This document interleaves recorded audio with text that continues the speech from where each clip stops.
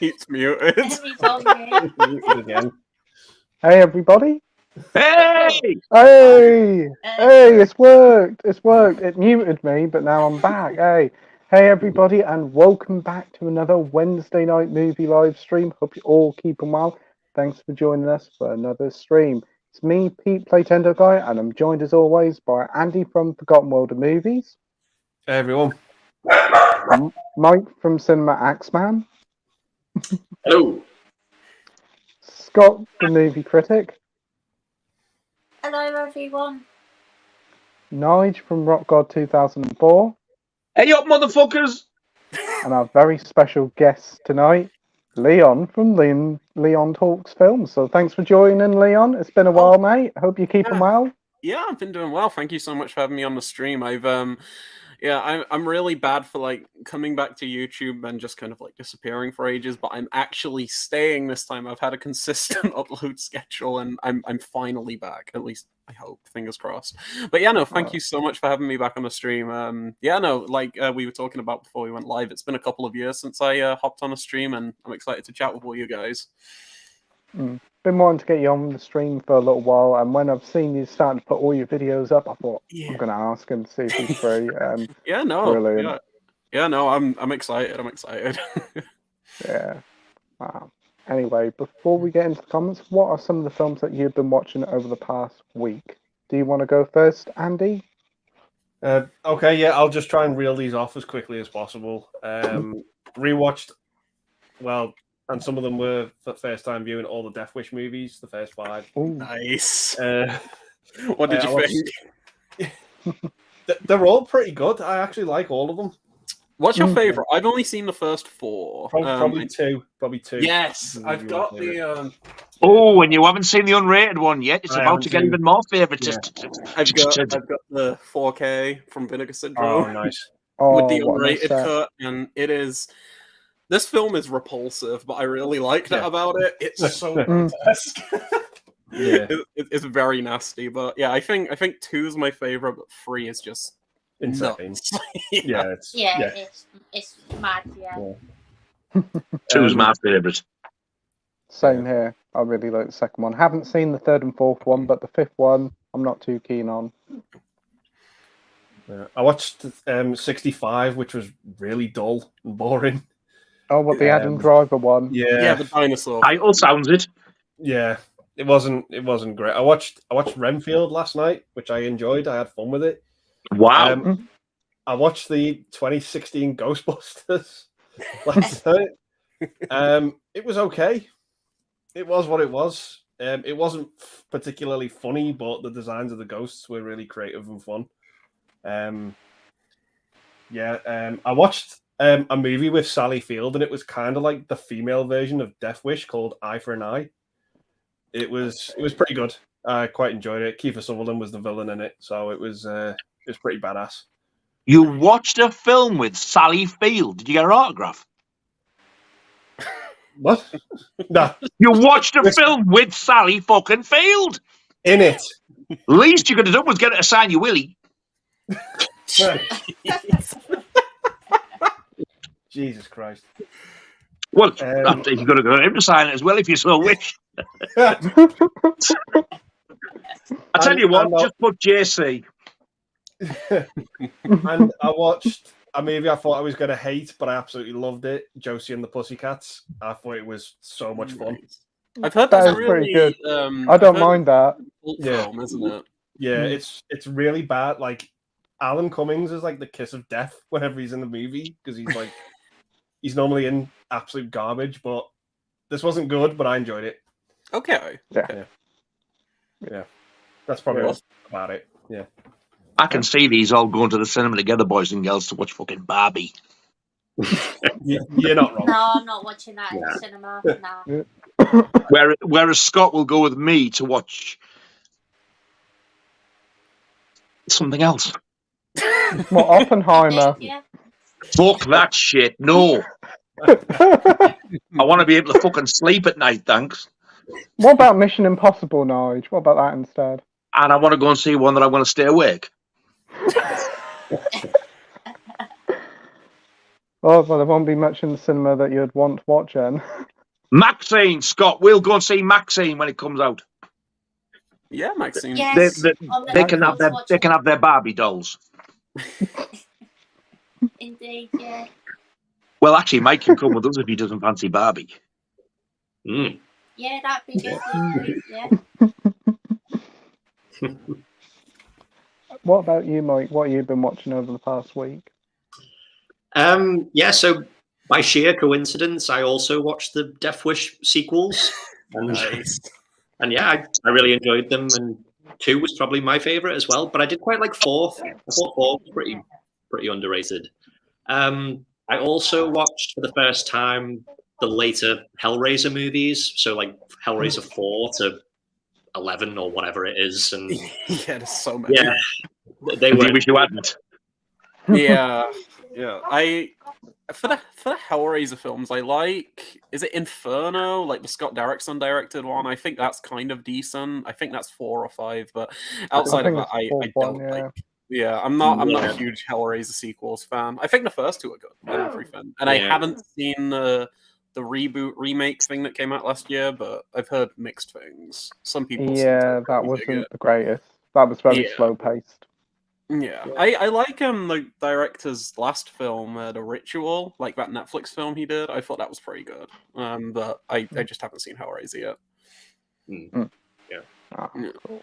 And then other than that, I watched Mission Impossible last night, and yeah, really enjoyed it. It was nice. Yeah, it was pretty fun. Great stuff. Would you say it's higher tier or lower tier of the Mission Impossible franchise? Or in the middle? It's probably higher tier, but all of them, I enjoy all of them, to be honest. I did think this one, the plot kind of surprised me. It was very, like, all of the AI stuff was it was quite wacky in places. I wasn't quite expecting that, but it was still really fun. Okay. Yeah. Great selection of stuff there, Mike. What about you, Nige? What have you been watching over the past week? Well, I've watched Scream 6. Very nice. Which nice. looked really, really, really nice. I watched Jaws 2 on 4K, which looked phenomenal. Nice. And the standard edition I have sent back and been refunded, so I need the US version because it's got a slip. Okay. Oh my God, I watched Rocky 3 last night and it was absolutely phenomenal. I loved it. Oh, it's great. I love Rocky 3. It was far better than I remembered because I've only ever seen this one once, I think. Okay. Loved it.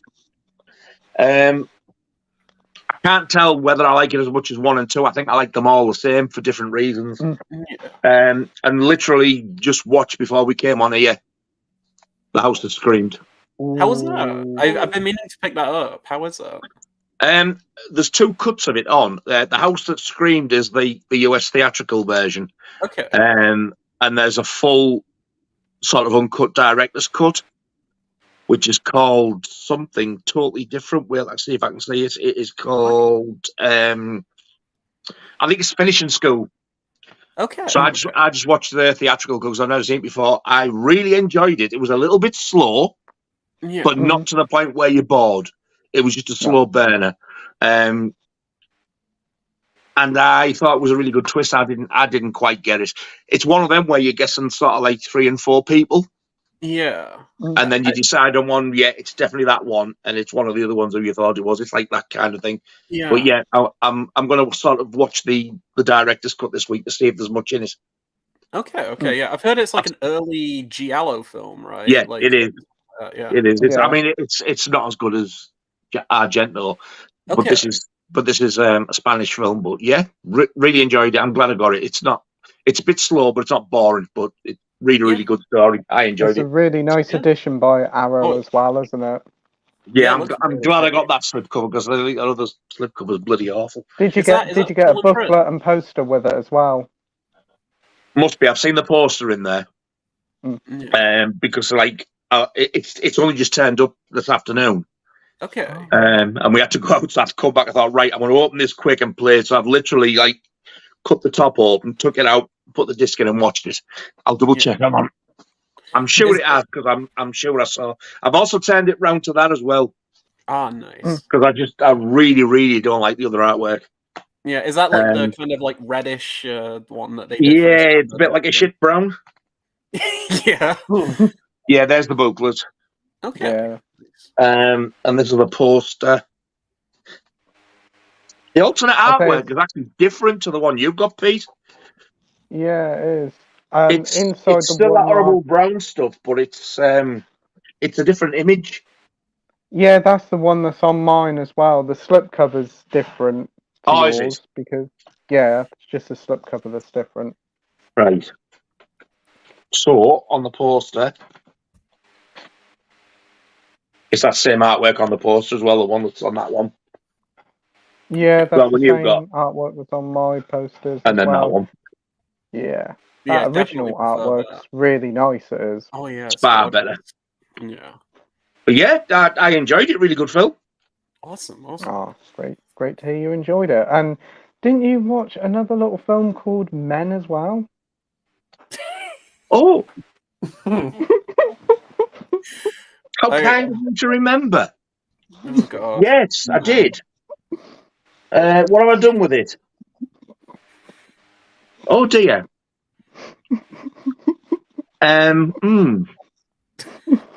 I appear to have put it down somewhere. I forgot where I put it, so unfortunately, I can't show you the cover. Oh no.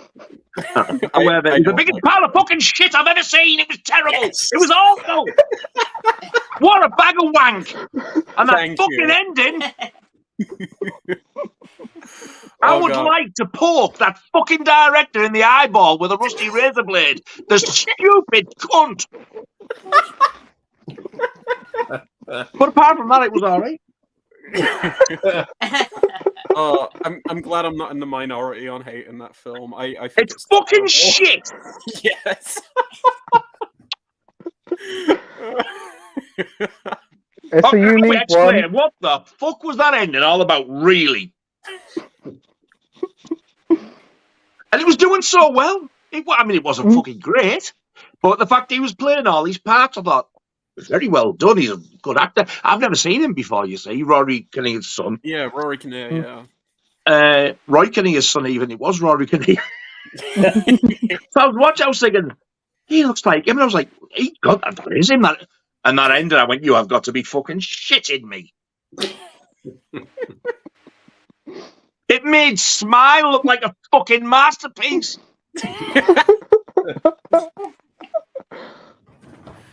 Don't get it, boys and girls. Don't do it to yourselves. Oh, I can second that. Man is bad. Oh wow. Oh fuck me, man! It was horrible. Oh no. The ending either makes or breaks the film, and it breaks it for a lot of people. All right. Massive size. Was it vaginas or arseholes? It was a bit of both. I don't think that's intriguing because you will regret it if you watch it. Oh yeah. Just because I've said a massive vagina, you're thinking, oh, is that right? Yeah, well, there's more to it than that. Have you seen any of the director's other films? Have you seen Ex Machina and Annihilation? No, that one was enough, thank you. I think you'll like those two because they don't go above and beyond. Like, I'm a huge fan of his. Well, they're sci-fi, so Nige won't be too much of a fan of them. Oh, don't worry! Shit director and fucking sci-fi. No thanks. Have you ever seen the Dread film with Carl Urban? Is that the one that's really violent? Yeah, the one from a couple years yes. ago. He basically directed that, the guy who made Men, because the original director got locked out of the editing room, and Alex Garland, the guy who made Men, wrote Dread, and he's basically been credited as the director. So he makes a bunch of different stuff. He also wrote 28 Days Later. So and then he discovered drugs. Yeah, and then he made Men. I can't stand fucking stupidity for stupidity's sake, and that's exactly what it was. Yeah. It kind of. If you walked into a room and that was happening, you wouldn't be scared. You'd be like, "What the fuck?" I'll leave you to that, mate, and off you'd go. It reminds me of I don't know if anyone else here has seen Lars von Trier's Antichrist, but it kind of felt like it was trying to be Antichrist. That's what I kind of got from then. It just felt like, hey, I really like Antichrist, so I want to make a film similar to that, but it goes so overboard in that last like 30 minutes. It's really bad. You did say Lars von Trier's Antichrist was trying to be Antichrist there. Oh, like Man was trying to be Lars von Trier's Antichrist. Thank you for correcting. Oh shit! You put me off Antichrist now. If it's anything like that, shite. No, Antichrist is good. I promise. It doesn't have weird shit. It has weird shit, but it doesn't have vagina things. I don't know what to really say. How vagina the size of a house, just about. Yeah. It's Antichrist is a lot better, I think. I tell you what, though, as the vaginas went on, they were looking less and less like vaginas. I don't think I fucking know exactly what they were, to be honest. Giant-sized hula hoops with men crawling out. It was fucking stupid. And it still didn't explain what the hell it was all about. At the end, she sat there going like, the end?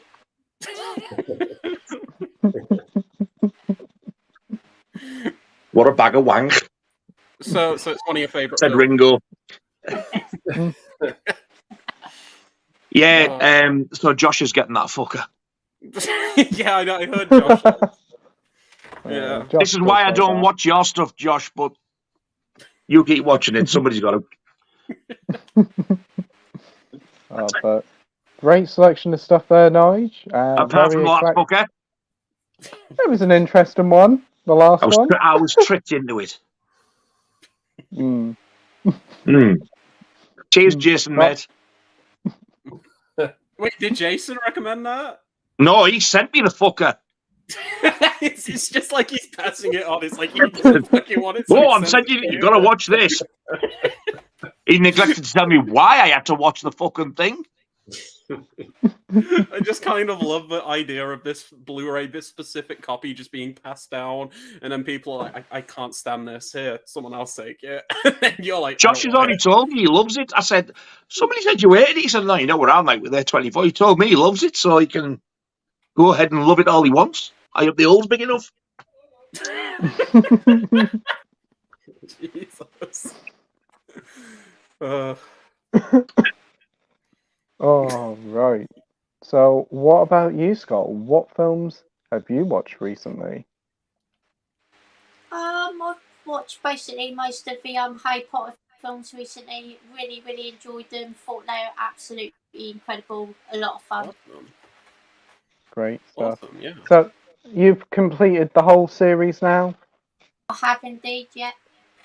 Oh, that's great to hear. So what were your favourites and what were your least favourites of the franchise? Or series, should I say? Now then. I don't want to give too much away because I might do a Harry Potter ranking video on YouTube this weekend, so I don't want to say too much. That sounds like a good idea, mate. Have you seen them, yeah, Pete? I'm looking forward to doing that. What, all the Harry Potter films? Yeah. Yeah, I've seen them all. Holy mother of fucking God.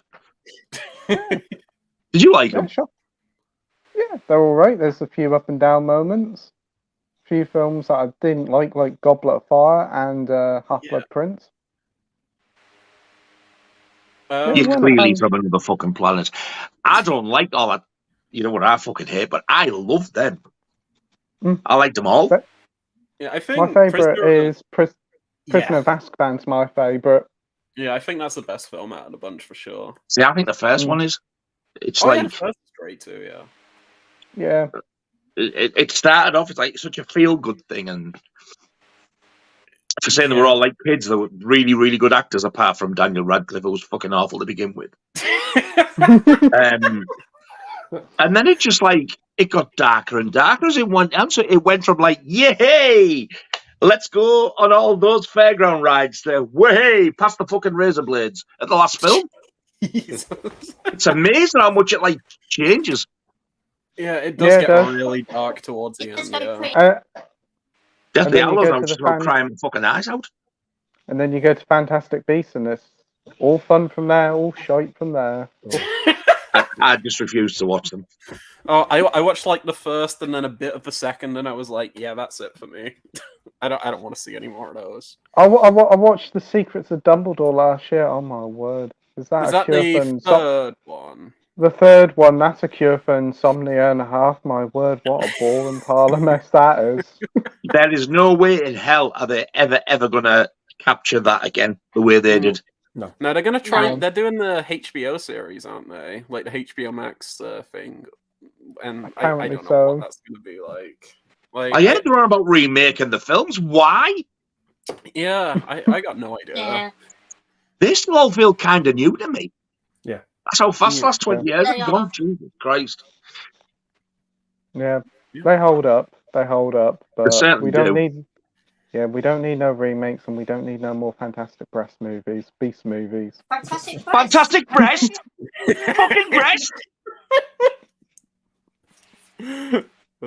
Harry Potter and the Chamber of Titties! I'd buy that for $1. Nice. By the Chamber of Titties, I'd buy it for $2. Oh, you're splashing out, are you? Don't blame you. Does he show? Oh, dear. Pete be there with his Whomping Willow.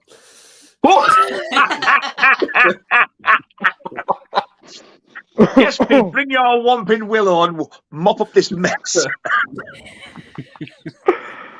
Oh, dear. Oh. Never going to look at Harry Potter the same way again now. Right, so great selection of stuff there, Scott. Brilliant selection of films. So what about you, Leon? What have you been watching? I got my letterbox list up. Oh, don't blame me. Oh. So, first off, I had a review, like some review screeners for the upcoming Third Window Films. Katsuhito Ishii, I think I can't pronounce his name, but Third Window Films just released a box set of this director's films. There's like 6 in it, so I went through all of those. They ranged from good to kind of bad. They had really weird titles. Like one was called Shark Skin Man and Peach Hip Girl, and I was like, that sounds amazing. And then it was really dull. I watched Party 7 from him. That was okay. I watched Hello Junichi, Sorosoi, and No Karaya Workshop. So there's like 6 films in that set. They were fine. I wasn't huge on the set overall, but I checked those out. I watched this. I don't know if anyone else has seen this from Arrow. Isn't Roger Daltrey in that? He is. Also. So is Huey Lewis for some reason. It's like Huey Lewis. Huey Lewis is in this. What's it called? It's called .com for Murder. It's by Oh my god. Nico Mastorakis, the guy who did like Island of Death and like all of those kind of films, like the video nasty stuff. And it's Love Island of Death. It's a classic. Oh, Island of Death. It's feel good fun for the whole family, honestly. It's more funny than fucking horror. Yeah, but no, I wasn't huge on that, but it had its moments. There were fun moments. I saw Asteroid City, the new Wes Anderson film, which I thought it looked good, but I just found a bit dull. I'm not having much good to say about anything right now. I need to find something good to talk about. Wes Anderson's never done anything good since the fucking Nightmare on Elm Street and Scream films. Wait, what? You're slacking, Wes. I watched Nightmares in a Damaged Brain. This is like an old video nasty. I thought this was really fun. It's so repulsive and gross. And I know there's a 4K that just got announced recently from Synapse Severin, something like that. But yeah, I got that really cheap on Marketplace and had a pretty good time. I saw Basic Instinct for the first time, like the Paul Verhoeven film. I bet you masturbated. No, not quite. But no, But he came close. That was a nice pun. I like that. Yeah, no. Basic Instinct is great. Like I've heard many things about it. Obviously, there's the scene in it that everyone knows, but like I just thought it was like really well directed overall. And I need to get into more Paul Verhoeven work. I've seen RoboCop, Total Recall. I've seen like all of the classics, but I want to check out some of his earlier stuff. And I think Basic Instinct was one of the last big films of his that I need to see. I've seen like Showgirls and all that stuff. Yeah, I thought it was pretty good. And then the day after, I watched a documentary about Showgirls called You Don't Know Me, which came out a couple of years ago, and it talks about the legacy of Showgirls, why some people think it's like a masterpiece, some people think it's like absolute like dog shit. And it was a really fascinating like look at like a film, because usually when you go into a documentary, people are going to be very biased to the thing they're talking about. So if it's, say, like a retrospective documentary on like a film, most of the time people are going to praise it and they're going to say, oh, it was actually always great. But the interesting thing about that doc is they go both sides, really. Like, you've got the praise, but you've also got like some of the negative like opinions on the film. I thought that was really fascinating.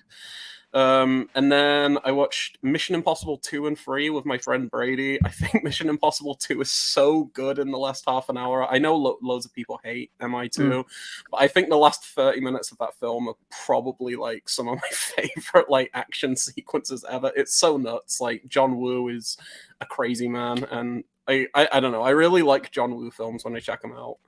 I watched Phone Booth. From 2002. That's a classic. That's I really love that film. Yeah, talking about Kiefer Sutherland earlier. Yeah, no, he is amazing in that film. I think it's such a great concept for a film as well. And like, I'm a big sucker for these kind of like one location films where it's just all set in one place. And yeah, Phone Booth's great. And then last night, the final film I watched, and this is a weird one. I watched Naked Lunch. Has anyone heard me off? Oh yeah, if you don't like men, maybe don't watch Naked Lunch. It's pretty weird. Done. Thank you. It's a film where Peter Wellers plays he plays like a writer, like he writes novels and stuff. But he kind of goes like I want to say he goes crazy, but he also just lives in a very bizarre world where he starts seeing these like humanoid, not even humanoid, just like these weird kind of like creatures. I'm going to see if the booklet like has any pictures of any of them, but they're just like these really bizarre looking like creatures like that. And it's very, very strange. It's really funny. His typewriter turns into a like cockroach that talks out of its asshole. Sounds like us. I'm trying to see if I can find a picture of the typewriter. But yeah, and the typewriter gets turned on every time he types on it. It's fucking weird. Turned on as it gets a wide on. Yeah, like the typewriter has like a phallic thing come out of its asshole. Type. Right, that's it. I'm moist. What is going through these fucking people's heads? I'm trying to find a picture. There's no picture of the typewriter in the booklet, unfortunately, but it is nuts. Anybody likes this shit, don't you ever fucking dare diss Jason Goes to Hell anymore ever again? Jason Goes to Hell is fun. I like Jason Goes to Hell. I'm one of those people that can enjoy like all of the art house weird like Cronenberg shit, and then I'm just like a sucker for like a slasher at the same time. But yeah, no, that's just outright fucked up by the sounds of it. Yeah, it's from Cronenberg, who directed like The Fly and stuff like that. If you've ever seen like The Fly, Dead Ringer, stuff like that. I love The Fly. Yeah. Oh, The Fly, The Fly's really good. I actually really enjoyed Crash. Oh yeah, Crash. Yeah, I still want to see that. Yeah, Crash is my favorite Cronenberg. I think if I had to do a top 4, it's Crash. Eastern Promises, I think, is really underrated with Viggo Mortensen. Yeah. And then I'd probably say Existence from like 99, I think, because that's kind of like a Videodrome. It feels like Videodrome, but about virtual reality and gaming, and I just find that a little bit more interesting. And then I'd probably put Naked Lunch as my 4th favorite. I think it's fucking weird, but I like how weird it is. It sounds weird, and you've kind of sold me on it even more now. talking typewriter. To be honest, I think my favorite Cronenberg film is The Dead Zone.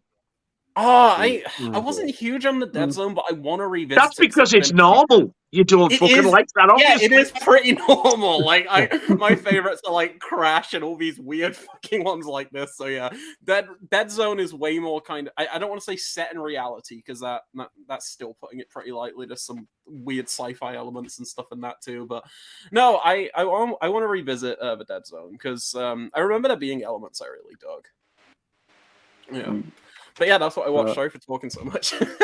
You're okay, Leon. It's been really interesting to hear what you've been watching recently, and there's a great selection of stuff there. So awesome. Thank you. Brilliant. Well, we hope you enjoyed the stream tonight. I'll see you later. Bye. Oh, so what have I watched over the past week? A few bits. No comment. No comment. No comment on that front. I watched The House of Screams on. Have you really? You copycat, you? I watched it on Thursday night. I did. So I watched it before. Oh well, there you go. What did you think of it? I really liked it. I watched the Spanish longer cut. I did. Okay. And I liked it. It definitely did feel a bit of slow pace, slow burner, but it did work out near in the end. And I liked how some of the kills were and how it was shot. That one adds a lot of like really, really like rough camera footage back into it. It's like really damaged, but it's nice to see it added back into the film. Is that kind of like the Exorcist free cut that Arrow released, the Legion cut, where it was kind of sourced from like it was like VHS dailies or something like that, I think. Yeah, I think so. Because this footage was pretty damn rough. It was, you could tell, like it go from like really nice, crisp, like 1080p to like wow, that is quite shocking. But it's nice to see they've added it in, and you've got the two cuts to the film. Oh yeah. But, Did you guess who it was? No, I didn't. No. So that's two of us. And I liked how it ended. I thought it was quite a cool ending. I thought it was a really good ending, actually. Yeah. It definitely had like a bit of vibe of Suspiria to it as well, I thought. Nice. Yeah, there was like some of the colours in it as well. Yeah. So yeah, I get what you mean with that. Yeah, I love Suspiria, so you've sold me there. Like, I'm always looking for something that kind of feels a bit like that film, because I don't think there's anything that really feels like Suspiria, like out of all of the films I've seen. So hearing a comparison to that has me intrigued now. Yeah, this is a really good film. Awesome. I watched Mission Impossible Dead Reckoning Part 1. Loved it. Thought it was brilliant. Don't look so in pain, Nige. It's not bad. It's amazing. It's better than John Wick 4. What? Better than John Wick 4? Oh, I'm even raising Lies! my I love John Wick 4. John Wick 4 and Mission Impossible are like this, and I don't know, I think Mission Impossible is just a little bit better. Just a little bit. I still need to see the new Mission Impossible. But the film is brilliant. For 3 hours, it doesn't feel like it, and it feels like, even though it's part 1, it feels like a complete film with a satisfying conclusion, whilst also getting you excited for the next one. Some of the stunts are absolutely incredible. The only problem I have with the film is the AI, what they call it. The Entity. It just sounds so cheesy. Every time somebody mentions The Entity, I'm feel like, are we watching a 90s film here? The Entity. I kind of like that. I think that sounds pretty funny. They just sit there and they're talking the most serious of ways. The Entity, and I'm just like nearly bursting out laughing there because of what it's called. But yeah, really enjoyed it. I watched Infinity Pool, the film of the week, on Monday night. I quite enjoyed it. I thought Mia Goth was fantastic in it, and Alex. Oh, I bet you did, you filthy beast. Ooh-ah. I don't think it's amazing. I do think that it thinks it's a little bit too clever for what it is. It kind of falls apart a little bit to the end for me, but I thought it visually was great, and I will probably watch it again. I know you picked up the extended cut, haven't you, Norwich? I've pre-ordered it, but I've got plenty of time to cancel. I need to watch it first because, like, I'm starting to get put off now. People saying it's a bit. It's weird. Like, if you're, are you I don't fucking like weird. Yeah, I don't. I mean, it's directed by the son of David Cronenberg, so I mean, She doesn't have a big vagina that engulfs her entire fucking body or something stupid like that, does she? I mean, not quite that, but there's some weird shit in the film. It gets very about halfway through the film, it's either gonna make it or break it for you, and then once you kind of know what you're in for, you're gonna be like, I'm on board for this, or I can't stand this. I was kind of middle of the road on it. I thought it was decent, but like you said, Pete, I want to revisit it to see how I feel on like a rewatch or something, because that last 30 or so minutes were a lot to take in. Yeah, it was. It was. Infinity Pool or Smile? Smile. I'm actually a Smile defender. I know most people hate that film. I think it's really fun, but I haven't seen it. Haven't seen Smile. Andy, you've seen both. Talk some sense. Yeah, I'm gonna have to say Smile. I think I'm gonna have to say I'm gonna cancel my fucking order. I still enjoyed Infinity Pool. I mean, come on, that clip I showed you, Nige, Jesus. But, yes, there is that as well. Yeah, well, that I did enjoy Smile. I did have a fun time with it. Yeah, I think it's really fun. See, I hated it. Oh. I genuinely thought it was creepy. Yeah, I think creepy vibes from it. I'll give it that it was better than Men slightly. Yeah, I enjoyed Men as well. Oh dear! I enjoyed it as well. I thought Men was all right, but Men was absolutely quality, as Scott would say. I wouldn't go that far. I haven't watched it, so have you seen it, Pete? What? Men. Yeah, I liked it a lot. I thought it was really good. Why am I fucking asking you, Mike? Have you seen Infinity Pool? I have, yeah. And I liked it. I really enjoyed it. Have you seen Smile? Yeah. What do you think of that? I liked it. Right, Scott, you're the only normal one. Have you seen Smile? No. Awful. I'll defend you on the men hate trade. Don't worry. Have you seen Men, Scott? No. Don't, because you will be doing your next Home Alone face without any shadow of a doubt. Yeah, I thought I would be, yeah. You will do. This will be Home Alone 4. What the fuck? It will be, yeah. Oh! Right. Before we get onto the stream, I'm going to pick another 3 films for me to watch over the weekend. So I did actually have them written down somewhere, so I've just got to find them. Right. I bet Evil Dead Rise is one of them.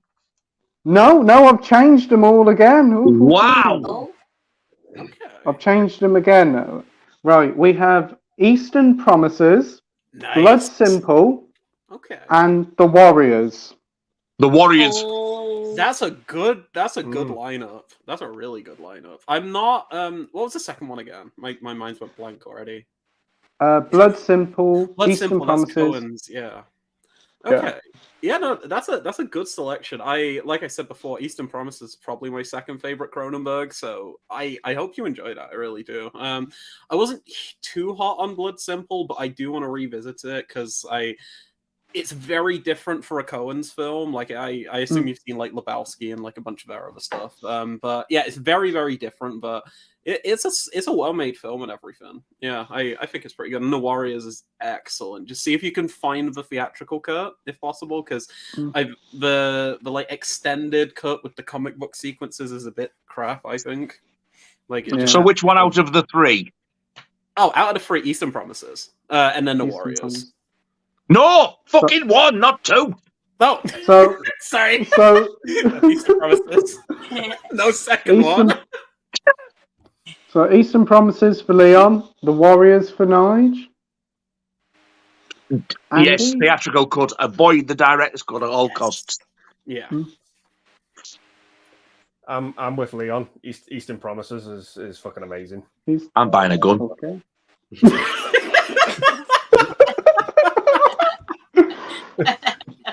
Right. So that's 2 for Eastern Promises. What about you, Scott? I'm going to have to go with The Warriors 100%. That's one of my favourite films of all time. Oh, yeah, it's great. Okay. 2 for The Warriors. 2 for Easter See, Promises. this is why I love Scott. He's normal. And the final decision lays on Mike. So what would you I know what pick, he's going Mike? to say. Ooh, it's 2 for 2. And it's not going to be blood simple for me. Okay. I will go with the what? Whoa! He said the what? Eastern Promises. I fucking knew it! I knew it! Oh yeah. I did that on purpose, Bunch Nige. of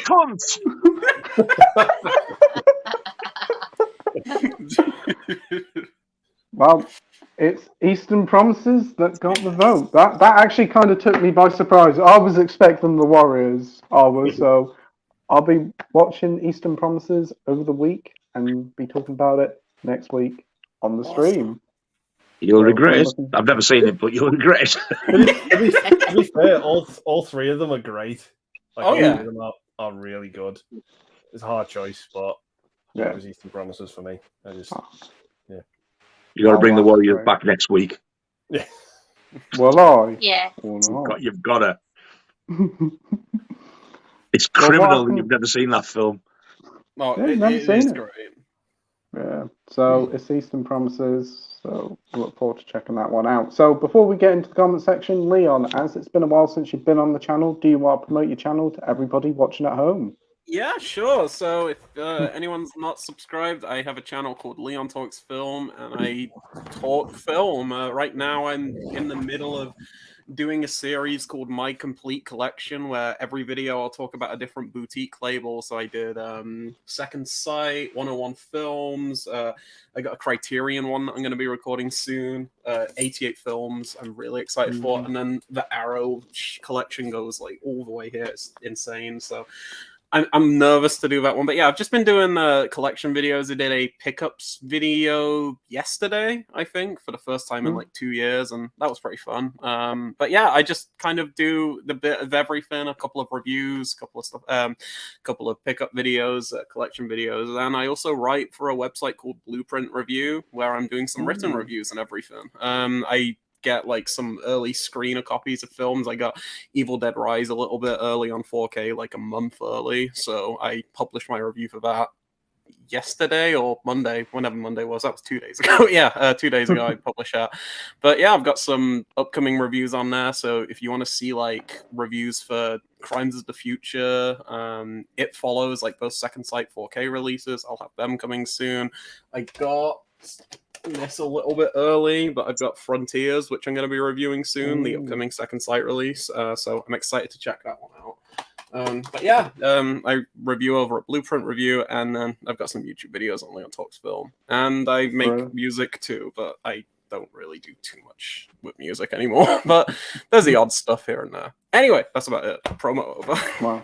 You've got an absolutely brilliant channel, and you're doing fantastic work with your reviews on your website. I think that's fantastic. You interviewed Mark Dacascos, didn't you? I did, yes. I interviewed Mark Dacascos like 2-3 months ago now, and that was amazing. He's such a lovely guy. Like, we were doing, it was an interview for the upcoming, at the time, upcoming 4K release for Brotherhood of the Wolf. And yeah, no, he was lovely to talk to and everything. And yeah, he's the main villain in John Wick 3 now. Yes. Oh. Mark Dacascos, you know John Wick 3, bald guy, Zero, like guy who's like a John Wick fan. Oh fuck! I can't remember. I watched the fourth one now. I can't remember the third one. He's in. Have you ever seen Drive? Not the thingy one. No, but I want to. Oh, that's good. Yeah, this guy here. Is that the one that's got? No, it's Baby Driver. This guy here. Oh, right. Yeah. Yeah, that's a great film. Oh yeah, it's so good. Oh, I love Drive. But yeah, no, he's a really cool guy.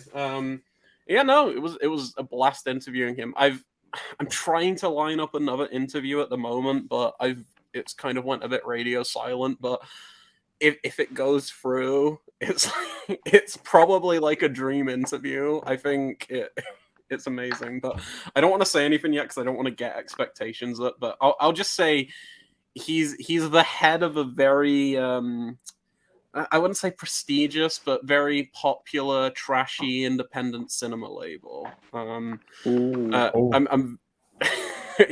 might have said too much already, but I'm trying to interview Lloyd him. Kaufman. Maybe, yeah. I'm trying to interview Lloyd. Yes, you've said too fucking much. I don't know how that's gonna go, but I'm excited. As soon as he said trashy, the first thing I thought of was trauma. Good old Uncle Lloyd. That wasn't who I was well. thinking, to be honest. Yeah, and that's not in any way an insult. I love Trauma. I think Trauma is so good. Oh God, so do I. I'm so jealous.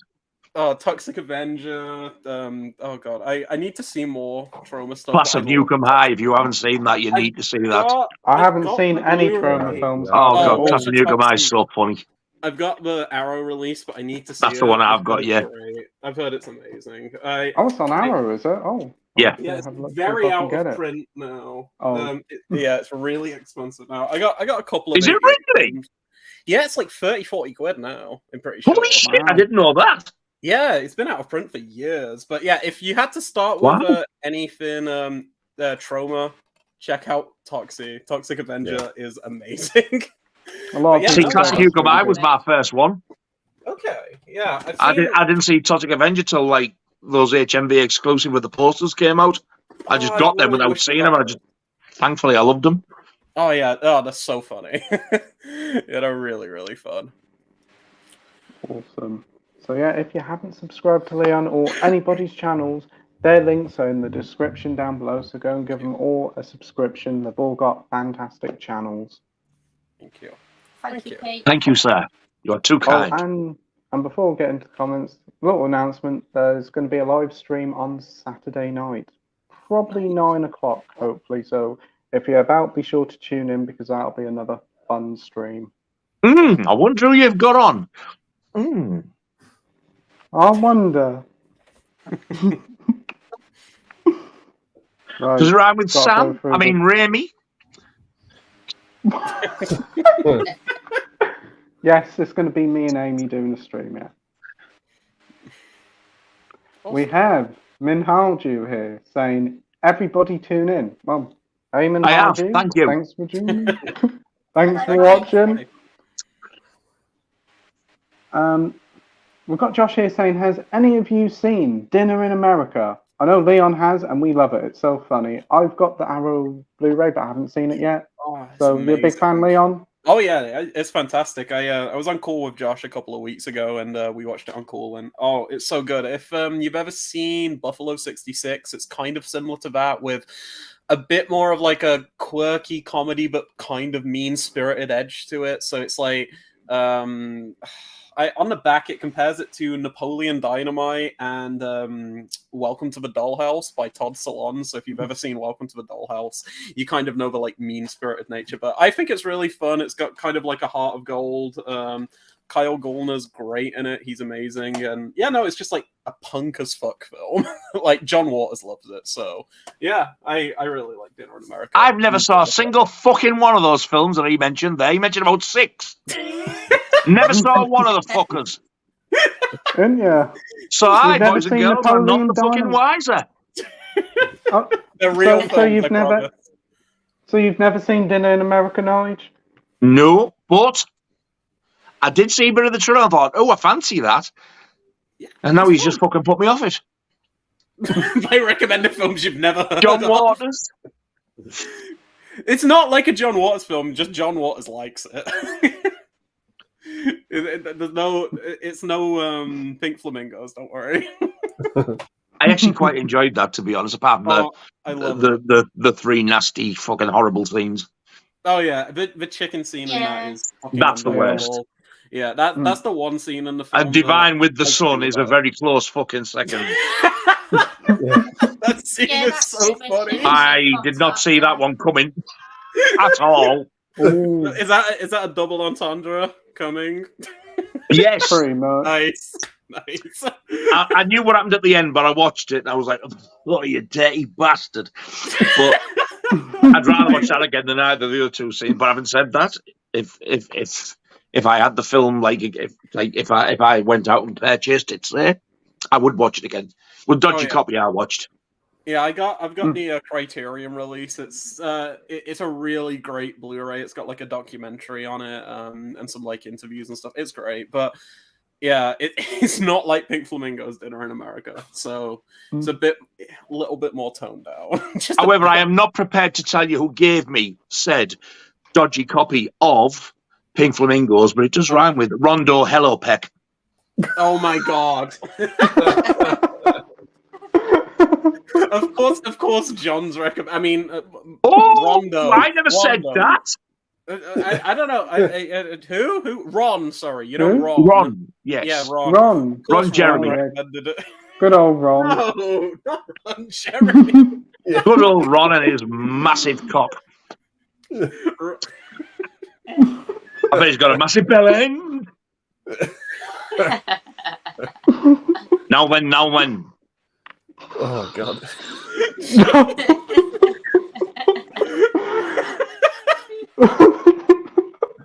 Okay, Carl.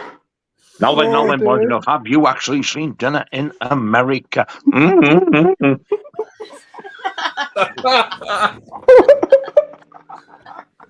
It's finger sniffing good. Now then. Goodness gracious me, boys and girls.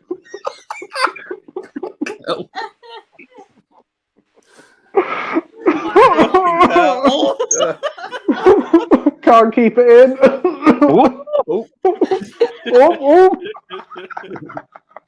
Filthy beast.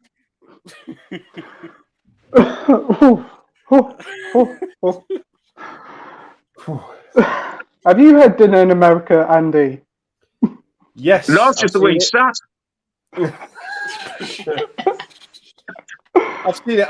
I thought it was all right. Yeah. Nice. Yeah. Oh, that's good. Mike, I think you've seen it as well, haven't you? Yeah, I absolutely loved it. It really surprised me. Yeah, I think what Leon was saying, it's got this mean-spirited kind of edge to it, but at the end, it's very sweet. And Yeah, I loved it. Oh yeah, it's brilliant.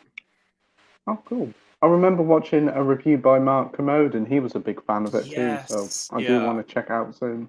It was Mark's review that made me pick up the Arrow release, because I saw that and I was like, yeah, you know what? If Mark likes it, I'll give it a shot. Yeah, great film. Yeah. And Scott, have you seen Dinner in America? I have, yeah, but I thought it was fantastic. I really loved it. Really great comedy film. Oh yeah, awesome. Great stuff. Is the main guy in it the one out of the House of Wax or the remake of Friday the 13th, the hillbilly one? He's in the remake of A Nightmare. Yeah, he's in a Nightmare on Elm Street remake, but he was like the detective guy in Smile, and he's in the not Scream 6 but Scream 5. Like he's that guy who gets killed outside of the bar. That guy Kyle Gallner. He's awesome. I'm sure he's in the remake of Friday the 13th, the one with the mannequin. He might be. I know for a fact he's in Elm Street remake, but I think he might be like the lead guy in that or something. But yeah, I can't remember if he's in House of Wax. That's in the Paris Hilton one. Yeah, I need to see that. Yeah. I need to see House of Wax. I've heard that's like such a great film. That I've heard it's kind of a cult film. Like people are appreciating it more and more over time. From what I've heard, I really want to. I saw that at cinema and I absolutely loved it the minute I seen it. Yeah, it sounds great. It's one of the big horror like films that I want to check out this Halloween for sure. Same here. We've got Josh here saying, not sure if my other comments got deleted by accident, but have you seen that Oppenheimer has a 90 on Metacritic and Barbie has an 81? Going to be a mad week. Certainly is. Yeah. No, I don't give a fuck. So you aren't going to purchase any tickets to see either, Norwich? I'm a fuck. I'd rather watch an entire fucking stool that's been freshly painted dry. What would you rather watch more, Barbie or Man? Barbie. Nice. I could not sit through that fucking shite again. What about? I'd rather watch Barbie. What about Oppenheimer and Men? What would you rather prefer, Oppenheimer or Men? Men, because I've already seen it and I know how fucking stupid it is. Oppenheimer, I don't even want to think about the fucking atom-splitting motherfucking cunt.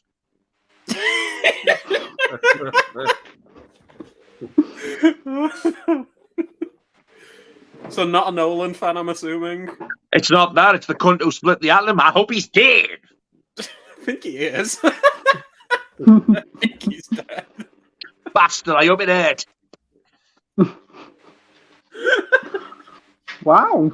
So what about you, Andy? Are you off to Wow, see you won't be either of saying them? that to press the fucking button. You'd be going, you know, that fat cunt was right. I ate Oppenheimer as well. Wow. So what about you, Andy? You off to see either of them? Yeah, I'll probably catch both of them, yeah. This weekend or maybe early. Are you off to see what? Oh, sorry, Barbie and Oppenheimer. Yeah. He said, Andy, are you off to see them? Either of them. He did, yeah. Oh, so is that what it fucking was? So what are you, Andy? Are you off to see them? I've never heard of that one. No? That's good. Is it? Oh, I'll wait till the 4K comes out. Oh, what a bell end. Wow. Oh, the fucking Wurzels are back. Wow, indeed. No, then. What about... Now then. I've got a brand new combine harvester, boys and girls. Mm-hmm.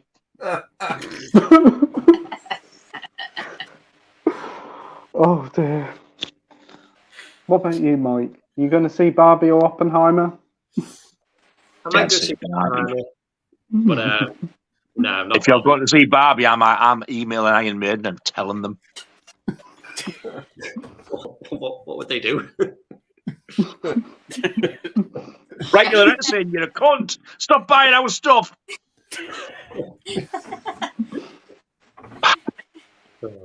There might be a collaboration between Iron Maiden and Barbie if it's that popular, Nige. Oh yeah, Iron Barbie. Silly cunt.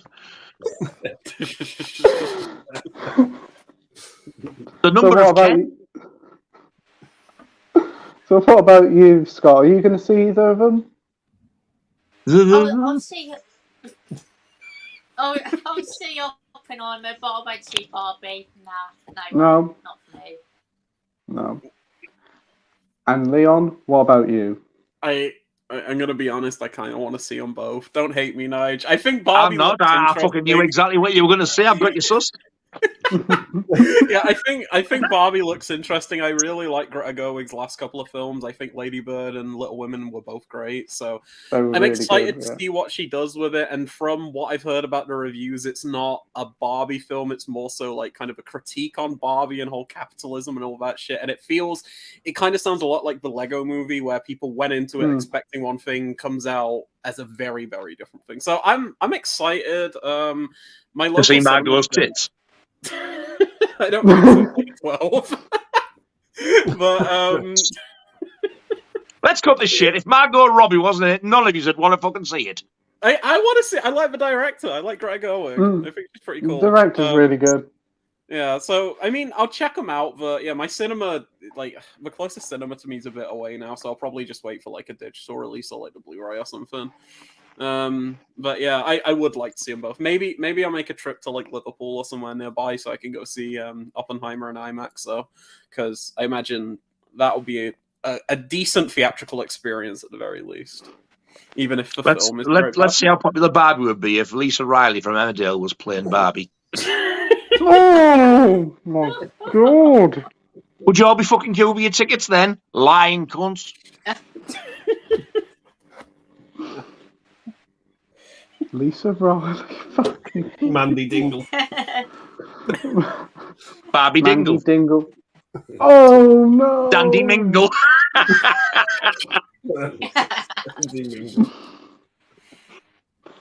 Yeah, I'm off to see Barbie at the weekend, so I'm intrigued to see what it's going to be like. Nice. It could be fun. It could be fun. I think it's going to be like the Lego Movie. I think it's going to be like the Lego Movie. So yeah, if it's like that, I'm not too bothered. Oppenheimer, I'd rather go and see Mission Impossible again. Really have no interest for it. Not a big fan of Christopher Nolan. I think he's quite an overrated director. But may see if it hits digital, but I'm not in no hurry to see that. Yeah. Looking forward to the stream. Whoop, whoop. He said 2 hours ago.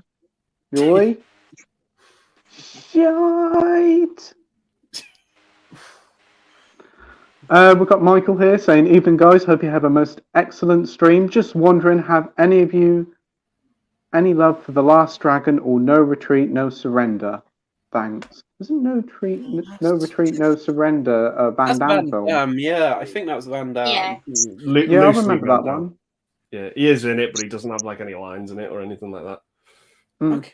I've seen that one and not mind it, but I don't think I've seen The Last Dragon. What about you, Andy? Yeah, I've seen No Retreat, No Surrender. I haven't seen The Last Dragon, but yeah, it's not my favorite Van Damme film. Yeah. What about you, Mike? Yeah, same. I've seen No Retreat, No Surrender, but I've not even heard of that Last Dragon, to be honest. No. Leon? No, I had to Google The Last Dragon because I was like, have I seen that? But no, never seen The Last Dragon, and I've heard of No Retreat, No Surrender, sorry, but I haven't seen it yet. And Scott? I've heard of The Last Dragon, but I haven't seen that one yet. I have seen No Retreat, No Surrender. Used to like it a lot when I was a kid, but I haven't seen it in many years, so I'm not sure if it holds up or not. Okay. Cool. And Nige, what about you? I've heard of The Last Dragon. I think it's my fucking ex, but the other one, I've never even heard of it.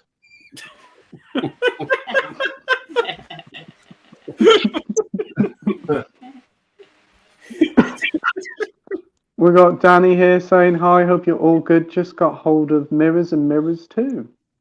Nice. Nice. Nice. Oh. Awesome. I didn't know there was a sequel. Somebody's only just sent me this bad boy. I've never even heard of it before, but I hope Yeah, I've you heard enjoy Kiefer it. Sutherland, don't you know? He keeps Ooh, popping up. Becky He keeps Sutherland. popping up today. Yeah. Yeah, he's popped up a lot tonight. Oh! Filthy beast. We've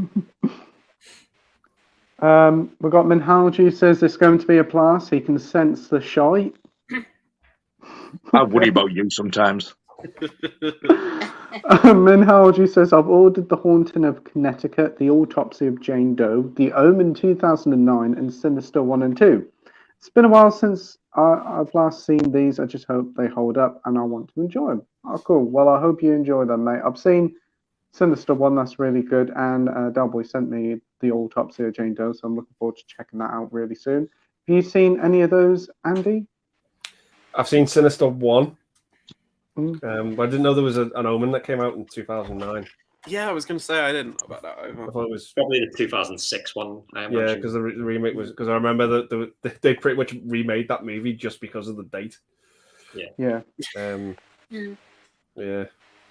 Wait, did it come out? very Did it come clever. out on like June the 6th or something? Yeah, it was like the 6th of June 2006, just because of the date. Yeah. That's pretty funny. Yeah, Uh, I actually quite enjoyed that remake, you know. I've still got I've to never see it. seen. I've never seen any Omen films before. Like, I never got around to those. What? First I one. like Really. one. I like the third one with Sam Neill a lot. I think that's pretty good. That's the worst one of the lot. Yeah, That but I too. don't mind it. But if you like that, you'll love the others. I've seen the first one many years ago. I watched it when I was about 4 or 5 years old. Oh, yeah, David Warner. Bless him. Yeah. Yeah. David Don't Warner think can I've do seen no the wrong second for one. me. David Warner's been in so many amazing films. So sad when he passed away. Yeah, I think definitely. the second one's actually probably one of my favourite ones. Is it? Okay. The second one's good. Mike, have you seen any of these films? I've seen The Autopsy of Jane Doe, and that's pretty good. That's quite an underrated horror movie. I've seen The Omen. For me, it was just too much of a shot-for-shot remake. It didn't really do anything different. It was basically just the original film, but in a modern setting. I've seen Sinister. I think it's a little bit overrated, if I'm being honest, but it's got a few creepy moments. Cool. What about you, Leon? Out of these, I've only seen the Sinister films. I think the first is pretty decent, but like you said, it a little bit overrated. I think there's some great scares in it. Like, I'm not a huge jump scare guy personally, but I do think Sinister have some really effective and creative jump scares in, and I think it's like a well-directed film. It just gets a bit too it's just a bit too bland, I think, like overall. And then Sinister 2, I'm just gonna suggest to everyone who hasn't seen it, avoid it like the plague. It's terrible. It is probably one of the worst horror sequels I've ever seen. It takes anything interesting from that first film and just like completely shits all over it. It's really bad. But yeah, I do want to see the other films. I've heard Autopsy of Jane Doe's great. I know my partner Sadie, she really likes Haunting of Connecticut, so I want to check that out at some point. And I need to see the Omen films. Cool, brilliant. And Scott, what about you? I haven't seen any of those, unfortunately, but I have been meaning to check out the Sinister films for quite a while, so I do really want to watch those at some point. Awesome. Yeah. Hope you enjoy it, mate, when you get round to watching it. Cheers, Pete. What about you, Nige? I haven't seen the first two, but a lot of people have been recommending the Autopsy of Jane Doe to me lately. I really enjoyed the Omen remake, but I've got it in the Scream Factory box set. However, I've not seen it since I saw it originally at the cinema, but I do remember really enjoying it. But I do see where Mike's coming from. It pretty much is a sort of like-for-like remake. It's not quite as bad as Psycho, though. Yeah. No. And I found the kid in the remake a hell of a lot creepier. I don't know what the hell it was, something about the little shit. I've seen the first Sinister. Is that the one with the swimming pool? There's a swimming pool in it, and somebody get in there, you fucker. The weird thingy with the long hair with the mask on. Or something. Yeah. I think I know what you're on about. Yeah. I've seen the first one a long time ago. I haven't seen the second one. I do have the first one. Somebody sent me it. I haven't watched it yet, but I will watch it again. And if I like that, I'll get the second one. Yeah. Awesome. Oh, cool. Nice. We have Minhalju here saying, Pete, I remember you saying you're interested in getting The Last of Us on 4K. Have you got that one now? If you haven't, I'd love to send that for subscriber now, but I don't know how to. You don't have to do that, mate. You don't have to do that, mate. I ordered the Blu-ray and that arrived today from Amazon. I watched the first episode of it again. Great series. So if you haven't checked out The Last of Us, highly recommend doing so. But bring tissues because it's an emotional one. Okay. Minhalju says, you guys are top lads. You really do have awesome channels and amazing content, which I love and enjoy. Why, thank you, Minhalju, and thank you very much for your support all over the weeks. Really do appreciate it, mate. We've got Josh here saying, great to see Leon, the beanie-wearing crank enjoyer on the stream. Glad he's back. My beanie is not... I am not wearing my beanie right now, but I do love Crank. I think that film's amazing. Fun films. Yeah, I think Crank 2 might be one of my favourite films ever, honestly. Jason Statham films. They're daft, but they're enjoyable. Oh, it's been a while since I've seen them now. I'd highly Am I right? You can get them on 4K as well. The Crank you can get. films, I've got the first on 4K. Yeah, my friend Brady, who lives in Canada, he imported it over, sent it over to me as a not Christmas, birthday present last year. So it actually looks quite good on 4K as well, even though it's shot like digitally, like they shot with like HD cameras the first film, but it looks pretty good on 4K. And yeah, Crank 2 is only on Blu-ray, but I don't know if it needs a 4K, but I just like to have it on 4K because I love that film. But yeah, no, highly recommend those films. They're so much fun. They are. Brady's surname is Bunch. Nice. Please your fucking self. So we've got Sam here saying, what's everyone's favourite Richard Donner film? Great question there. That is a question. He's done a lot of good films. He's done a lot of good films. With the exception of Lethal Weapons, name some more. He's done a lot of good films and The Goonies, unfortunately. Super. You don't like The Goonies? I didn't like The Goonies. I didn't like it, no. I like The Goonies, but I haven't seen it since I was a kid, so maybe maybe it'll be one of those. I gotta see what Donner films are. I'm sure he's done another film that I love, and I can't think what the hell it is. Did he? Did he do The Omen. Scrooged with Bill Yes. Murray? Yes, he did do Scrooge. What did you I've say, got Andy? Letterboxd He did as well. he did the Omen, the original Omen. You did, Okay. yeah. Yeah, he Did did. he? Yeah. Yeah. Yeah. Wow, Yeah, ain't that different then? Yeah. Superman. He did Superman. Maverick with Mel Gibson as well. Oh, Maverick's great. Oh, bollocks. There's a little Lethal Weapon cameo in that as well, Is there? with Danny Ooh. Glover and Mel Gibson. It's a fun film. Radio Flyer's not bad either. That's quite a fun film. Okay. But yeah, Superman's great as well. Yeah, Good. I'd probably say Superman, honestly. I think that's probably his best. Yeah. Mike, what about you? He's actually got quite a lot of like good films in his filmography. I really like Scrooged with Bill Murray. That's fun. And there's one he did which I think is so underrated called Assassins with Sylvester Stallone and Antonio. Antonio Banderas. Yeah. Is that the one written by the Wachowskis? Like, Yeah, I think they wrote the script. Yeah. Yeah, I've wanted to check that out. I've got the Stallone Blu-ray collection, which comes with that, and Cobra and a couple of other films, I think. So yeah, I need to check that out. What about you, Scott? I'll probably gonna have to go with The Omen. I think that's a really fantastic horror film and one of my favourites from the 70s. Awesome. Great stuff. And Nige, what about you? I'm going to say the Omen and Lethal Weapon because, like, for different reasons, it's hard to call it really. Great picks there. For me, I suppose if I have to pick, I will say the Omen because I own the Omen. I don't own Lethal Weapon, so if I have to pick one, I'll say the Omen. No, I'd like them. I will get them eventually. Yeah. No, that is a series that needs a 4K treatment. Yeah. I'm surprised it hasn't, to be honest. For me, I'm going to say Lethal Weapon, but Lethal Weapon 2 is a really good sequel. I think it's just as good as the original as well. Really dark Patsy as well. Kennedy's great in that. She is, yeah. Yeah. And then she ended up in East I London. actually really like the third one as well. Do you know what? I can't remember the third. I remember the fourth one because I was at the cinema. I found that one really funny. I really liked the fourth one. I thought the fourth one was I really remember good. the third. It's one of those rare franchises where the director did all of them. Yeah, Did he? Yeah, Richard. Yeah, he Donner all of did. them, yeah.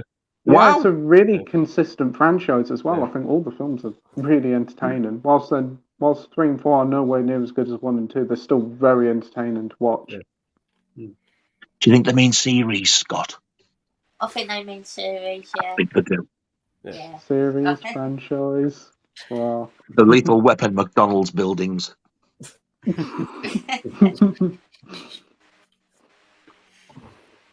Right. Next up, we've got Right. Edward here saying, "Evening, everyone. How's everyone doing? Hope you're all well. Who picked up Renfield and Evil Dead Rise? I picked up neither, unfortunately. I'm not that fussed about Renfield, but Andy's got them there. He's got them on full He's got display. Right. Did Renfield get a 4K release, Andy? No. Just think it was Blu-ray. Comes with a slip though, but I really enjoyed it. I had fun with it. I thought it was going to be underwhelming, but actually in hand, it's not that bad. It's got like a nice metallic look to it, but it's okay for what it is. I can understand people not liking the design on it. Yeah. It's all right. You don't get many Looks special Well, I'm features, saying though. nice. It's the right evil bitch. Yeah, I am getting a custom slipcover for this though. Oh, nice. Oh, I've sent my fucker back. I want the proper American one. Yeah. no slipcover over here. That's a shame. No. Universal are so hit or miss for that, aren't they? Yeah. Like sometimes they'll do like slips and You then don't even get the Blu-ray with it, if I'm not Nope. mistaken, do you? Just the- No, you don't. they're like You do with that limited one. You get the Blu-ray. Because didn't they do the same for Knock at the Cabin? That was like 4K only or something. Like I'm pretty sure. Like if you buy it on 4K, you don't get a Blu-ray copy either. So maybe they're just like phasing them out now, kind of like how when Blu-ray was introduced, you had like the combo packs and everything, and maybe they're phasing them out. That sucks. It does when you consider they don't bring the price down. I mean, Yeah, because it's still like Jesus 25 Christ, quid. £25 for one 4K disc, and then you can get stuff like the Rocky films that are 20 quid each, and you get both. Well, It seems like the Blu-ray and 4K prices are going up because pre-orders for Guardians of the Galaxy 3's gone up, and they're 28 quid now for 4K and 17 quid for Blu-ray. That's ridiculous. I wouldn't give you 17 fucking pence. I really like that film, but I definitely am waiting for like one of those Disney like 2 for 24 deals or whatever. There's no chance I'm paying £28 for a standard. It's because you know they're going to go on those deals. You might as well wait a few months and get on the deal, get 2 for the price of 1. Yeah. And they go into sale so fast now as well, I've noticed. They do. Yeah. Some of the fucking Rockies haven't. They're still £20 each, bastards. I want to get those, but I know that in Italy, like, there's a 4K box set up for pre-order with 4 and 5. No, not 4 and 5, 5 and 6.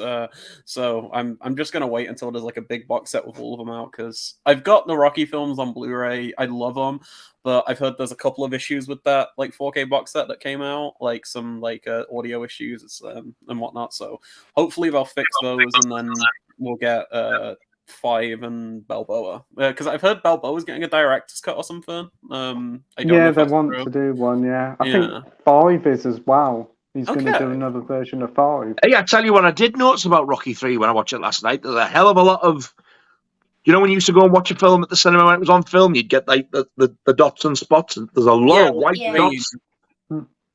I don't know whether that was just mine, but I was like, fuck me. I mean, 1 and 2 look better. Okay. No, 3 was pretty bad for that. Like, just for the film, yeah. Did you notice it, Scott? Yeah, well, I noticed it on the Blu-ray I had beforehand. I think it might just be the film, but yeah, it's quite annoying, that part. To be fair, it was very grainy in parts as well. I thought 1 and 2 looked better. Yeah, again, the Blu-ray was the same as well. I think it might just be the film weird itself. Yeah. The thing is, though, if they'd done it properly, they could have got rid of those dots, but they obviously just like they've shot them out, haven't they? Yeah, they could have done. To be fair, it's a shame. I've heard the 4th one looks really good on 4K. I've heard that's probably the best of all of them on 4K. Yeah. It does look pretty great, the 4th one, to be fair. Nice. So, did you pick up Evil Dead Rise or Renfield, Mike? No. Like Renfield, I'll check that out at some point, but I'm not really in a hurry to watch it. And Evil Dead Rise, I don't know if I'll pick it up, to be honest, because I really didn't care for the movie all that much. I just much prefer like just the original Bruce Campbell ones. Yeah. Nige, what about you? No, I haven't got any, but had I had the money, I would have got Evil Dead Rise. But I will get it within the next sort of like couple of weeks, I would have thought. Scott, what about you? Haven't got either of them yet, but I will definitely get Evil Dead Rise for sure. But I'll be back in a minute. Just got. Okay, and What did you say? I'll be back in a minute because I'm going for a wank. I've got I got a review copy, like a screener for Evil Dead Rise, so I don't need to pick that one up. I'd like to get it because it's just like the disc itself. It's not like the actual packaging. So when it goes on sale, I'll probably like buy it then or something when it's in like a 3 for 30. I miss 3 for 30s. We haven't had one of those for so long on 4Ks. Yeah. I'll pick that up. Renfield, I really didn't like very much, so I'm probably not going to pick that up. But I don't know. I like Cage in it. I think Cage is really fun. But yeah, I'm probably going to avoid Renfield on Blu-ray. Yeah. So many mixed results about mixed reviews about that Renfield. I don't know what the hell to do. It looks like there's too much CGI blood in it. I've seen like some scenes in it, and it looks real bad. The only real reason I want to see it is because it's got Nicolas Cage in it as like Dracula. Oh, he's great. He's great. See, the reason I was drawn into it is because Renfield and Dracula with the original 2 characters in the old Universal one. So I thought, is it going to be like sort of a remake of the original Bela Lugosi one? But then I've had people say this, that, and the other. I'm like, oh.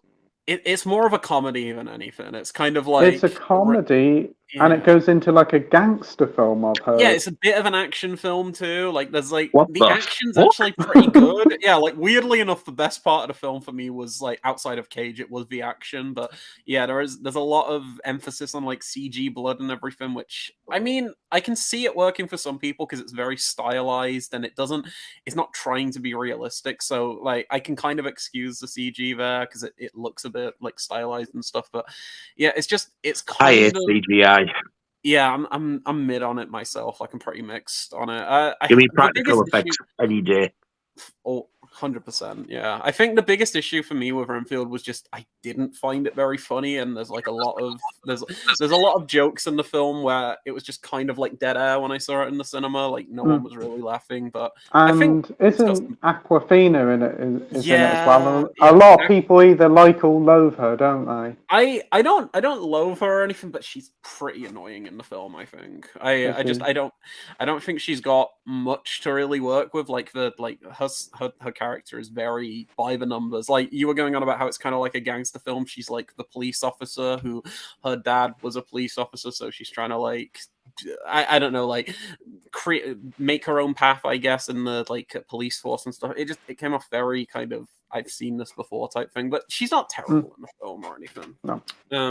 But yeah, no, I'm interested to hear what more people think because I wasn't huge on it, but I know people who really liked it. So it's one of those very like mixed result type things where you're either gonna love it or hate it. Minhalju says you deserve all the likes and subscribers over 1 million times. Honestly, this community rocks. Why, thank you, Minhalju. And thank you very much, sir. For your support. This community just has kind and lovely, genuine people. Thank you. Yes, if I think something's fucking shit, I'll tell you. You can't get more genuine than that, can you? Absolute quality. Says Minhalju. Quality. And Michael said, do any of you guys listen to those Twilight Zone audio dramas on YouTube? Highly recommended for bedtime listening if you enjoyed the original black and white shows. I didn't know they were available on YouTube. Anybody else listen to them? No, No, I didn't have Never heard no of them? clue about it, to be honest. And they have to have a little look online, and that sounds very good, Michael. We have Josh says, have any of you seen Sanctuary? It's one of the best films about the role reversal of domination, starring Margaret Qualley. It's so brilliant. No, I haven't. I know Josh is like really hyped it up though. He's a big fan of that, so I'll have to check it out at some point. But I haven't seen it now. I haven't even heard of it before. I'm convinced Josh looks for shit that he knows we've never heard of. I'm fucking convinced of it. Nope, Margaret Qualley Street. Well, I'll keep an eye out for it, Josh. You always do have an eclectic taste in movies, so it should be. I won't. I'll be honest with you. Anybody else seen Sanctuary? Heard of it? I've heard of it. It's going to be really good, but I've not watched it yet. No. I've got an Iron Maiden single called Sanctuary, if that counts. With splendid artwork. Thatcher getting stabbed by Eddie. We have Minhaj saying, Nige, can we hear you sing? Is This Love by Whitesnake? Would love to hear it. No. Didn't Savile do a cover of that? Will you fuck? Did he? Was it on the B-side, Nige? Long lost for many years, but you've managed to unearth it, did you? Savile do a cover of that. No, fuck off, I can't do it. Now when, is this love? You can smell on my fingers. Now when.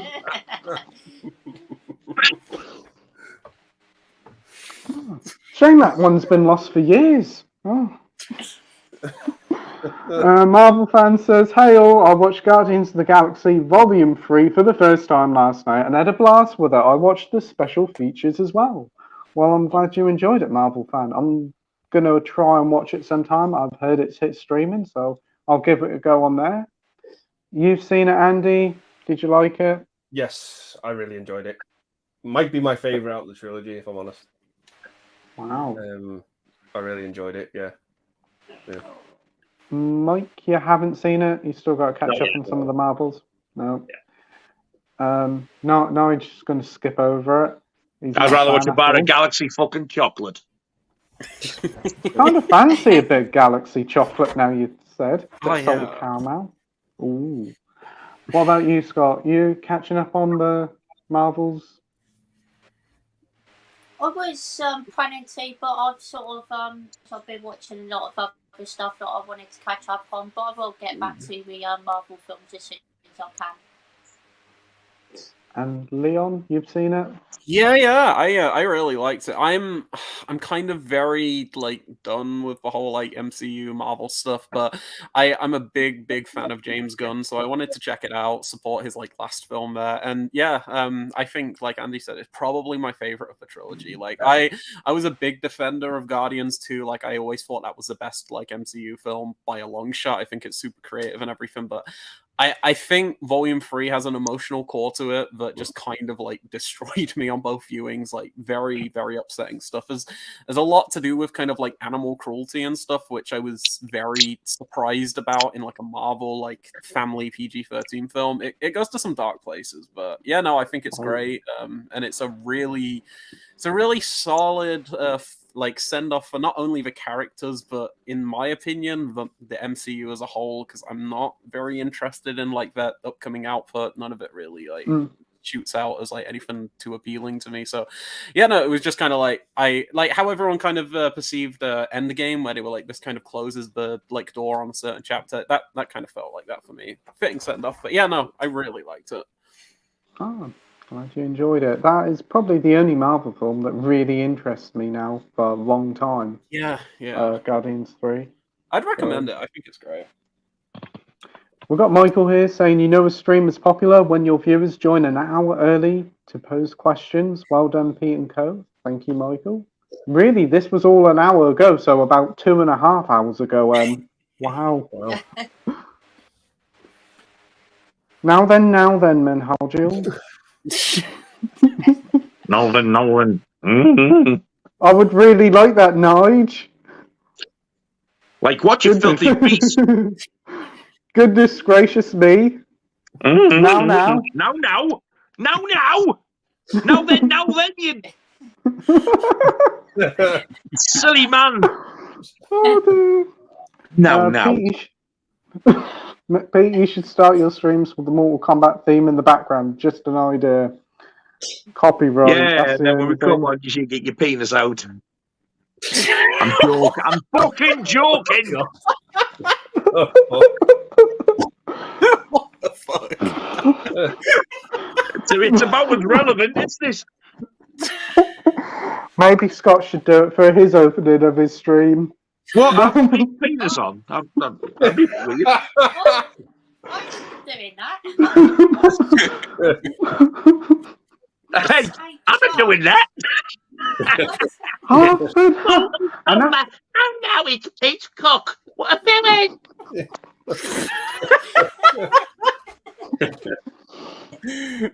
What the fuck? Let's get fucking Pete's trouser snake on the opening of my stream. I'm gonna be honest, Pete. When you invited me on the stream, I wasn't expecting so much cock and Jimmy Savile.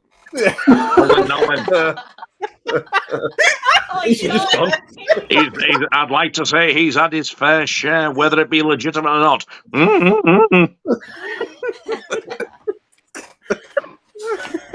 Sniff the fingers for the evidence. That's all I'm saying, boys and girls. I just went off. I'm back again, but yeah, it seems to be 80% Savile just lately. Goodness gracious me. Now then. But our YouTube channels are going to get banned soon. This is like my first introduction for like a lot of the viewers. I'm just like laughing at Savile jokes. Oh, don't worry. Do you know, I think I'm not going to say anything at all, Savile, and then it gets fucking requested. So And are you you guarantee telling if me? nobody requests it, Andy will say, didn't Savile do a cover of that, Nige? And in other words, fucking sing it like that blonde cunt.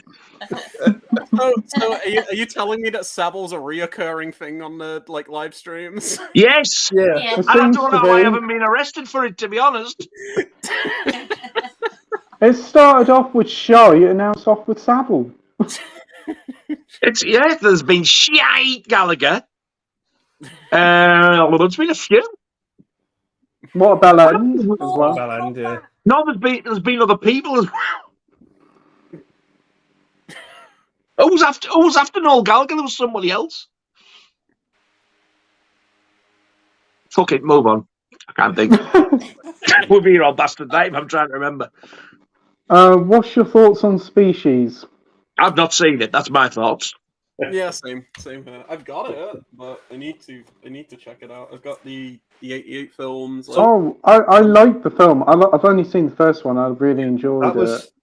I saw that on Amazon. Someone was asking for £500 for that I box saw set. that. Yeah. What? I was like, what the hell? Yeah. Yeah. Wow.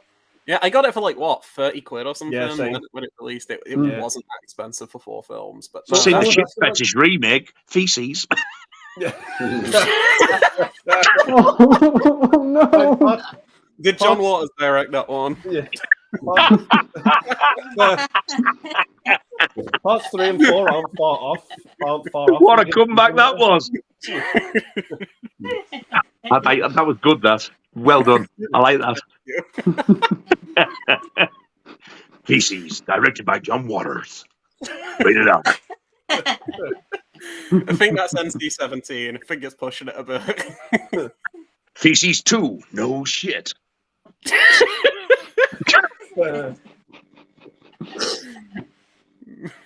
Oh dear. Oh, dear. Dear, Sorry, the dear. men in white coats are going to pick me up soon. I'll be gone. Now then. What about Oh, you, well then. Mike? The men in the white coats are the men in the white wigs, boys and girls.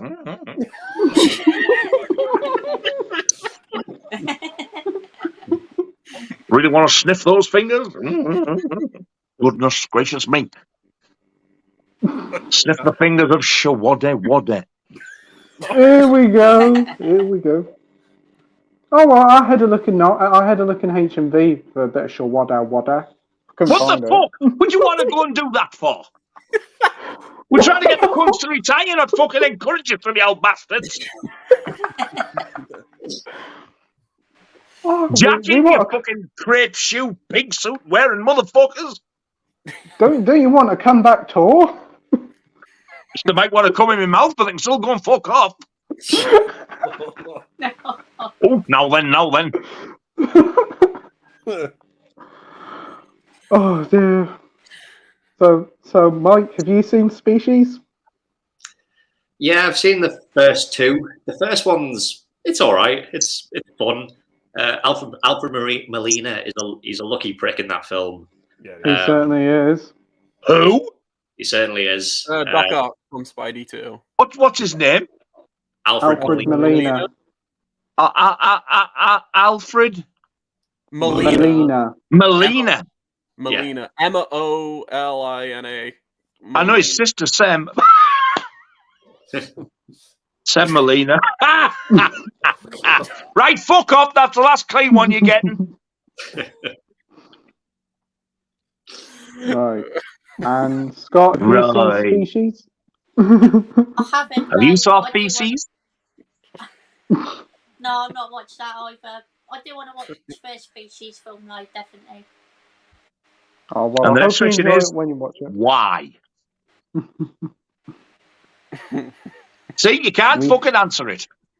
We have Marvel fan here I saying, think this would be quite fun. Got an amazing cast. First one. It has. You got Ben Kingsley in it as well. Yeah. Oh dear.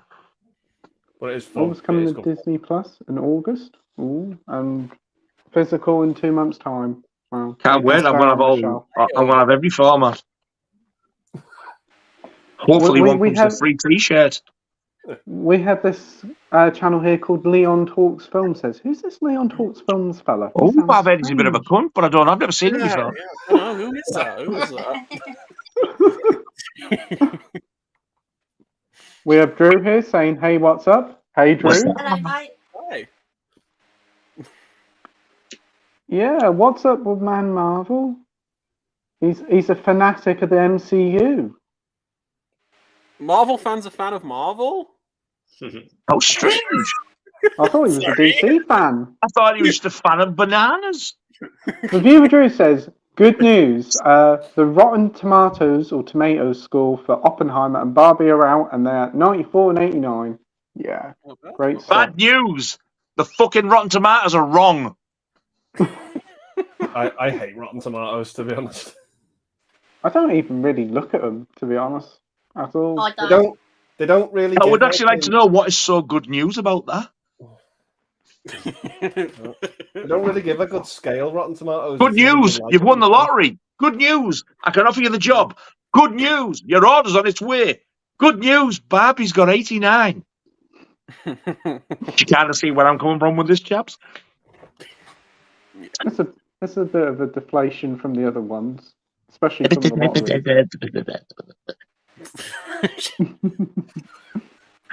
Said Pete. So what's your favourite Nirvana song? Come in my mouth. I mean, come as you are. If you wish. It's probably the only... I'm on my way. It's probably the only one I do like, because Nirvana are fucking awful. I don't mind them. I don't mind them. I'm not like I don't a mind 'em. huge Nirvana fan, but I'm trying to act. It's that like I'm not that. I can't English. Jesus fucking Christ. I'm not that huge of a fan, so I'm literally needing to Google the song title. Tourette's isn't bad. They do what, sorry? a song called Tourette's. It's literally Tourette's. Okay. It's about a minute long, and it's just him going like shit, fuck, wanked, whatever it is. But it's like I don't mind that one. I like the song I really like is called Territorial Pissings because it's a really funny. Oh my god! It's I've heard of that. like, absolutely insane fucking song. I think that's a really like hard hitting one. But yeah, something in the True ways story. If Kurt Cobain was still alive now and Nirvana was going now with the original lineup, they would be playing at a social club near you. You think? Yes. Nice. How old would Cobain be if he was still alive now, like in his 50s? 356. It'd be in his 50s. Yeah. Yeah. It'd be doing like Glastonbury or something as like a revival final farewell or something. Yeah. You'll be doing Glastonbury in the fucking unknown tent.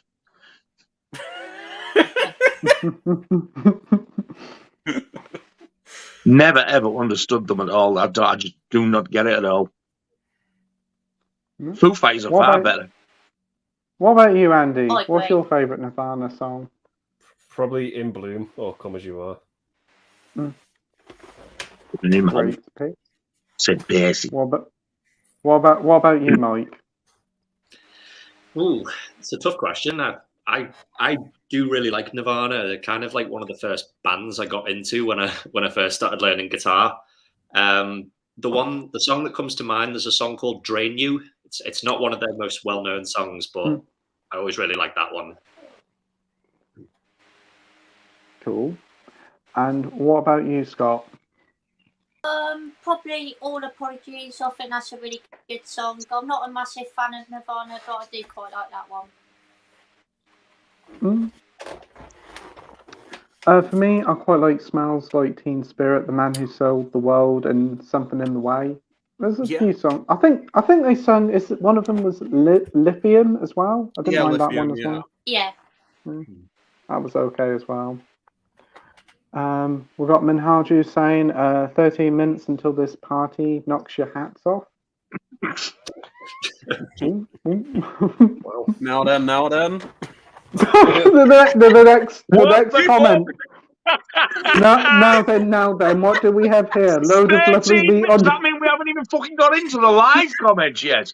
No. Yeah. Next comment is now then, what do we have here then? A load of lovely meat on display.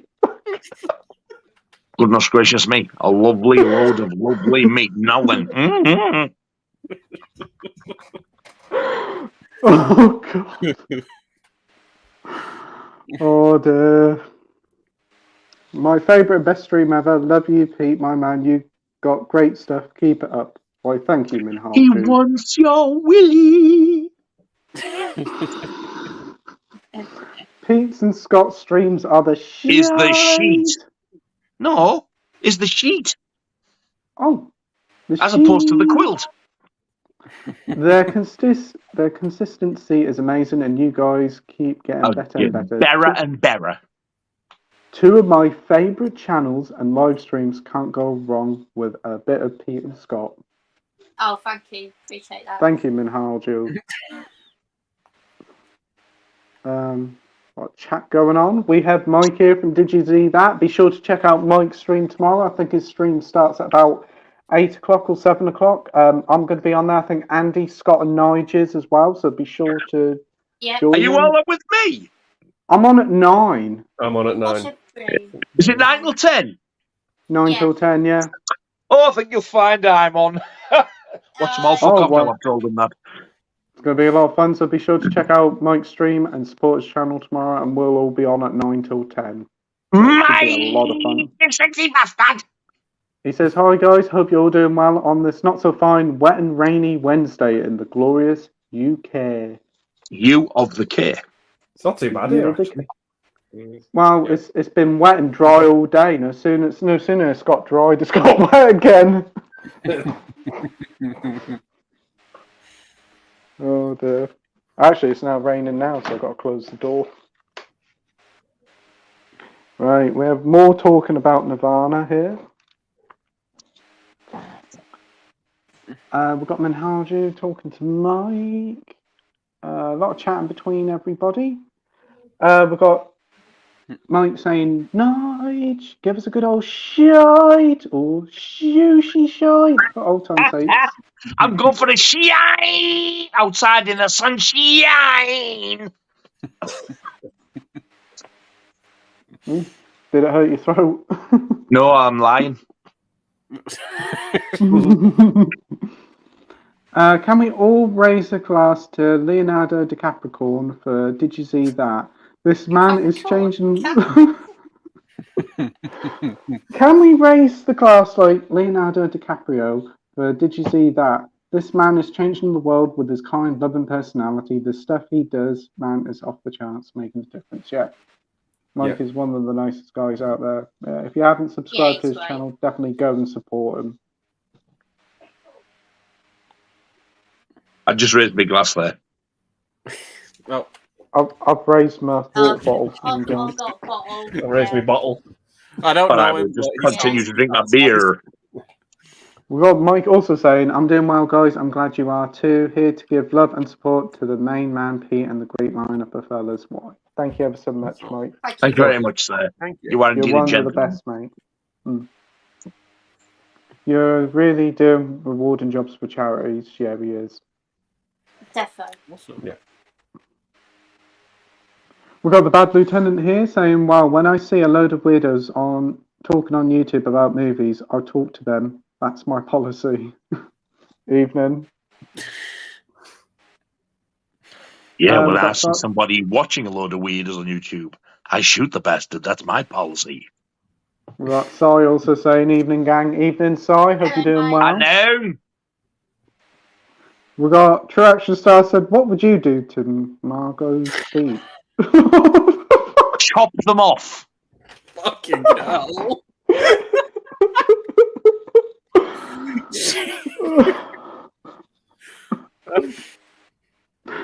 Eddie Chop them off whilst munching on air flaps. Jesus Christ.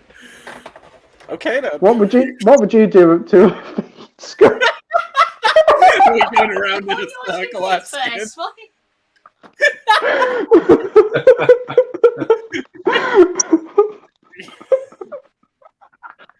I don't have an answer. I think we should hear what Nige has to say. Yeah. Yeah. No, just plenty plans, I should think.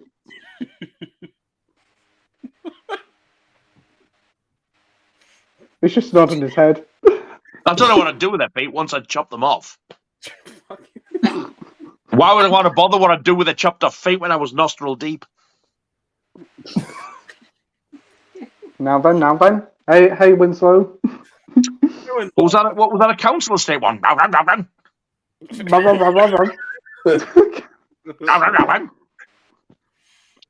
That's what you get when you live off the estate. And Halju says, apologies if my comments come across as spam, as that's not my intention, peeps. I love Pete's stream, and always a great stream. Oh, there's no worries, mate. No worries. We've got Winslow here saying, rewatched Heat the other night. What a masterpiece. The ending is so emotional. What's your favourite Manfred Mann? Michael Mann film. You've ruined my fucking moment now with your stupidity. It's Nigel's face then.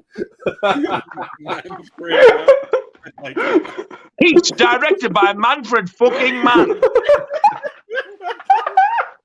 Where are you supposed to go from that, really? Fucking blinded by the shite. Mirrors, directed by the Dave Clark fucking Five.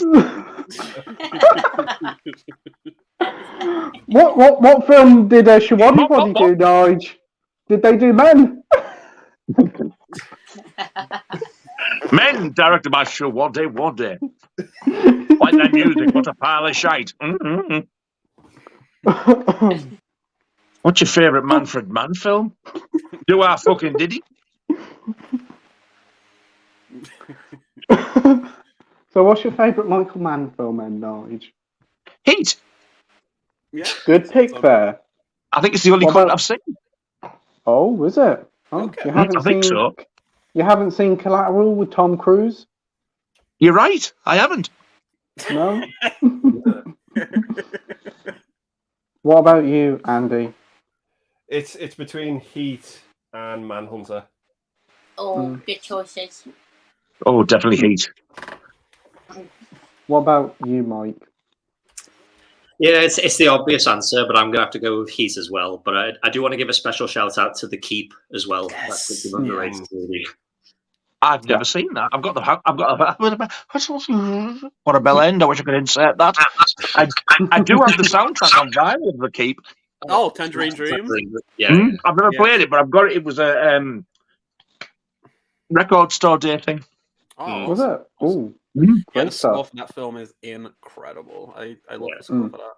The amount of people have been like screaming for that to get released, Yeah. and I don't know what the holdup is. Just get the bastard thing out.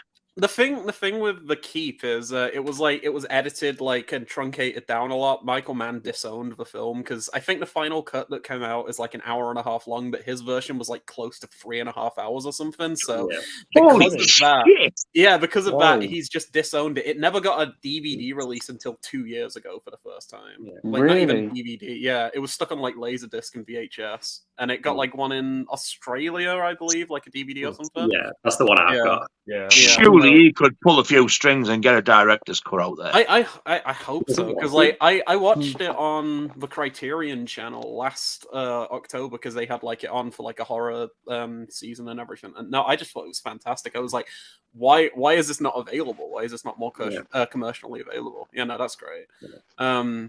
But yeah, favorite man film, that's difficult.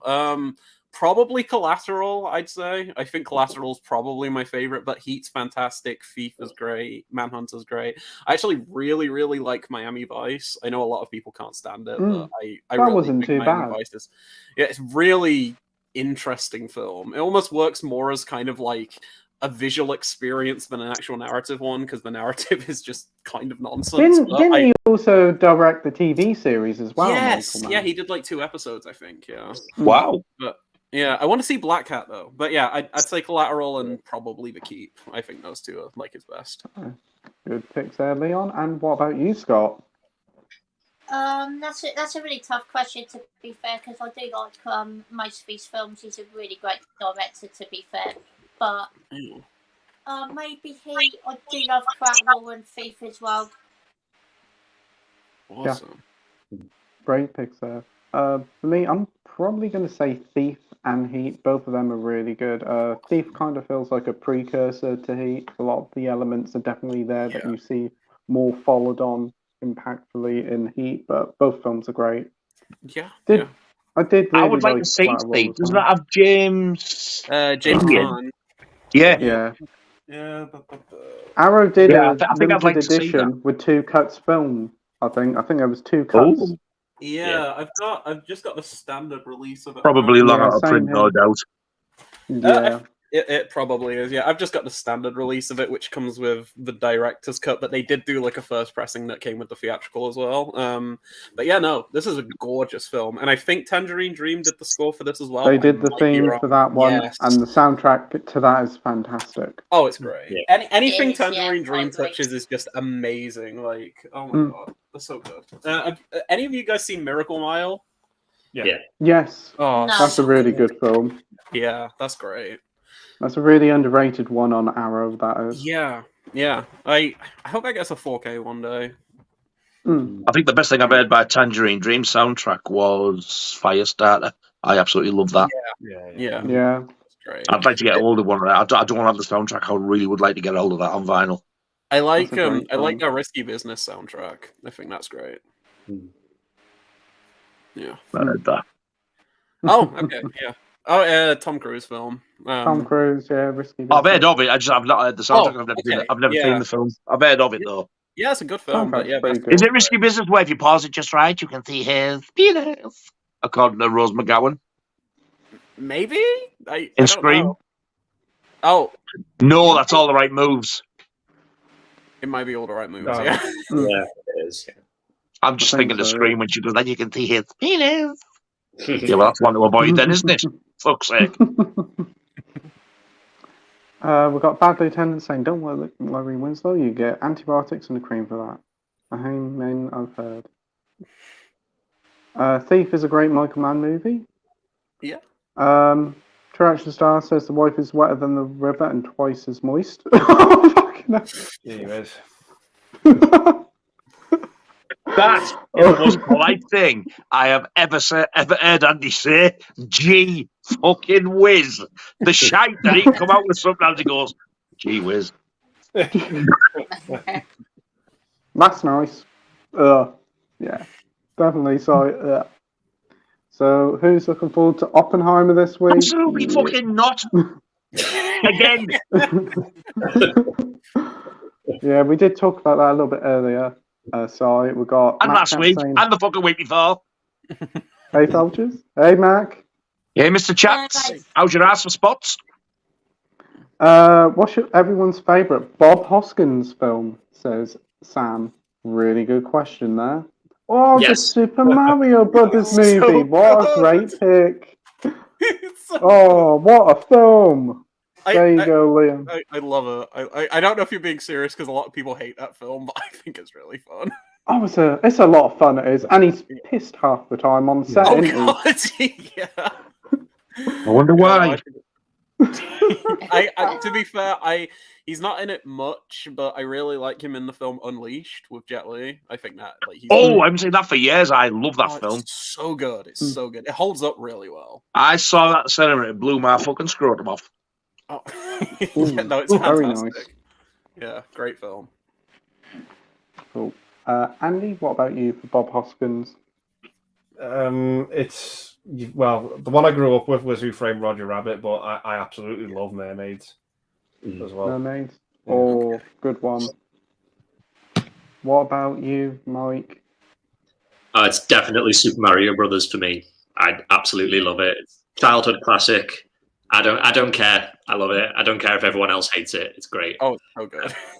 But there's another movie he's in that's really underrated. It's a movie called Shattered. It's got him. I've heard of it. Yeah, it's got him and Tom Berenger. It's kind of like an Alfred Hitchcock sort of thriller from like the early 90s. Oh, that sounds good. It's really good, yeah. But I think the only way you can get it is on a Spanish Blu-ray. It's quite expensive, but Jesus, it's really good. Weird how you get like films like this that like really good films that you just can't get the fuckers. Yeah, After Hours was a big one until Criterion just released that, because I have like a Spanish bootleg of that, and True Lies as well. That one has like a Spanish bootleg. Yeah, Fright Night 2. Yeah, is that one off Blu-ray yet? Yeah. Spanish. Yes. I tell you what, though, the Spanish Blu-ray actually looks really good. Okay. Yeah. Apparently, it's getting a 4K as well very soon. Yeah, Cine Museum. Are you going to fucking get a mortgage?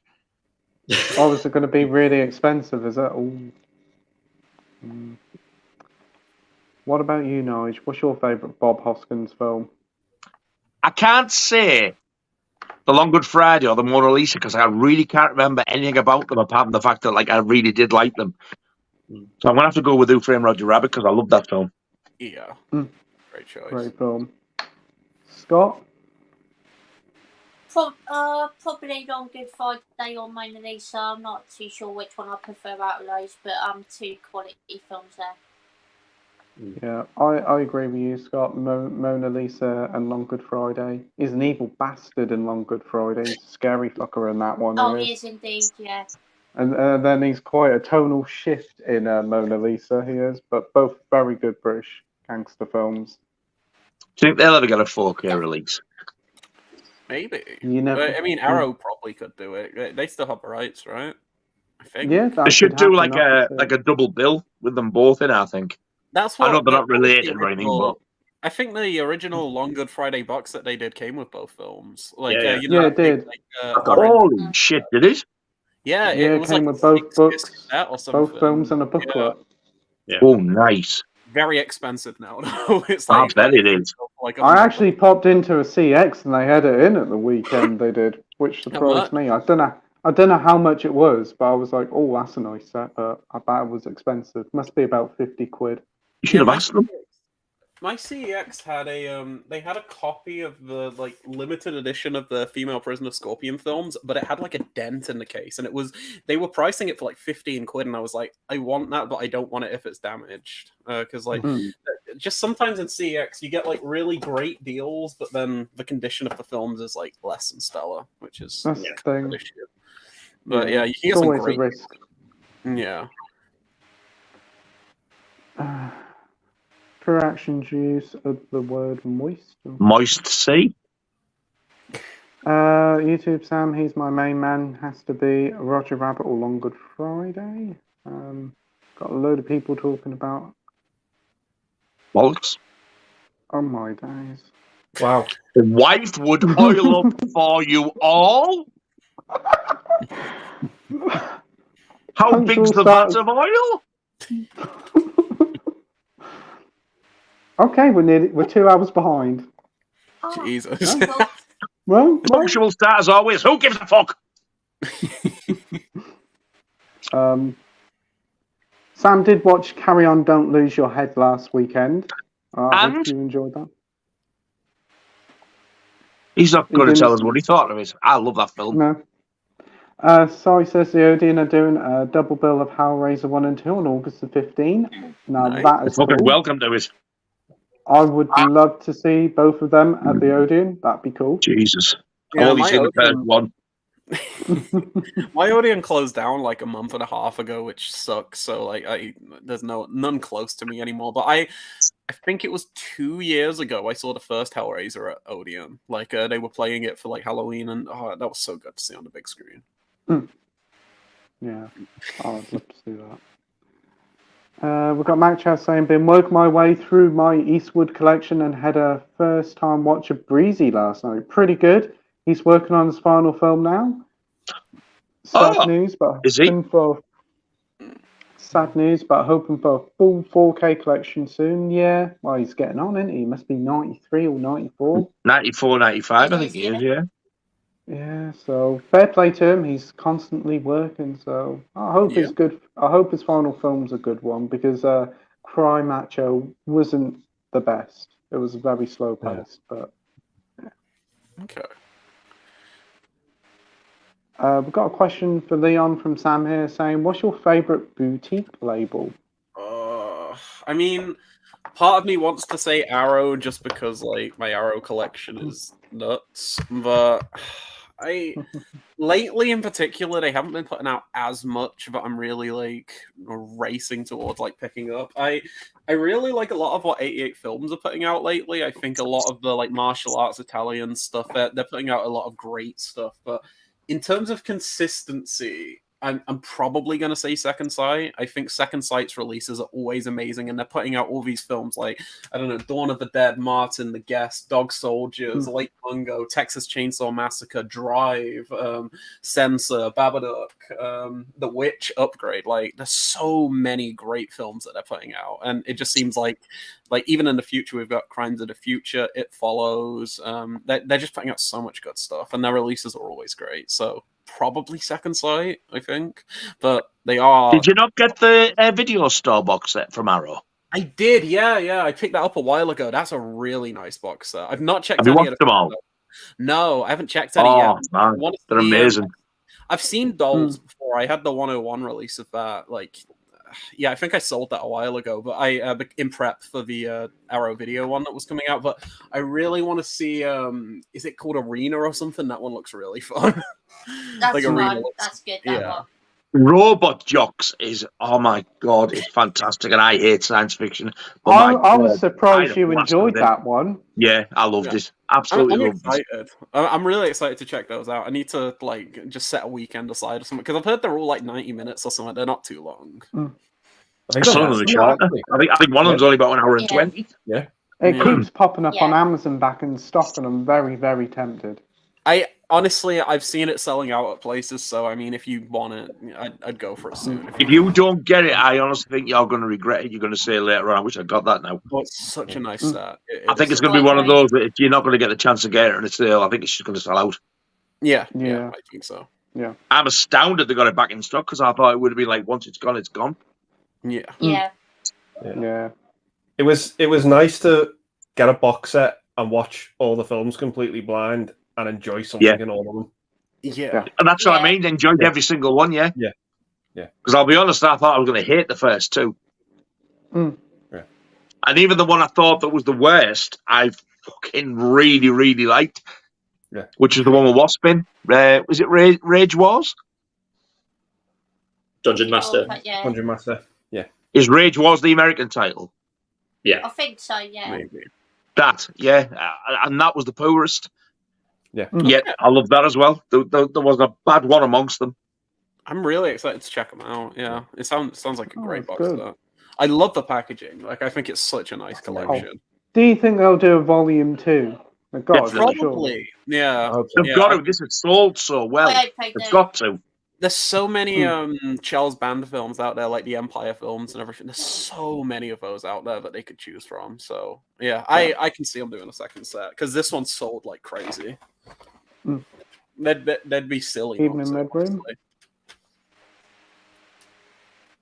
Good evening, sir. Evening. Thanks for joining. Sam did say he thought it was decent, but not a patch on Carry On Screaming. Nice. We've got True Action Star. Evening, my collection of little sausages. Looking forward to tonight. Thoughts on The Master? Paul Thomas Anderson film. I haven't actually seen that one. I want to see that. Wasn't my favourite of his. It was all right, I thought. Okay. Yeah, I really want to see that. Like that and Inherent Vice are probably my two least favourite by him. Okay. Yeah, I've heard Inherent Vice is very divisive. Like, it's kind of a love it or hate it thing. Yeah. You seen it, Mike? Yeah, I think the same as Andy, to be honest. I remember going into the movie, I thought I was going to really like it, but I just remember it being quite kind of boring and quite dull. So it's probably one of my least favourite Paul Thomas Anderson films. Okay. What about you, Nige? I've never even heard of it. And Scott? I've heard a bit, but I haven't seen it yet, unfortunately. It's a film that I've been meaning to watch for quite a while, but haven't got around to it yet, unfortunately. Yeah, I've never actually heard of this one. Andy, did you see the exclusive HMV Cine edition of Boogie Nights on Blu-ray? I did. I would have picked that up if it had been 4K. Yeah. Wow. It's a nice set, but no 4K. It's quite shocking. Yeah. Because I love that film. Oh yeah, it's great. I feel like they'll do like an Enter the Dragon thing where they did that limited edition, and then like a year and a half later they'll put it out on 4K. So it's just I don't know if it's really worth Like, yeah, I don't know. It looks nice though. They're doing One Flew Over the Cuckoo's Nest as well, right? Like a city edition. Yeah, I of that. see that. Yeah, that Yeah. again, it's only Blu-ray. Yeah, it's just so bizarre. Like you think at this point you just want to do like an upgrade or something, because I don't think they're gonna sell as well as they're probably hoping. But if they were 4K, they'd probably be sold out already. Yeah. I've got that film on Blu-ray and now. I'm like, don't want it again just because it's in the edition, but it's not even like a 4K. What's the point? Yeah. And the thing is, you can pick up the standard Blu-ray for like £7, and this is like 30 quid each. Yeah, and there exactly. isn't enough extra stuff to warrant that like £25 near the extra price tag. Yeah, it is. It is a lot. It's a pretty big ask. Yeah. But what's your thoughts on Snoopy, Charlie Brown the Peanuts movie? Never seen It's it. a masterpiece. Never seen it. Never watched it. I've got the 3D Blu-ray, don't you know, and I intend to watch this. It's quite a good film. It is. Nice. Have you seen it? Yeah, I liked it. The animation style's really nice and sweet. Is it anything like, not animation, but story-wise, is it anything like the original cartoon series? I've only ever seen a few episodes of the original cartoon series, but I think it's quite faithful. I do. Then I should like it. Jolly good. It's a really sweet film. It's a shame the company who made that's gone tits up because it's owned by Disney now. Was Oh, well, it's got a slip. Oh, slip. Yeah. Oh, slip. I thought he was writing a new song there. This song's called Slip. Oh, slip. Now then. Now then. Now then, oh, slip. Boys and girls. Slip my fingers. Slip those fingers, yes. Goodness gracious me. Mm-hmm. Now that's one cover I'd buy for $1. Slip my fingers. Oh dear. The Bad Lieutenants here says last film I watched was Repo Man. Was surprised how good it was to say it was the same guy who gave us the god awful Sid and Nancy. Is that Emilio Estevez? Yeah. Alex Cox was the director. Yeah, I've never seen it, but I've got Sid I've and never Nancy. seen it. Yeah, Sid and Nancy's all right. It's not mind Sid and that bad, Nancy. but it's not particularly fucking accurate. I mean, the ending is ridiculous. It's kind of like a bit supernatural, stupid. But up until that point, I did enjoy it. But I find when Gary Oldman tries to sing like him, he annoys the fuck out of me. I wish they'd have got somebody else to play Sid. Yeah, that's fair. And I love Gary Oldman. He's a great actor. Yeah. Yeah. Next up, we do have Edward here, and he says, what's your favourite Eureka Entertainment release?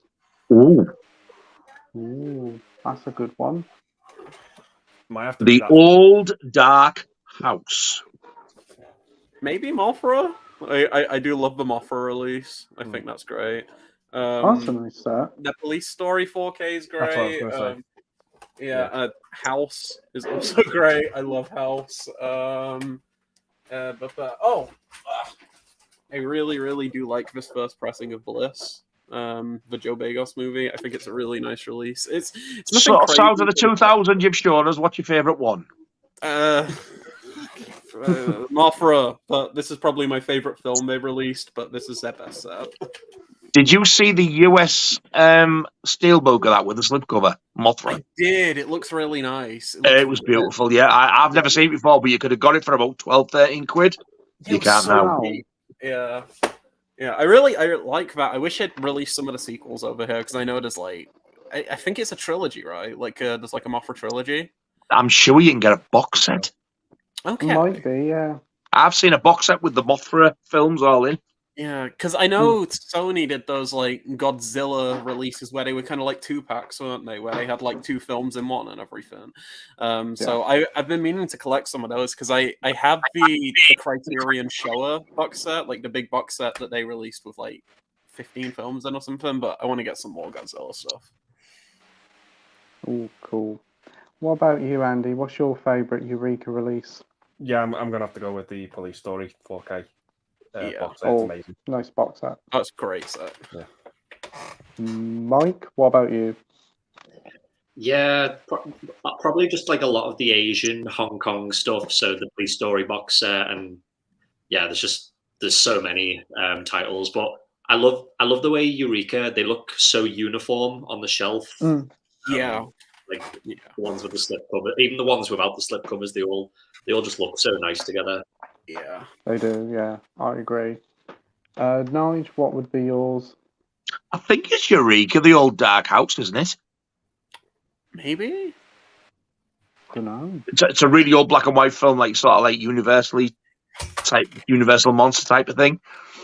I'm sure that if that's Eureka, I want to pick that because I absolutely adore that film. Great stuff. And what about you, Scott? It is. It is. Out of the ones that I can see that I've got, I'm gonna have to go with the original Fight Night because that film is incredible. Was that Eureka? Yeah. Yeah. This first one over here. Yeah. Fuck the old dark house. I'm going with Fright Night. I didn't realise. It's a really nice release. It's the 2-disc set, and there's a really good documentary, isn't it? You're So Cool, Brewster. I thought that was good. Because I remember you talked about it, Andy, and I watched it. Yeah, I used to have that Eureka Blu-ray, but I sold it when I got the 4K. Yeah. Please, if you like Fright Night, watch my Fright Night video. There's some shit on that which I think you'd appreciate.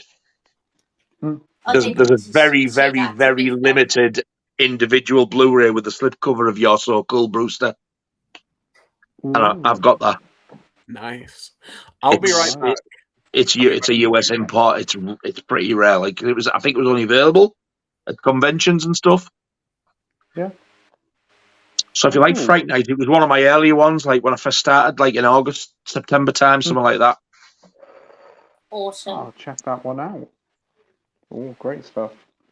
For me, my favourite Eureka releases, I'm going to say, there's 4 releases, but they're in the line of, is it Duty, I think it's called? Yeah. The 4 films. I think they're great fun. I know 88 Films in America released them in a box set, and whilst that box set looks amazing, I think the one we got were really good as well. All come with really nice slip covers, booklets as well, alternative different cuts. Great martial art films.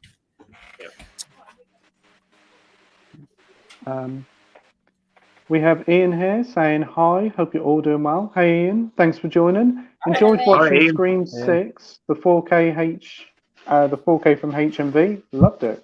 Great stuff, mate. Yeah, Scream 6 was a lot of fun. Very nice addition. Red Room actually asked you, Andy, if you were going to get the Boogie Nights Cine edition, but no. Only if it was 4K. Yeah. To me, that is just totally senseless. I don't get it. Why they haven't made it when I saw it on HMV yesterday, I thought it was automatically 4K, and then I read the description and I was like, Blu-ray? Really? Nah.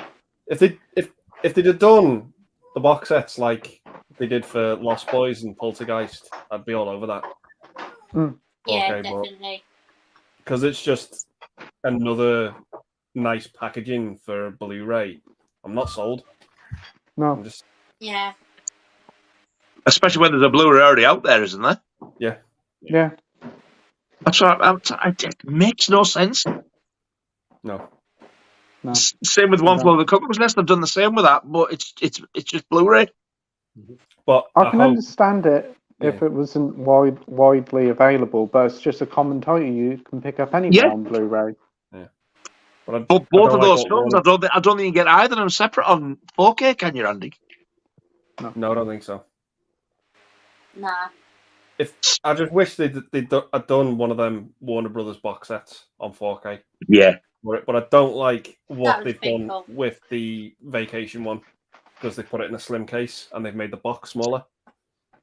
Have they? They've really cheapened out on it. What have I missed? I'm sorry. I think the big box ones, though, like Poltergeist, weren't they all steel books when they were like that? Not all of them. Oh, weren't they? I think Zavi had the steel books, and then HMV had the standard Blu-ray 4K cases, right? Yeah. What? So HMV had that box set, but it was a normal.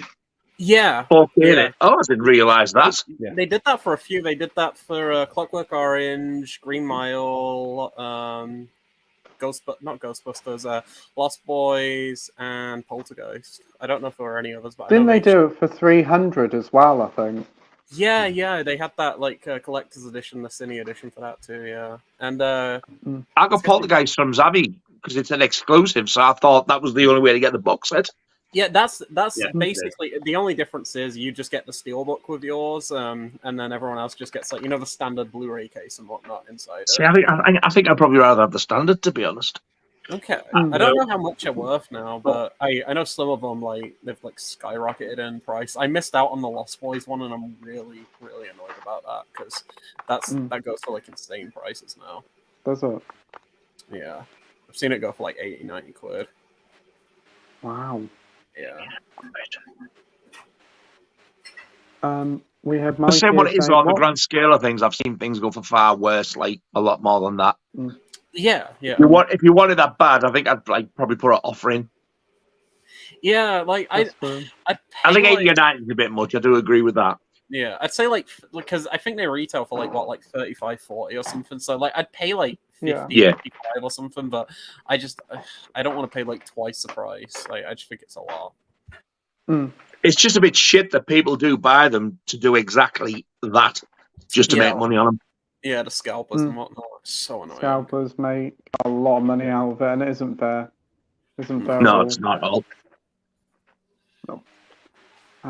We do have Mike here saying, what real true life event would you like to see depicted into a movie? I know Nigel's gonna say Jimmy Savile. Not.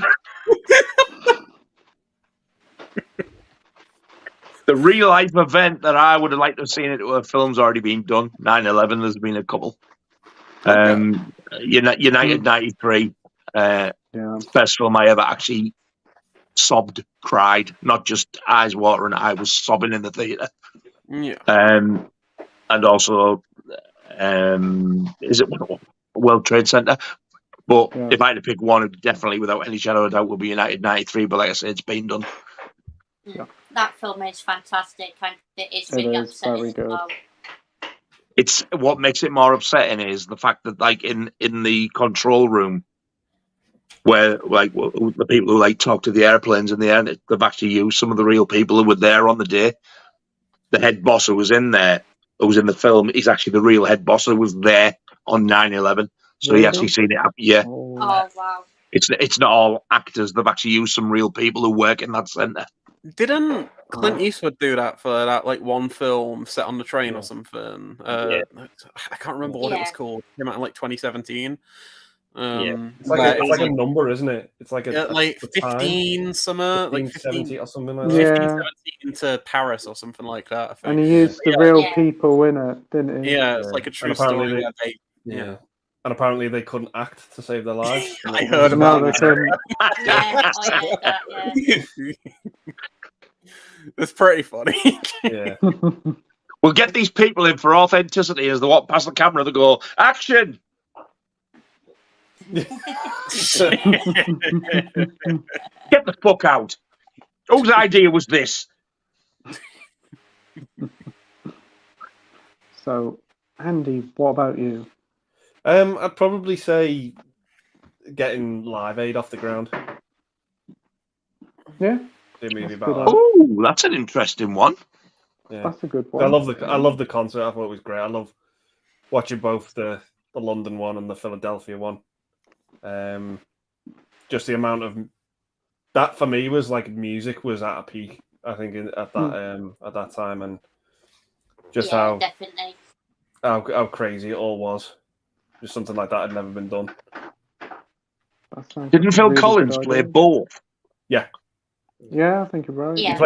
He played Wembley in the morning, and then they shipped him out on Concorde to do Philadelphia in the evening. It's some stupid fucking story. As he was playing in America, apparently he was just supposedly just come off the stage. It was a stupid joke, I know, but they said it the way the time difference was. It was bizarre. Yeah. It was not that far from what he played in the UK to when he played in America. because they're like behind us. Oh, cool. Mike, what about you? Maybe something like, I don't know, the Jack the Ripper murders or something, just something a bit more historically accurate than as opposed to that film with Johnny Depp. Yeah. Have you ever seen the one with Michael Caine in, Mike? No. Made for TV in 2 parts, and they apparently like thoroughly researched it, and they believe what they've filmed to be the true story. I've got it on Blu-ray. My God, it's my favorite Jack the Ripper thing. I love it. I've seen it so many times, and I totally agree with like how they came to their conclusions and what they filmed. Honestly, if you can get hold of it, mate, watch it. It's brilliant. Yeah, it is good. Well, the first half of it is really good. What I saw, Michael Caine, Lewis Collins, Jane Seymour. Jane Seymour, like I say, Anthony, Susan George. There's loads in it. Oh my God, it's amazing. It's a really nice release by Network. I think it's a 2-disc set, if I'm not mistaken. Yeah. R.I.P. Network. You can watch it as either the 2 parts as it was shown on TV, or you can watch the full 3-hour version as one long film. It gives you the 2 discs. Yeah. Good luck getting that if you don't like, if you're getting all the Network stuff. But oh my God, it's amazing. I love that film so much. Scott, what about you? I'm not too sure, to be honest. I feel like most of the films I would have liked to see being made from a true story have already been done, so I can't really think of one off the top of my head, unfortunately. No worries, mate. And what about you, Leon? I've got a weird one. I was trying to think, and like, there's technically a film that touches on it already, but it's very it's fictional. But I'd love to see a film talking about the video nasties boom and like just everything in England around that time. Just like I don't know, get like an actual like retelling of all the shit with like Mary Whitehouse and all of that shit, and just like because I'm fascinated by that. Like obviously when I grew up, that was like I'm only like 25, so like I wasn't even here when the video nasties boom was here. But I've researched into it a lot and I've read a lot about it. So I'd love to see like a big screen or just like even like a series adaptation of something like that. Just going in depth because you should watch mine and John's streams about them. Oh God, I want to. I'm back. I saw that you did one about Evil Dead, right? Yeah, but we've done another 3 or 4 before that. They're all on John's channel. Okay, I'll have to check those out because yeah, the video nasty stuff like really fascinates me. I know. Have you seen Censor? Like anyone seen Censor? Yeah, I've got that. Yeah, I've that seen kind of that. like delves into it like quite a bit, and I was like, this is kind of cool to see that. But I'd love to see like an actual retelling of everything that was going on because it just sounds fucking nuts. Like it just sounds nuts that you can get like arrested for having a copy of the Evil Dead, and now you can just get it in HMV on 4K. It's so weird. Yeah. That's true. A bit sick. I've thought of another one. There was some murders in 2016 by 2 14-year-olds called they were known as the Twilight Killings or the Twilight Murders. Okay. And it was where this 14-year-old lass and her boyfriend planned to kill her mother and sister. Did you hear about that? I think so. Was that in like I heard Australia about or that, something? Yeah, it was in was it Leicestershire or something? Okay. Kim Edwards was the last. They're still inside now. Oh my God, it was awful what they did. They killed her and her 13-year-old sister. Jesus. The plan was he was going to kill the mother. She was going to kill her sister, but she backed out and he ended up doing them both. She was 13, the sister. Well, She was only 14 and so was he. Jesus. But he broke in, stabbed them in the neck to try and break their vocal cords and then suffocated them. Oh.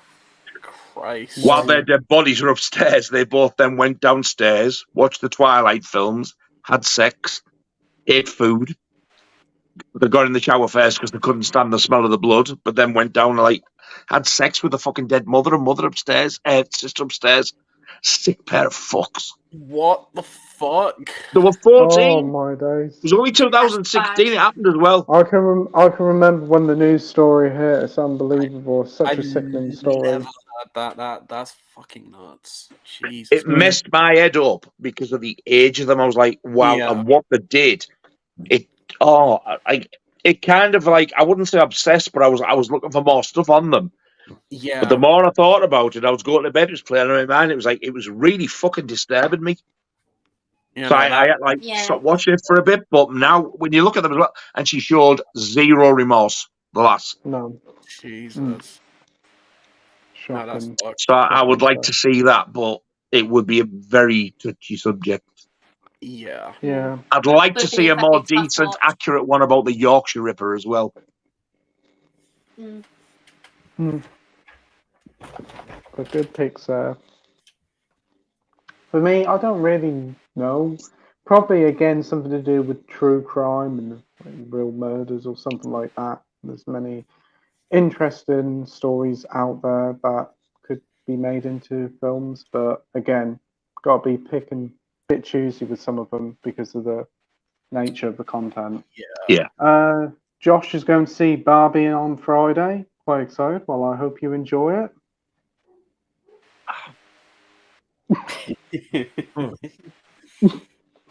No. You do know that A24 didn't make it, don't you? I'd like to see a true story of that one on my desk. Mac Chat says, picked up 2 Nick Cage Blu-rays, Color Out of Space, and the insanely brilliant Mandy. Wow, what gory trip this one is. I've seen Color Out of Space, that's some weird-ass shit, but I haven't seen Mandy. Oh, Mandy's great. I've always been curious about Mandy, but then I heard it was weird, and I hear weird, like, yeah, fuck that, I've seen enough of that last in my lifetime. Call Out of Space, no thank you. Again, it's too weird for me.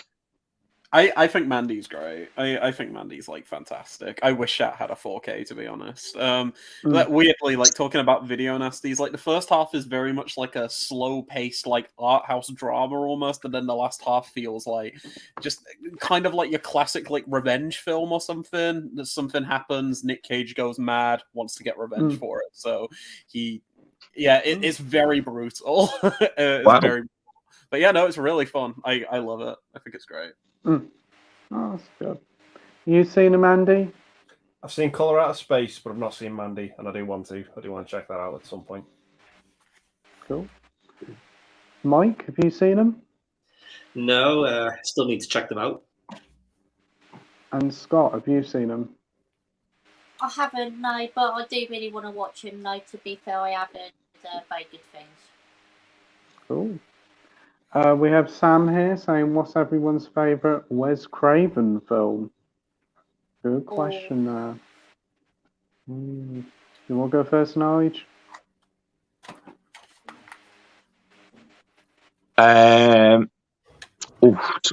Jesus. It's either A Nightmare on Elm Street or Scream. Yep. I love both. I'm going to say Scream. Yeah. Leon's got his pick ready. Oh, so what's your pick? People Under the Stairs. I think it's amazing. Never seen it. Oh, it's so good. I want to get the Shout 4K, but it's region locked, which like really annoys me. Like the actual 4K disc is, and I'm like, why? What's the point? But yeah, no. People Under the Stairs is amazing. It's so fun. It's like a horror comedy, really. Like it's got a bit of both in it, but no, it's got some great social commentary in, and it's the one that I find myself going back to the most. But yeah, the original Elm Street's amazing too. And shout out to Red Eye. Red Eye is really underrated. I think that film's great. I like Red Eye a lot, to be fair. Yeah. It was really good. Apparently they're saying that their region lock-in of the People Under the Stairs was accidental, and they're very sorry, and they're going to make sure it happens again. It doesn't happen again. Yeah, unfortunately, because it's an American disc, they have no intentions of doing a disc replacement thing. Thankfully, my 4K player is region free, so I can watch it. Oh, nice. I bought the same thing, and I thought, right, so I set it as region B, put the 4K in, and it came up wrong region. I went, I've never ever known it. Yeah, there's only like, I want to say like 7 or 8 4K discs in the world that have been region locked or something, and weirdly enough, Shout have released like 4 or 5 because they did like an anime film called Weathering with You or something that was region locked. I don't know. Well, apparently they broke the law. Yeah, because it's technically illegal because 4K is supposed to be region free. That's exactly.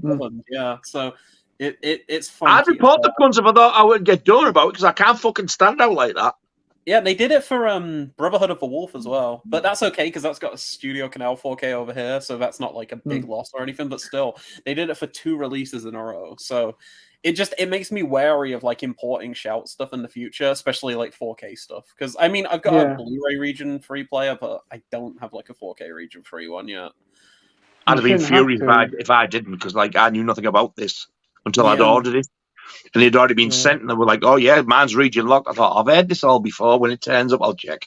So I deliberately said, "I was like, well, fuck me." And I thought, well, just because it plays multi-region Blu-rays doesn't mean to say it's going to 4K. So when I clicked it to region A, and I didn't dare fucking look, and it played, I was like, "Oh, thank Christ!" Yeah, no, I'd never ever come across it before. It's the first one I've ever known of. Yeah. And the one fucking Forest. I'd be out of business, you cunts. Yeah. So, what about you, Andy? What's your favourite Wes Craven film?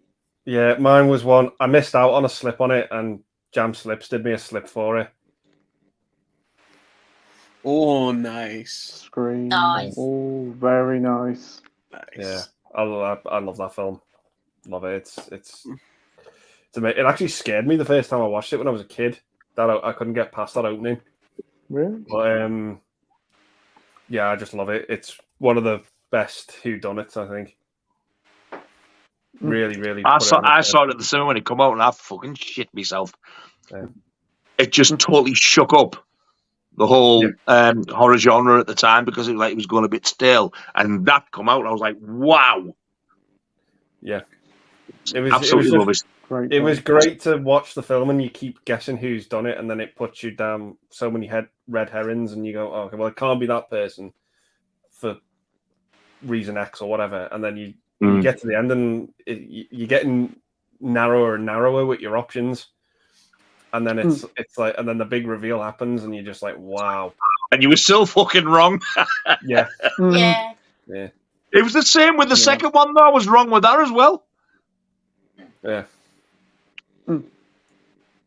Great pick there, Andy, and a really nice slip cover there. Isn't that the same place where John gets his from as well?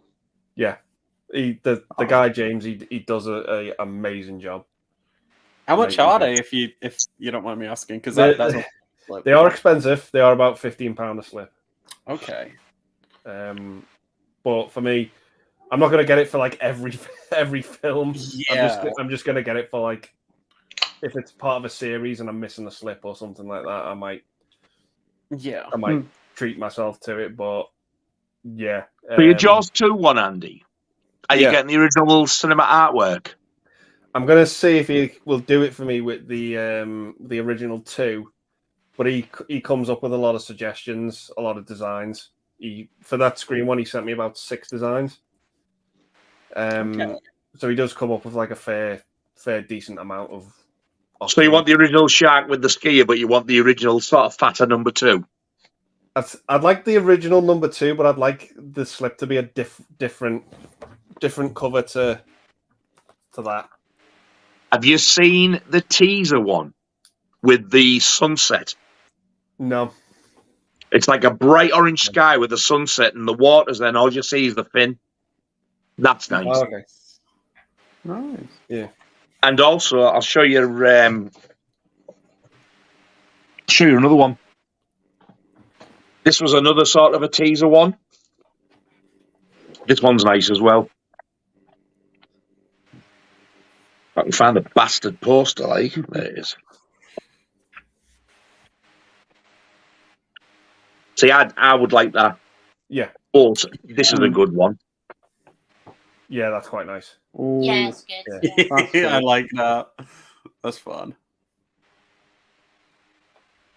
I miss old theatrical and teaser posters so much. Like, animated instead of photographs of the cast and stuff. Yeah, it's just like floating heads and shit like that. I like the look of the shark more on Jaws 2 as well. I just think it looks grittier and darker. Yeah. Wow. It doesn't look as clean cut as Jaws 1, the shark on the Jaws poster, but the Jaws 2 one, it just looks a bit more menacing. Yeah. For saying that's a lenticular, why they use that, I don't know. Yeah. That's the shark of the 2001 Jaws, and that number 2. Yeah. and that border on the edge, just like it just boils my piss. Yeah. Mm. And what the hell, really? That's a weird choice. Yeah. That's supposed to be Yeah, inside the no, jar. choice. So I'm like, Yeah. how's that for a shitty Photoshop job? The back of it looks better, to be honest. Yeah. Yeah. But it's still a nice set. I mean, I don't like that artwork or that artwork, but the fact you get the poster and that booklet and you get the 4K and the Blu-ray makes up for it as well. Yeah. Or you do get some sort of reprinted lobby cards as well, which is nice. Oh, nice. That's Nice. not too bad. So it is a nice set, but you can just tell whoever decided to do the artwork is no sort of fan of the film. Yeah. Yeah. So, Mike, what's your favourite Wes Craven film?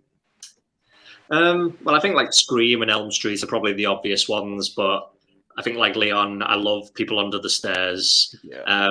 But there's also another movie that everyone I know hates this movie, but I just love it. It's a movie called Shocker. And it's just, Oh, Do you know, I've only ever that's seen right. that once, and I really enjoyed it. Can't remember It's much about yeah. it though. it's so fucking funny. It is. It is.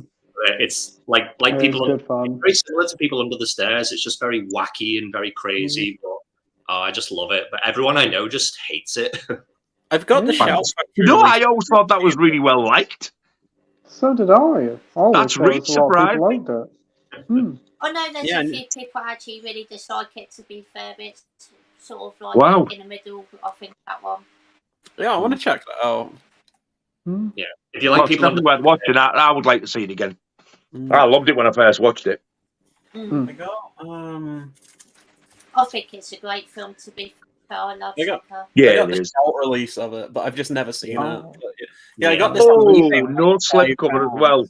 No slipcover, but it was a $5 on eBay, and I thought for an Wow, import. really? Yeah. That's What? not bad. That's not And bad. also, Holy they shit. They also sold Serpent and the Rainbow for the same price. So I got That's two Shout releases for a tenner. I was like, even if they don't come with the slips, I'm happy to pay that. Wow. Yeah, probably one of the best deals I've got on eBay, honestly. Seven of the Rainbow. I remember watching that on video and I thought, what a pile of shit. I've never seen I it. can't remember anything about it, so I would like to see it again. Yeah. I didn't mind that Wes Craven one. I know that. Oh, I hate so it. Cursed. Yeah, it's pretty good. I've only got the I DVD. enjoyed it. I've got the unrated one, but it's a pretty good film actually. Yeah, I enjoyed it. I thought the cast was pretty fun in it. I'd like to see this this Wes Craven cut that's never seen the light of day. Apparently, Scream Factory tried to get it. No, look, they couldn't get it. That's a shame. Apparently, it's supposed to be like a totally different thing. I think Wes Craven's idea of it, I think it was a bit more dark, if I remember rightly. And I think it might have been longer as well. So it would be interesting to think that his estate would release it one day. I'd like to see it. Yeah. So, Definitely. what about you, Scott? I'm probably going to go with the original Scream just because I think that film is fantastic and I really love the characters in that film, and it did really scare me when I first watched it as well. But I do also obviously love the original Nightmare on Elm Street and People Under the Stairs as well. I do really like Shocker as well, to be fair. Very good picks there, Scott. Me, I'll say Nightmare on Elm Street, Scream. I do quite enjoy Shocker. I actually don't even mind Vampire in Brooklyn. It's terrible, but it's quite fun. Is that the Eddie Murphy one? Yeah. I quite like that. I've got to give honourable mentions to The Last House on the Left and The Hills of Eyes as well. Yeah, Yeah. definitely. I mean, they're old 70s things, but my God, Hills of Eyes. I really like that film, even though I do like the remake better. But The Last House on the Left, fucking hell, that is even to the day brutal. Yeah. That's a It's film great that stuff. it was a kind of one and done thing for me. Like I can't revisit that. I think it's a bit too much for me. Like I'd be happy to revisit it. Like I've got the Hills of Ice 4K and everything, so I'd revisit that at some point for sure. But yeah, Last House is just it's a bit too much even for me. Do you watch your Last House yet, Andy? I've not. watched it in full entirely. The but uncut one. I did watch the uncut bits where she pulls her intestines out. It's whoa. It's brutal, isn't it? It's nasty. Yeah. But it looks so. The effects on it look amazing for the For time. 1972, I mean, that blood looks real. It's dark, which is how sort of like, to be honest, that's how blood is when it first comes out. It is darker, but her reaction as well. Yeah. He's got her against his tree. He's fucking stabbing, and you think, oh, God, it knocked me ill when I first seen it. I think really disturbing. I was watching a documentary on YouTube, like I want to say 2 years ago, and it was this YouTuber called In Praise of Shadows, and he did like a series on The Hills Have Eyes called Anatomy of a Franchise, where he talks about each of the films, and he gives a bit of a backstory on Wes Craven, and he talks about Last House on the Left. And one thing that I found out which utterly fascinated me was growing up, Wes Craven never watched any horror films. Like he wasn't allowed to. Like his family only let him watch Disney films. So when he finally got out, like he was away from his parents, and he was like a film student, I'm pretty sure. He was tasked with the idea of creating the most perverse, fucked up film possible. And for someone who'd never seen any violent films in his life, or like any horror films or anything, coming out with The Last House on the Left is like utterly like bonkers to me. Like just especially being so sheltered as well, and coming up with like something just as like perverse and fucked up, because it's so shocking even to this day. It's something that I watched 3-4 years ago for the first time, and I was just like, Christ. Like I was kind of surprised the BBFC allowed it to like remain uncut in the UK, like given I'm still shocked actually at that. Yeah, it's a lot. Like did you know before that he did a few porn? Did he? Did he? Yeah, he wouldn't say what they were. I think people do know. I don't know, but he did 2 or 3, I think. Okay, yeah, I can't swear to it, but maybe Sean Cunningham might have actually worked on them with him as well. I can't remember now. Okay, that's interesting. I know Abel Ferreira made a couple of pornos before he went big. Like, I've got the most famous one. I got that given. Oh, 7 Lives of a Wet Pussy. 9. Oh, 9 lives of a Wet Pussy, yeah. What a class. Our bad lieutenant was on the night. He sent me this. I was absolutely gobsmacked when he sent me that. Is that like the American like Vinegar Syndrome one that they did? Yeah, I don't even know if that's like even in print anymore, but I saw that on their website a while ago. I was like, Jesus. He originally sent me just the slipcover because I said, I want to get that, but I can't find the slipcover. He went, oh, I'll send you my slipcover. I was like, what? And then just out of the blue one day, he sent me the Blu-ray. Oh my God. So I've got the Blu-ray with the slip. I really like Abel Ferreira. I think he's great. Yeah, he's a good director, definitely. I do want King of New York on 4K, but it's finding it with a fucking slip. Yeah. So nice. I think I've got it with a slip. Oh, he's got it. Is that the 4K as well? It is the 4K, yeah. Yeah, it's really nice. It's kind of like a soft touch slipcover and everything as well. It's a really nice slipcover. Oh, that looks absolutely shit. You better send me it. I'll take it off your hands.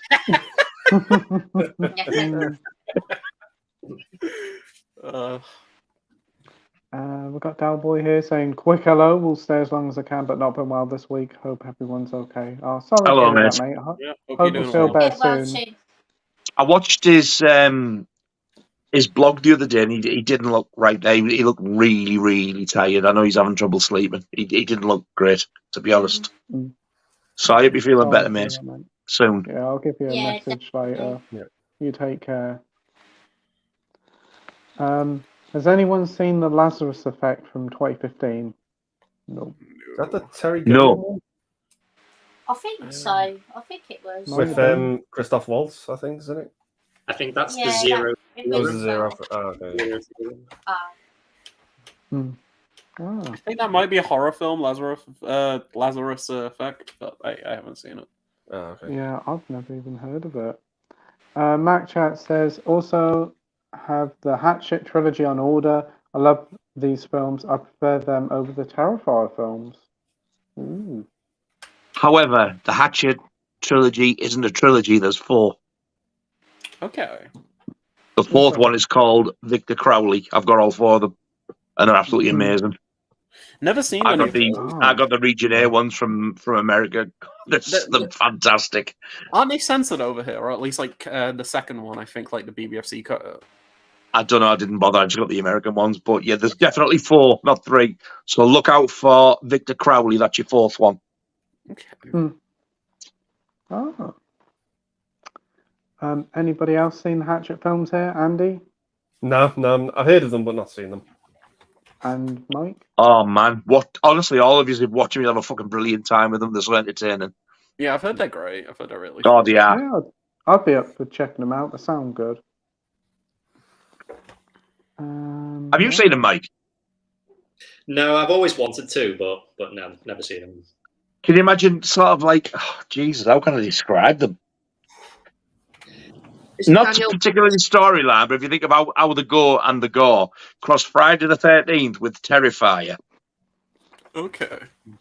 And what was the other one I was thinking? There was Friday the 13th, Terrifier, and someone else. Hills of Eyes or something like that. It's just fucked up. But my God, they're brilliant. It's him who played Jason the most. Oh, Kane Hodder. Yeah, Kane Hodder. Kane Hodder. He plays Victor Crowley in all 4 films. Okay. Okay. Danielle Harris is in some of them. Todd Thingy, who plays the Candyman. Tony Todd. He's in them. Tony Todd. Yeah. Oh, fuck me. There's a fella in them, and I only know him from Shark Night 3D. But he's in them as well. I think I'm the only person on the planet who's seen that. But I swear to God, if you like Friday the 13th and Terrifier, you need to watch the 4 Hatchet films. They're fantastic. I do want to watch those, to be fair. Yeah, I want to see them. Oh, honestly, they're amazing. Get the American ones. If you've got a Region A or like a multi-region player, get the American ones. At least you know they're uncut. They're all unrated. Awesome. Yeah. Scott, have you seen Hatchet films? I haven't, no, but I've been meaning to watch them, definitely. I've heard they're really good. Cool. We have Menharju here saying, hey Pete, I thought I'd let you know that in case you've forgotten or something, but the Scream 6 HMV exclusive is back in stock. Oh, that's cool. I did pop into my local HMV the weekend, and they have got hordes of those red slipcover ones. So Enough to make him say, I'll wait for it to drop in price. Ooh, Because he's too fucking tight to pay 25 quid for it. Doesn't even deny it, does it? Right, we have Bradley here saying, ooh. Is that what he's saying? Oh, Bradley says, hello, chaplains. Chaplain? Who's he talking to? Bradley Fucking says, Charlie? hello, chaplains. Chaplains? Hello, chaplains. Hope you're all in good form. How do you feel about 4K Blu-rays including standard Blu-ray and normal Blu-ray including DVD? Some people demand it. Seems a waste to me. I mean, to have a standard Blu-ray with a 4K is a nice addition. If they just want to do the Blu-ray on its own, that's fair enough. But I think they should drop the price to accommodate it. Exactly. Yeah, I think the benefit of having like a blue. Oh, sorry for interrupting. I was just gonna say like the benefit to having a Blu-ray is if you know someone, if you want to like lend a film out to someone who doesn't have a 4K player, it's like it's always a plus to have like a Blu-ray copy or something. But yeah, no, I definitely agree. Like if they're gonna be 4K only, drop the price to like 20 quid. Don't be charged. I ain't lending shit to anybody because they come back finger marked and scratched. Oh god, you want to see it? Then go and fucking buy because they ain't touching mine. Understandable, yeah. Like, yeah. Yeah. What about you, Andy? What do you feel about 4Ks not coming with Blu-rays? Yeah, it kind of bugs me a bit just for like a personal reason because when I get a 4K with a Blu-ray or anything like that, or just a Blu-ray on its own, I like to create a digital copy of it because I've got software that can do that. Oh wow! With Blu-ray, it's like for like as well, so the digital copy of it is Blu-ray quality. Oh, awesome! Wow. It takes up a lot of space, but it does it does an amazing job. Do you have a lot of storage space? Yeah, it takes up a lot. Like a film is normally it's between 10 and 15 gigabytes. Jesus. It does take up a lot of space. Yeah. But Wow. I can't do it with the 4K disc, obviously, because I don't have a 4K drive and I don't have 4K software. But yeah, it really bugs me on that level. Price level, it bugs me as well. Shouldn't be charging £25 for a 4K, just the 4K. It's a bit out of order. But I used to remember back in the day when Blu-rays were like first becoming the main thing, and they used to come with the DVD, and people used to say, when I was at university, people used to say to me, "Oh, can I borrow such a film?" And I was like, "Yeah, yeah." And they were like, "Oh, well, I don't have a Blu-ray player." I was like, "Oh, it's all right. Comes with the DVD." Yeah. So they'd be like, Yeah. "Oh, okay, yeah, I'll watch it." And then I was like, even if you don't have a Blu-ray player, like we used to call it, I think everyone knows this term, future proofing. Yes. Yeah. We used to say that a lot. I don't. It was like, buy it on Blu-ray because it comes with the DVD, and then you've got the Blu-ray when you get a Blu-ray player eventually. Yeah. That's what. Right. Yeah. That's what Yeah. we used to deem as future proofing, and it was a fun time, and I love it and I miss it. But yeah, that's my take on it. Yeah, I completely get you. What about you, Mike? Yeah, I mean, it's nice when the 4K does come with the Blu-ray, but then having said that, like, I don't know, like for me, I'm probably never ever going to use that Blu-ray, but even still, I kind of like to have it come with the 4K anyway. I don't really know why, but yeah, it's weird the way some companies release without and some release it with, but yeah, it's pretty weird. Scott? Yeah, well, I agree. I think the 4K should come with a Blu-ray. Again, I'm probably never gonna use the Blu-ray itself, but if someone does want to buy a film that I've got on 4K and it comes with a Blu-ray disc, they could watch a Blu-ray. So yeah, I think it should definitely come with a Blu-ray disc as well, definitely. Yeah. And Nige? I want to compare to show you, right, Scream, right, take away the fact that this is the HMV exclusive, because the normal one is exactly the same, apart from the fact it's a different slip and you get art cards. So say if you bought Scream with that on the slip, you wouldn't get the art cards, but that's all you get. Yeah. Right? So you get the one disc. Yeah, It's a bit of a cheek when you consider. And then you get something like this, which is like a huge film. So what? It's knocking on, but people have wanted these on 4K slip. And then you open this, and you get the 4K and the Blu-ray. And the way I look at it is, if my 4K player fucks up, I've got the Blu-ray to watch it. Yeah. Yeah. But the one with the one disc was 25 quid. The one with the two discs was 20 quid. How the hell? Yeah. How the hell can you say that is fair? Just because it's got a few art cards and a different slip. But like I said, if you don't get it, get the normal, get it from anywhere else without that slip and without the art cards, you're still paying 25 quid. But you're still paying 20 for that, and you get the two discs. It's like you're feeling you're getting more for your money as well. Yeah. And I think a lot of people are more inclined to sort of use the 4K Blu-ray packs than what they used to the Blu-ray DVD pack.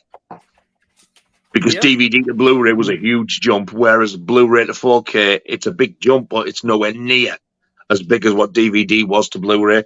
Yeah. So, yeah, I totally agree with Pete. If you're just going to give the one disc, that's fair enough, but bring the fucker down, because £25 is just way too much. Yeah. Yeah. No, I agree. There's no clarity with the prices. A lot of places like, is it Paramount? Sometimes you get discs, Blu-ray, sometimes you don't. Sometimes you get a slip, sometimes you don't. Yeah. I mean, if it's 25 quid with a slip cover and a Blu-ray, that's fair enough. But if it's like 25 quid, no slip cover, just the 4K, 25 quid, nah. Yeah. The weird thing, the £20 one with both discs, is the greediest bastards on the planet, Warner Brothers. Yeah, like WB are like kind of the best for 4K. I've noticed, like their 4K discs, their releases, and everything. They're always the best. Like they've probably got the best transfers out of all the big studios, and yeah, like especially for catalog titles, like you said, when the Rocky films come out, or when I don't know, like the Lost Boys came out, it's like 20 quid. They're not charging 25 like Paramount are, and I think it was like around Top Gun Maverick where they started doing it like 4K only. I'm pretty sure where like you didn't get the Blu-ray, and they're still charging 25. Like I bought the HMV exclusive for Smile because I like that film, but again, no Blu-ray, just a 4K disc, and I'm like that's kind of asking a lot for 25 quid. Especially because it was shit. Bye birthday money. I bought that with my birthday money, and I fucking hated it. And I'm still stuck with the motherfucker. I got it for my birthday too. Oh god. Yeah, I like the film though. I like it. Right, so next up we have Minhaju here saying, Sam, my friend, The People Under the Stairs is a great film and an underrated gem of a film. Absolutely. It certainly is. Sam picked up The House That Screamed. I saw that the other day and he's looking forward to watching it. I'm looking forward to hearing your opinion on it, mate. It's a quality little film. A little bit slow, Sam, but really good film. We got Cool Cat here saying, I love your shirt and tap. That's my partner, Sadie. Oh, thank you, madam. I haven't got my Bell End t-shirt on. I've got Old Art on there, and I've got Eddie behind me there. So thank you. Awesome. Got a lot of people chatting behind the scenes. We've got Radley here saying, Mike is a lucky man. I've got the Arrow Phantasm Blu-ray box set on his recommendation, and it's very good. So I don't have to yell rude words at him.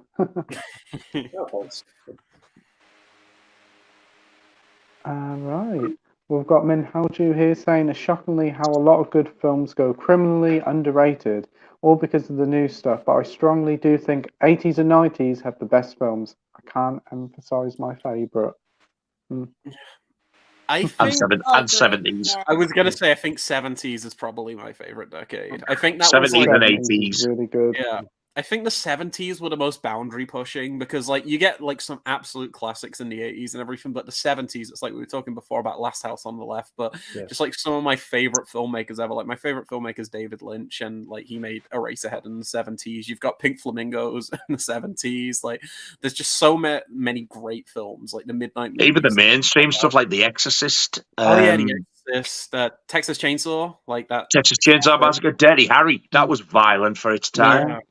Yeah, I think the 70s is like such a like, and this isn't in a negative way, but kind of a repulsive like decade for like a lot of the films that came out. Like it was just some nasty shit, and I think that's why I like the 70s the most. Yeah, because it's Scott, Clockwork Orange. Holy shit! Yeah, Clockwork Orange. Zombie. You've got the zombie poster, Scott. That was like 79, I think. Like Lucio Fulci zombie. Yes, it was. Yeah, and that's great as well. So yeah, no, just so many classics. And obviously the original Dawn of the Dead as well, which is original Dawn. Yeah, like just Jaws. so many good films. Jaws, as well, Do I keep sticking, or is it all you? Because it's all you to me. Say that again. Sorry. Come on again. Do you all keep sticking, or is it me? What do you mean? You're sticking a little bit on my end. Yeah. That sounded wrong. You're frozen right now. Not now. I'm sat here and all yous are sticking. I'm going, what the fuck? Yeah, you're a bit sticky on my end. Ooh. Now then. Now then. Now, goodness gracious me, boys and girls. But this is another That's reason mummy and daddy if they ever had a sticky end. Speaking of the 70s. Oh dear. Jimmy Savile and his white bell end haircut. Yeah. What a bell end! It's another reason why I hate streaming, because they constantly pushing new stuff. Yeah. All the time. Yeah. New stuff. And it's like, fuck off. 70s and 80s are just fucking great. And even now, I'm still discovering new 70s and 80s movies that I've not seen yet. Yeah. If you've not seen it, Andy, look for Sharky's Machine. What the fuck is that? Burt Yeah, Reynolds. what's that? Burt What's Reynolds. He's a copper. Okay. That was Oh, wow. 79, I think. What a film that is. Do you know the I never oh, heard he that. always plays a good psycho, Henry Silver. Yeah, Henry Okay. Silver. Isn't he an alligator? He's like a sort of I don't know if he's a Hawaiian or Chinese kind of looking fella, but he plays a fucking good psycho.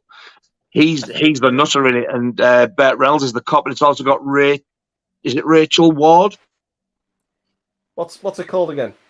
Sharky's Machine. Sharky's Machine, right? Okay. What a It film! sounds good, to be fair.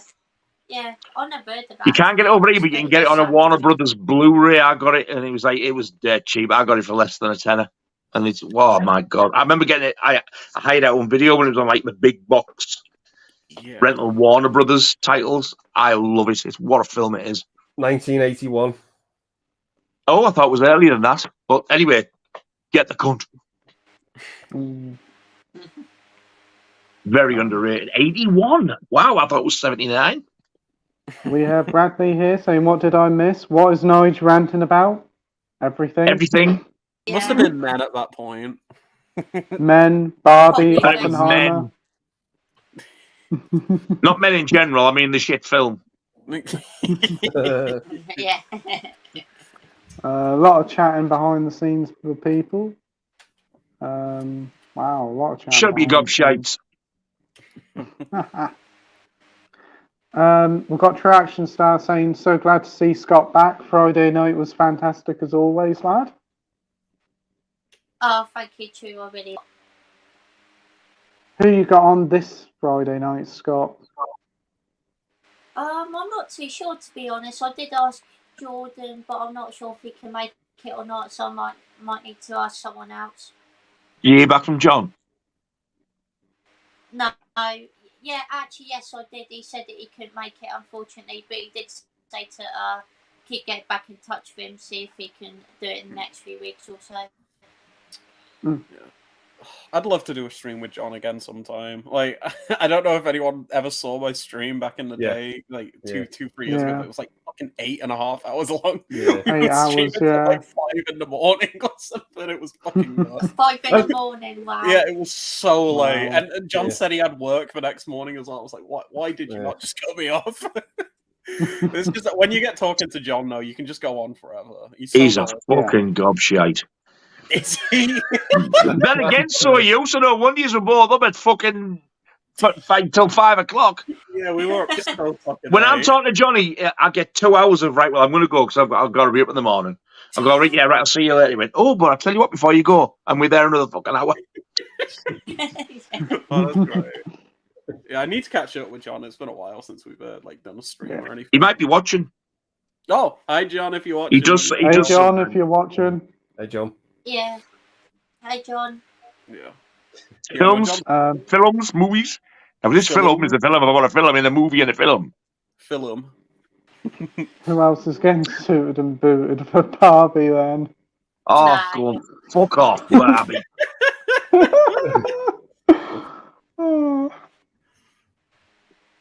Fuck is wrong with you all? Barbie. Quick joke, why isn't there a pregnant Barbie? Because Ken came in a different box. I really didn't want to laugh there, but I couldn't help myself. Nice. Josh said, "Thank you for sending that, Nige. Appreciate it. Men is just so great to me. Sorry you No didn't bother, like mate. it."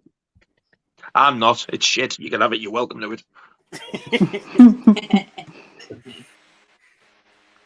We've got Menhalju here saying, "Didn't Nige also think Smile was a pile of shite and a bag of wank? I couldn't agree any less." Well, you're clearly wrong, but what can I say to that?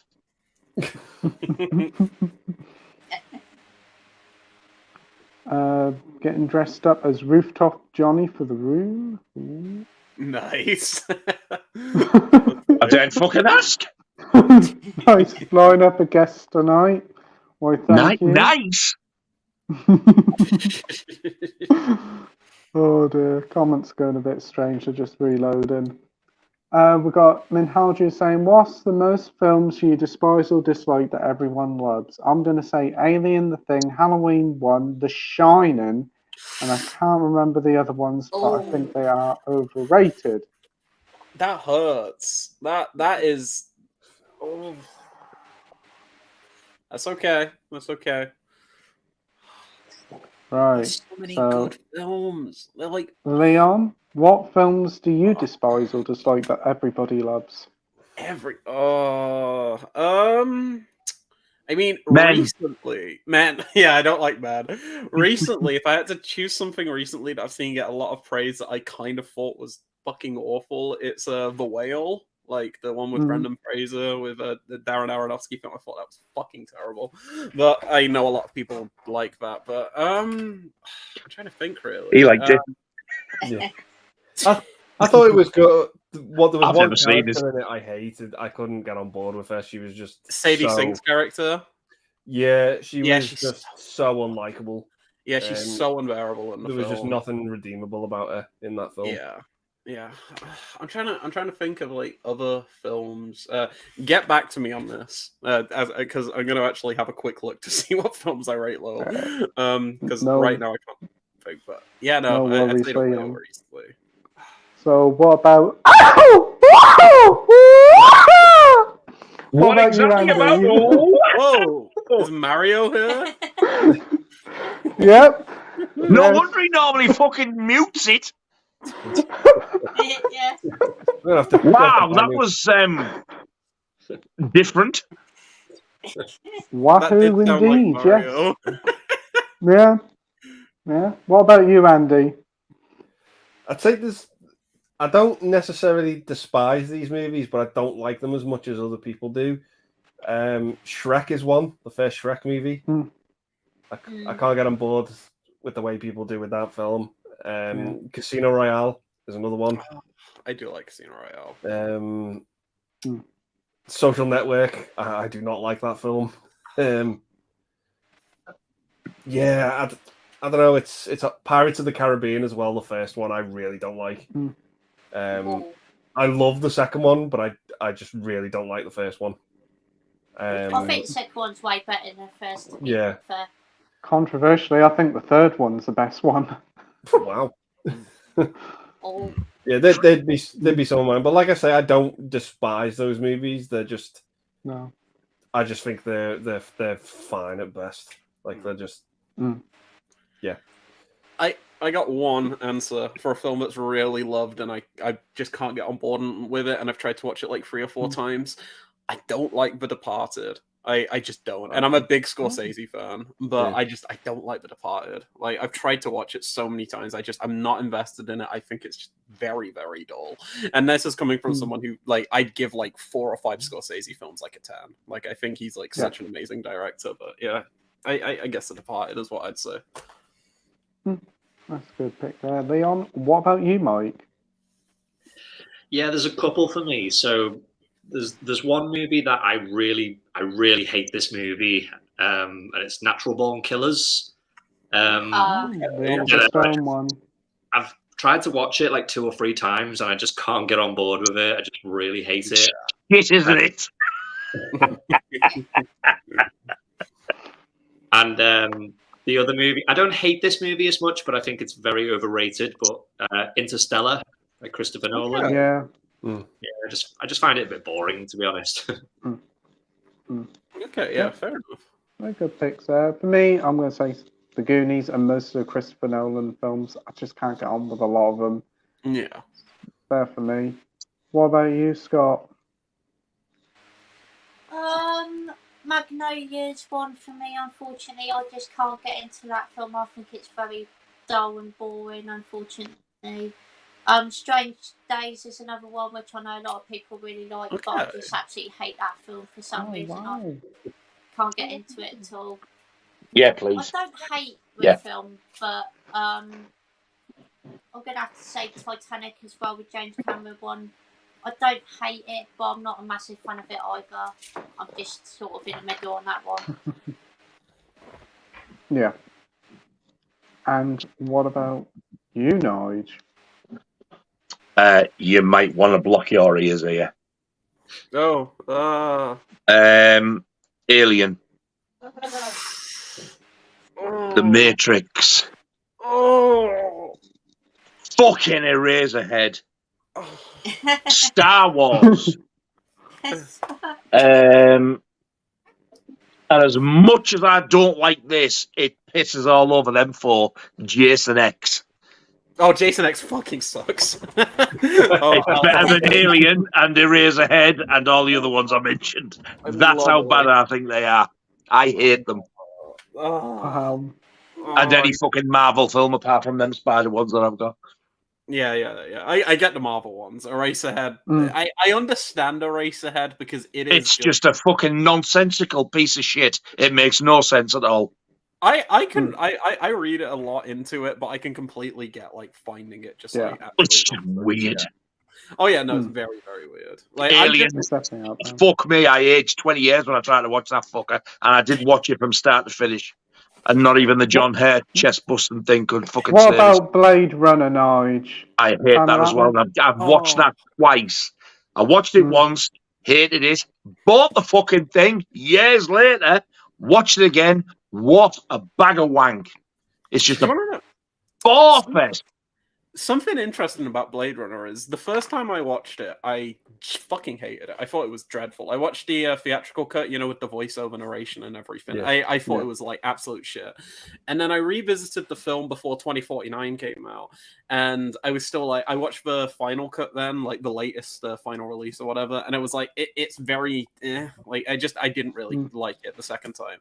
And then I revisited it with my friend Brady. We did a double bill on call of Blade Runner and 2049. I actually really loved 2049 when I saw it in the cinema, but on a rewatch, my opinions flipped completely. And after like my third or fourth viewing of Blade Runner, I just fell in love with it, and I love that film now. But it took me so many times to get into it. I think it's like it's a really. You hear all these things about Blade Runner, and then when you watch it for the first time, I feel like it can be a bit underwhelming because you're like, oh, is that it? But I think once you kind of know what you're in for and everything, I don't know. I really ended up loving it after a while, but it took me a while.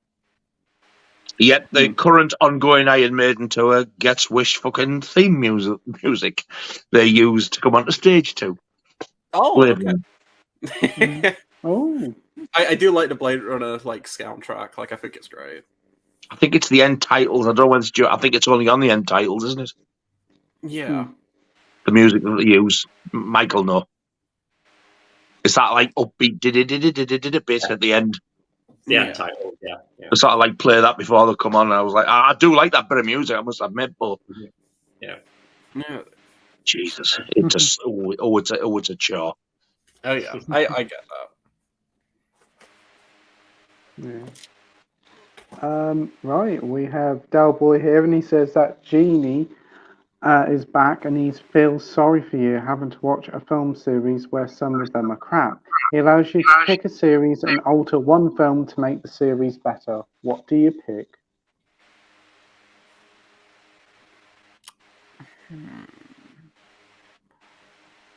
That is a good question there.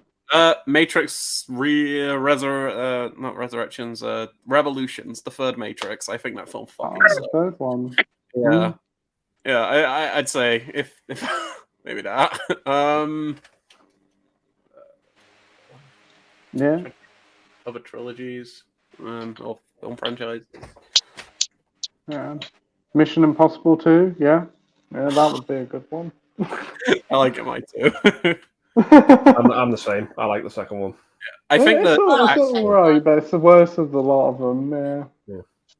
I think I just love how fucking nuts it gets towards the end. Like it just turns into like the character is not the same character as in the first film or any film after that. Like Ethan Hunt in that film is just a completely different person. Like he's the same, he's the character in name only. And I think I just find it really funny. He's doing like backflips and like fucking motorbike jousting and stuff. All the slow-mo camera.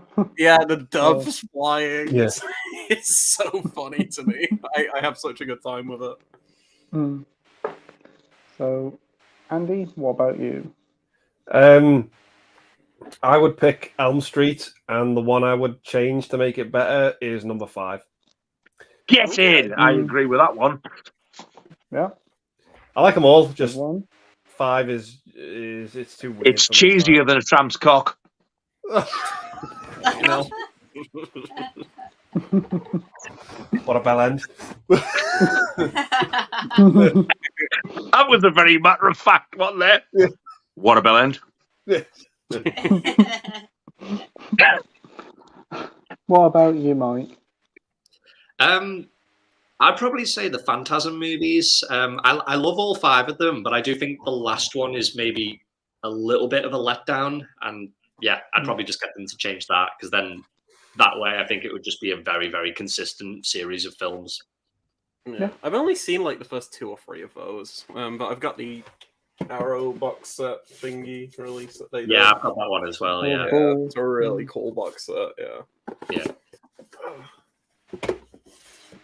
That's a good pick there, Mike. Scott, what about you?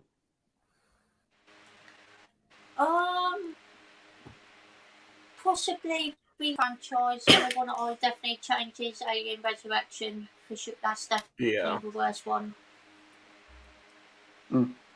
Great stuff. And Nige, what about you? Jason X, because I love the Friday the 13th, but also fucking Jaws 3. And not the Revenge. I like the Revenge. It's entertaining, but Jaws 3, Jesus Christ. As much as it is improved with the 3D, it's not a good film, let's be honest. Jason X, Jason X and Jaws 3 for me. Yeah. Thinking about, for me, I don't know. I know Jurassic World Fallen Kingdom was awful. I didn't like that one. Rocky 5, again, that's another one for me. That's my least favourite of all the Rocky films. I didn't like Leave Rocky that 5. alone, young man. Oh, I didn't like that one at all. Wow. Yeah, that was a struggle. And probably Alien 3. Resurrection wasn't too bad, but 3, I found that one a struggle to get through. But then there's a director's cut of that, I think, as well as Resurrection. Yeah. Could use the first one as a fucking sleeping tablet. Oh, come on, Nige. Well, where we going? Come on, Jackson. Hey, Jackson. Come on. Come on. Alien is great. Alien is great. Yeah, it does great on me. You are correct. We've got Jackson here. We've got, hey guys, I'll be dropping in and out, but great to see you here. Hey Jackson. You filthy beast dropping in and out in public. He also says, thoughts on the Lord of the Rings trilogy. Just rewatching all the extended editions and had a great time as always. I'll go first. I'm going for a pig. The fucking shit. I only seen the first one. Loathed it. Yeah, I think they're great. I've only ever seen like the theatrical ones. I really do enjoy them. I've never seen the extended ones. But I think the theatricals are honestly better. Like, I think the theatricals are better paced. The extendeds are kind of like for the fans and everything. They've got some great scenes. I think Return of the King's extended is worth checking out. But yeah, no, I think the theatricals are the better versions, but still great films. Andy? Yeah, I love all 3 movies. It has been so long since I've watched the theatricals. I've only ever watched the extended ones, I think, since they got released. Way back in the early 2000s. It's how I prefer to watch the movies, but yeah, it's been so long since I've seen the theatrical ones. Yeah. What about you, Mike? Yeah, I love them. Amazing trilogy. I'm the same as Andy. I think the last time I watched the theatricals was when I saw them in the cinema. When they came out on DVD, I think I just bought the extended ones and then I've just upgraded them to Blu-ray and whatnot. Oh, cool. And what about you, Scott? I've only ever seen the first one, but I did really like it, but I was a little bit underwhelmed by it at the same time. I didn't think it was amazing, but still really enjoyed it though. Yeah, brilliant stuff. Next up, we have Sam here saying he's on about The Naked Lunch, saying it's a very interesting film. I'm yet to read the book, but It's got the 4K Arrow box set. Ooh, very nice. I would like to pick that up. I haven't seen it about. It's currently on offer in the Arrow sale, I think. So yeah, it's like may 25, get I it. think. I mean, as long as you're in the mood for something weird, like it's a nice set, like your typical Arrow, like hard boxes and everything. But yeah, just a weird film. I don't. Yeah, I'm always up for a little bit of weird films. We got Dalboy also saying Talking Pictures on Freeview had Vampira on last night, a Dracula film with David Niven in the main role. Have you seen it? What's your thoughts on it? It's more comedy than anything. I've heard of the film before. Unfortunately, I've never seen it. Have you guys seen it, Andy? No, I've heard of it, but not seen it. Yeah, same. No, nobody else. No. Yeah, we've got Sai saying A History of Violence is a great Cronenberg film, and I do agree with Viggo Yeah, History of Mortensen. Violence is really good. Yeah. Sam's favourite Cronenberg films are The Dead Zone, The Brood, Scanners, Dangerous Method, and Existence. Yeah? Yeah. I'm glad he said Existence. That's great. Yeah. Mac Chat says, oh no, Lars von Trier, Antichrist. I've seen that at a special screening when it came out. Even the women in the crowd crosses their legs at certain points. I get the sweats just thinking about it now. Yeah, and I think I know what scene. Was James in the audience? Now then, boys and girls. Yeah, there's some sequences in Antichrist that there are a lot, but yeah, no, I really love that film. I got the Criterion from the States. It's a really cool release. We've got Dalboy saying Transylvania 5000 is a weird Jeff Goldblum film, I can tell you. Never even heard of that one. Never heard of that. I've heard of it. it. Glenn Miller thing. The wife is calm tonight, so her needs have been met. That being said, she won't be long before she's ravenous again. Well then. Now then. Well then. Well then. Well then. Well then. Well done. Well done. What? Goodness gracious me, boys and girls, I think Pete is on drugs. Yes, indeed. The Warriors. Top of the pops is Shawade. A lot of people come out and play a Warriors, yes. Yeah, Warriors reference. Everybody's saying the Warriors. The director's cut is fucking awful. Oh yeah, he's ruined it. You know we're 3 hours behind. We are. Yeah. Just cut the fuckers off and say goodnight. Dalboy says, I know a few of the panel hate James Bond. For me, that's just me. Nostalgic value, and I can bear to watch them. But I think people like the music of Bond over what a Bond film actually is. Do you feel the same? Yes. I think the Bond songs are like iconic in their own rights. Whenever there's always special parts of a Bond film, from the villain to the cast to the girls, and the music is one of the most iconic things about it. But yeah, they're as special as the films themselves. What would you say, Andy? I mean, for me, James Bond growing up, I didn't really get into James Bond until a bit later on. So I was in my early sort of teens. But it was always heavily prevalent in the 90s.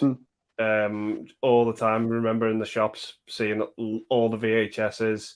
They were always on ITV, always on like the bank holidays, Christmas holidays. They were fucking everywhere. But I didn't really get into them until later on, and I just fell in love with them. Saw them in a whole different light, and yeah, I just think it's a brilliant series. Not a huge fan of the Craig movies, but yeah, love the 80s ones. Yeah, brilliant stuff. And what about you, Mike? Yeah, I mean, I've just got huge nostalgia for the series, so yeah, I absolutely love it. But whilst we're talking about James Bond, though, I'm just going to take this opportunity to say to you, Nige, I know you're not a big fan of James Bond, but I do kind of think you would enjoy License to Kill. just because if you like Death Wish, Mm. I think you'd like License to Kill because it's like Oh. a revenge, movies like that. Is that Timothy It's Dunn? probably the most. Yeah. Yeah. It's probably the most violent Bond film. It is quite gruesome at Very times. violent. Really? It's gritty. Yeah, it is. It's a 15 for a reason. It ends at 15 rating. Wow. If you watch one, I would definitely say that one. License to Kill. Yeah. It's a really good 80s revenge thriller. It is. I do like the theme to that. It's Gladys Knight, isn't it? Who sings that one?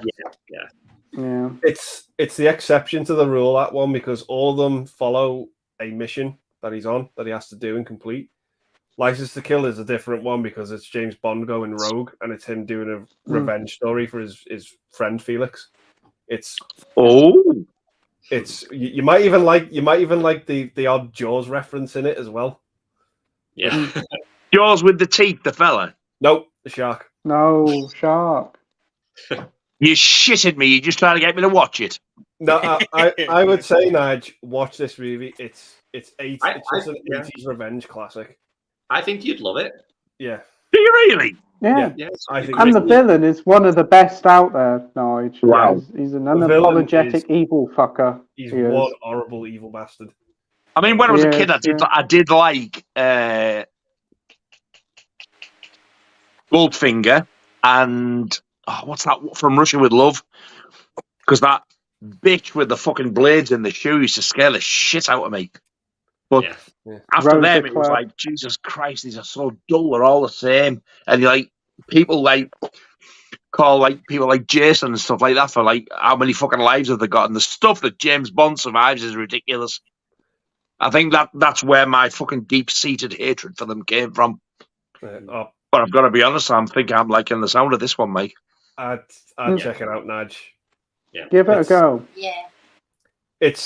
If you watch it, none of the others will, I think, live up to it because none of the others have the violence that this movie has. And it's a film that you can watch without having to watch the other Bond films. Yeah. I think we've got the DVD box set in here somewhere because I got my dad it one year. And when he died and went and sort of emptied his flat, we've got it. I think Laura wanted to keep it. So I'll have a look. And if it's about, I will... They're all on Amazon Prime if you've got them. Got Amazon Prime, yeah? Yeah, they're all on there to watch because Amazon own them now. So. Oh, that'll probably look better then because I'm sure he only had the DVD box set, bless him. So I'll have a look on there. I think you'll have a blast with it. You will do, yeah. Won't you get a shock if I come on next week and you go, what have you watched? And go, well, I watched License to Fucking Kill, as in James Bond. You'll all probably go. And then I decided to watch that. And then I decided to follow that up because I enjoyed that so much. I decided to watch A View to a Kill, and I enjoyed that one as well. Fucking hell. Yeah, you're pushing your fucking luck now. I would only want to watch that for the Duran Duran song, but I can just listen to that whenever I want. Yeah, that's true. Yeah. Yeah. What about you, Scott? Yeah, I do really like Bond, to be fair. I've only seen a few of the films, but I do sort of prefer the music to the films, I would say, probably. But I'm going to head off now, guys, because I'm getting a bit knackered. No worries, mate. Great chatting to you as always, Scott. I agree with Scott anyway before you jump over me because you've just had that massive conversation with me. I like the music better. Yeah, good chatting to you guys as always. Really enjoyed tonight. It's been a lot of fun. Yeah, it was great. Yeah, it was nice to talk to you finally on a live stream and everything as well. Yeah, no, I had a great time. Yeah, definitely. It's been good to talk to you, Leon. Definitely. Awesome. Thank you. And no worries. And see you Friday, tomorrow, Scott. Yes. See you tomorrow. Oh, see you tomorrow. Yeah. See you tomorrow, and see you on Friday night as well. So take care, mate. Yeah. Watch how you go, mate. See you later. Bye. Bye.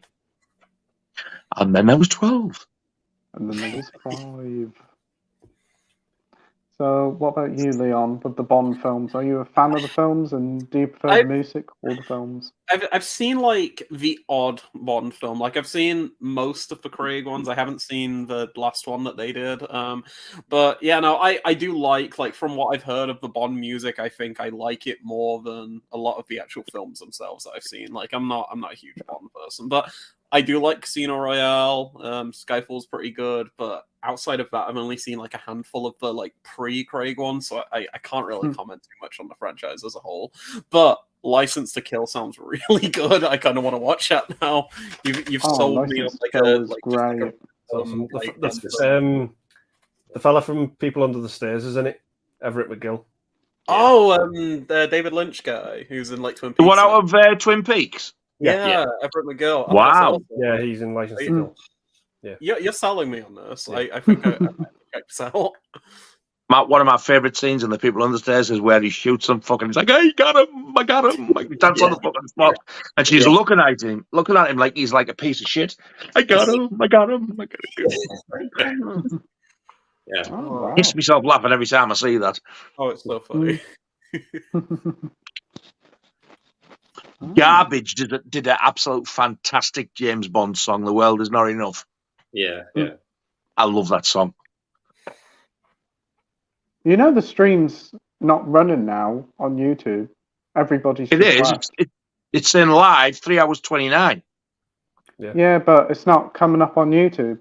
Wait, what? What the? Oh, it's now come back up now on YouTube. Very strange. That's really weird. Did we have a gap there, boys and girls? Let us know, because apparently it went off. Yeah, really? I think it went off for a little while, because we had like about 20 odd people watching. Now we're still live. Yeah, it says 23 people right now. Still live. We are now going. Loads. I've just got the comments that they're saying you're back now. You're back now. Yeah. What the fuck? Amy's just messaged me, said it went off as well. Yeah. Oh, that's weird. Was it long? Yeah. I don't know. Now then, Nige.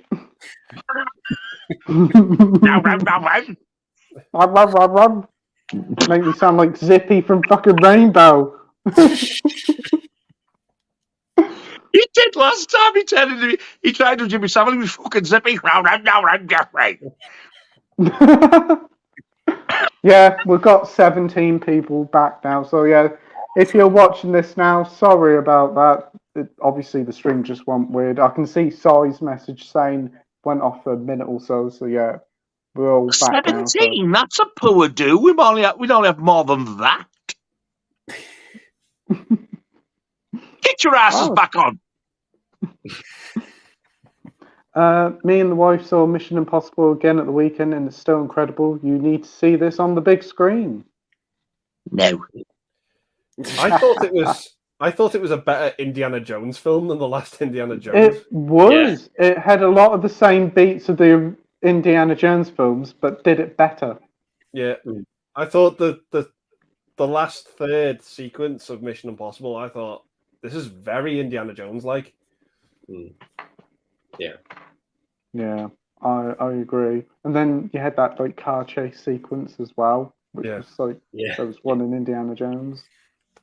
And they got to collect 2 McGubbins to sort something, and so did they had to do that in Indiana Jones.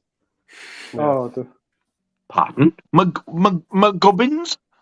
McGubbins, yes. McGubbins?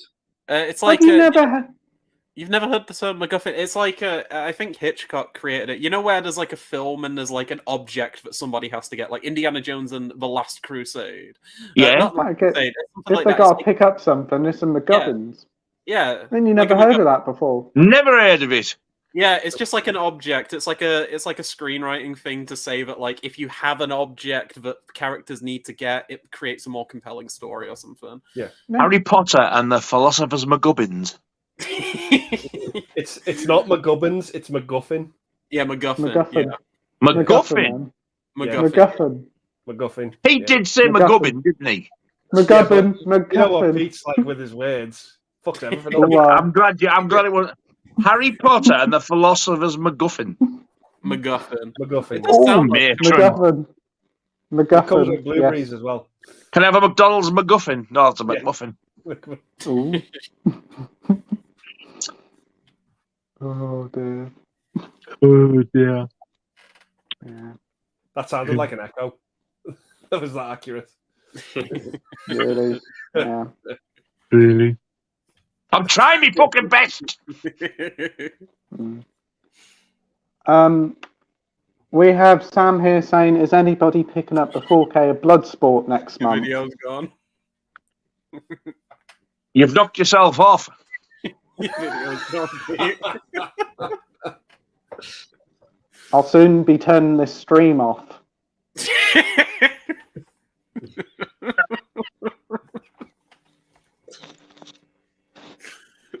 Yeah, I'll probably pick it up. I like Van Damme. I've never seen. I can't tell if he's joking or being serious.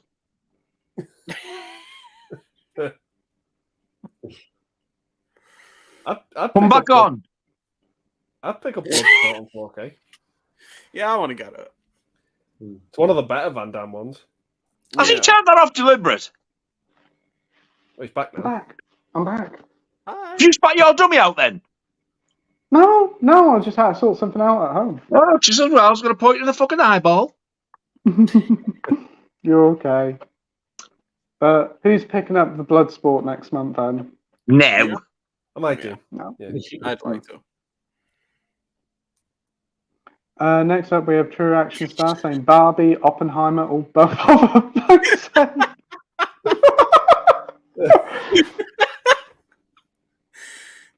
You know what?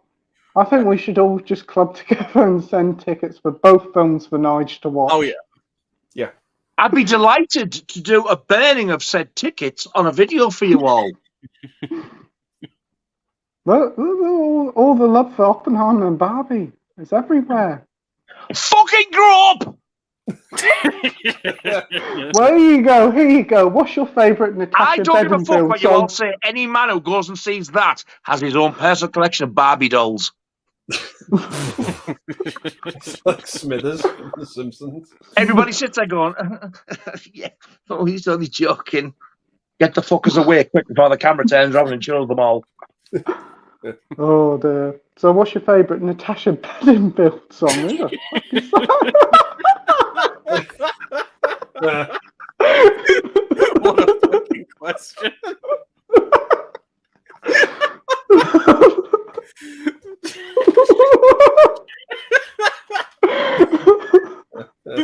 Apparently, she's a nice lass. I think it was just Pete's reaction of who the fuck's that?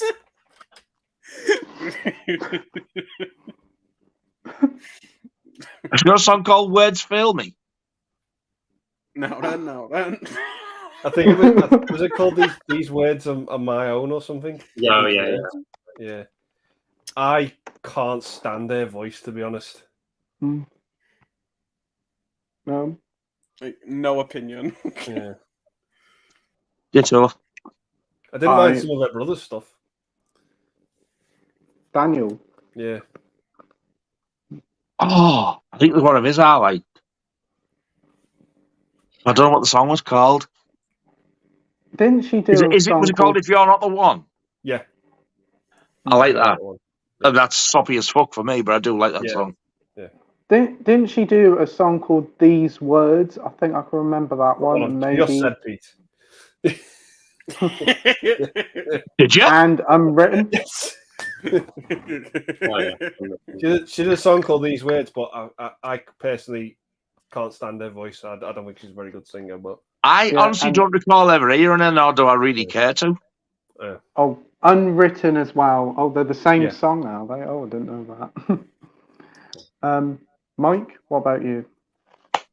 I can only think of that one song and maybe one other. But to be fair, I think her songs were more memorable than her brother's songs. But I don't really like either of them. It's not really my kind of music, to be honest. No. True. Yeah. And Leon, you got a favourite Natasha Bedingfield song? And he's just like, what the fuck? No opinion. Well, you never thought you were going to be asked that tonight, were you? No, that You that actually one know for who she me is? maybe the name sounds familiar, but I'd have to like listen to a song. Oh, don't. Okay, maybe not. I've seen Toxic Avenger, very funny film. Oh, that's Toxic great. Avenger is getting a remake. I've What? heard that quite a few You can't times. remake it. What the It's fuck for? It's not a remake, it's a reboot, and Lloyd and everyone are still involved, like he's helping write it, but it's directed by Macon Blair, who I actually really like. He's made like a lot of like pretty good, solid like thrillers and grindhousey stuff. So I think even though like Toxic Avenger isn't grindhousey, he's very good with like his gore and stuff and like over the top shit. So I think he's a good pick. And the cast is nuts. They've got Peter Dinklage, Elijah Wood, Kevin Bacon, Jacob Tremblay, like the kid from Wonder and everything. There's so many like big names in it. It sounds pretty fun. Peter Dinklage is playing Toxic Avenger. Kevin Crispy Bacon, yeah. Kevin Bacon. Why? He could have been in the original if he liked them that fucking much. He was around then. Yeah, I don't know. I just think it's funny that they're getting Peter Dinklage from Game of Thrones to play the lead in the Toxic Avenger reboot. I think it's kind of funny. Yeah, I mean, it could be fun. Yeah, I'm going to want to see it because I like the others, but right. I don't know. I just want to, again, leave him alone. Yeah. Bad Lieutenant says, Leon, I met David, who works at Blueprint last week at my local H&B. Had a good chat about the Video Nasties and Bruce Lee films. Awesome. Yeah, no, David's awesome. Yeah, I was speaking to David earlier. Yeah, he's really, really cool. Yeah, but that's amazing. Yeah, he just posted his review for the Bruce Lee set. It's like close to like 10,000 words or something nuts. He wrote so much about that set. But yeah, no, David's a really, really cool guy. Yeah. Oh, that's awesome. We've got Michael saying, owls about that then. Is that the next T-shirt? I don't know. With Jimmy Savile's face on, I'd get fucking lynched. Dalboy says, thanks, Lieutenant. I've been a bit unwell, had a bit of a brain fog this week, so questions a bit harder for me this week. I'm sticking with it though as long as I can. Well, you take care of yourself, mate. Take it easy. Yeah. I think you need to rest feel up. better soon. Yeah. We're here for you, mate, so you take care. We've got a lot of people chatting away.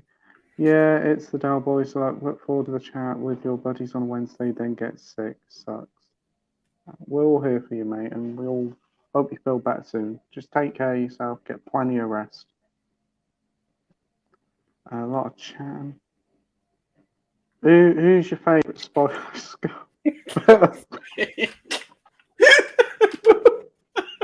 Jesus, mother. Right. Oh, bit of posh for me, yes. Who's everyone's favourite member of Take That? Don't give him any fucking ideas. Who's your favourite Take That member? What's the one? Sporty Mel C, is it? Mine's Baby. Yeah. Yours is Baby. Sporty. Emma, yeah. Yeah. Andy. Yeah, I actually really like the Spice Girls, to be honest. I still listen to them, but nice. Yeah, I'm gonna have to say it's Sporty and Baby for me. Yep. Sporty, yeah, but I bet she's got a smelly fanny. I don't care. Hey, Nige. You'd still eat it, wouldn't you? She'd fucking love it. Andy would go down there and come back up with his kipper breath. I would. And what about you, Mike? Yeah, probably Sporty. Is that Mel C? Yeah. Yeah. Yeah. Probably say her as well. Definitely not posh. She just seems like a right miserable bitch. That's true. That's true. And she thinks she's better than every fucker just because she's married a soccer player. Yeah. Yeah.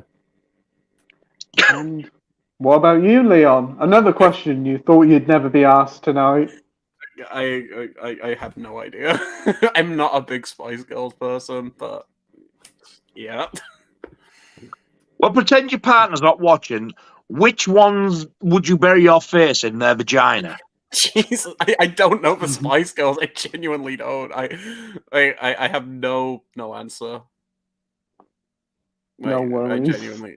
I'll I answer don't for you. know. The correct answer is Emma Bunton. Yeah. Go. But Then how do you say? What? I do think Mel C has the best voice, if I'm honest. Yes, I totally agree. She's got the best voice. Yeah. She's also got the best solo stuff. That album North Right. Star, there's some bangers on that album. Yeah. Mm. Like I Turn to You and the title track. There's Yeah. another one or two I've heard as well. My daughter went to see her at the town hall, middle of the Really? town hall. Mm. Mm. Do you know when she broke her foot in the 90s? Yeah, I think so. Yeah. 90s or early 2000s? She was on the stage with a pair of fucking crutches singing I Turn to You, hopping around trying to dance. I wasn't there, but my ex took her. She absolutely loved it. My mum and dad went to a party once and she was there. What the fuck? Yeah. Oh Christ, she's never put I keep forgetting about that. Yeah. Yeah. Oh, cool. Wow. What did your dad say? Will you sign me car? I wouldn't put it past him. Oh, he'll do for me. I love him. Yeah. I'll be back in a couple of minutes. All right. Yeah. No worries. Yeah. I wonder He's got to if go and talk anyone's to his seen partner now and saying, I don't like the Spice Girls. I love you and you only. the trailers for The Passenger. I heard with that. That was quick. Kyle Gallagher and the creator both look really good. What's your thoughts on them? I have no idea what either of the films are. Never heard of them. No? I think I saw the trailer for The Creator with before Mission Impossible. I think it's from the guy who did Rogue One. It's all right. I think I might have seen the trailer for it. I think it's a 20th Century Fox film. I think it's coming out in September time. It's a sci-fi one, isn't it? Yeah. I'm there. Yeah, it looks pretty good, I must admit. Mint.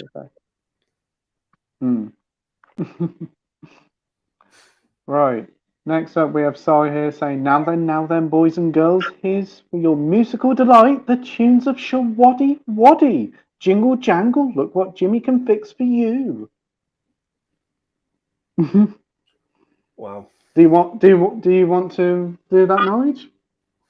No, thank you. Very kind offer, though, Pete. Oh, well, whenever it's Savile, it's always your dulcet tones that do it justice. Mm-hmm.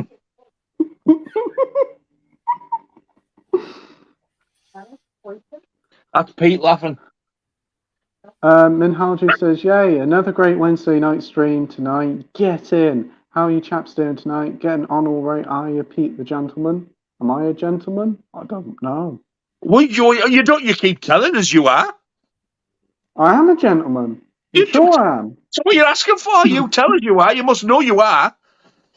Yeah, I'm sure I am. Totally I am. Definitely. 100%. Amy, is he a gentleman? She'll say yes. Of course she will. Luke says, hey guys, what did you think of Mission Impossible Dead Reckoning Part 1? Have you heard that the director's strike is now going to push Deadpool into 2025?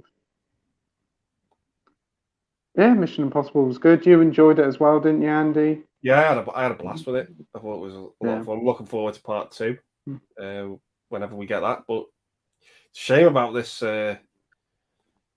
striking that. I hope they can get it sorted and get everything works out all right for everyone involved. But yeah, I've seen some of the pictures of Deadpool 3 and they look pretty good. I'm not gonna lie. Yeah, it looks pretty good. Deadpool. I must admit, it's great to see Hugh Jackman back in it. Hugh Jackman. Hello. Hi. Hey. I should forgive you. No, I didn't speak. So what have I missed? Not a lot, really. To be fair. No, just me calling Hugh Jackman Huge Jackman. Nice. Did I miss anybody asking if we're going to go see Barbie or Oppenheimer? I don't know. We haven't had that question yet. We might get it later on down the line. Oh, yeah, I'm curious. So anyway, yeah, has everyone answered their favorite take for that person? Like, member? Oh, Mark I Orange. have strawberry Mark Orange. cheesecake. Ooh. Ooh, That nice. sounds like my kind of dick. Ooh, ah. Now then. What?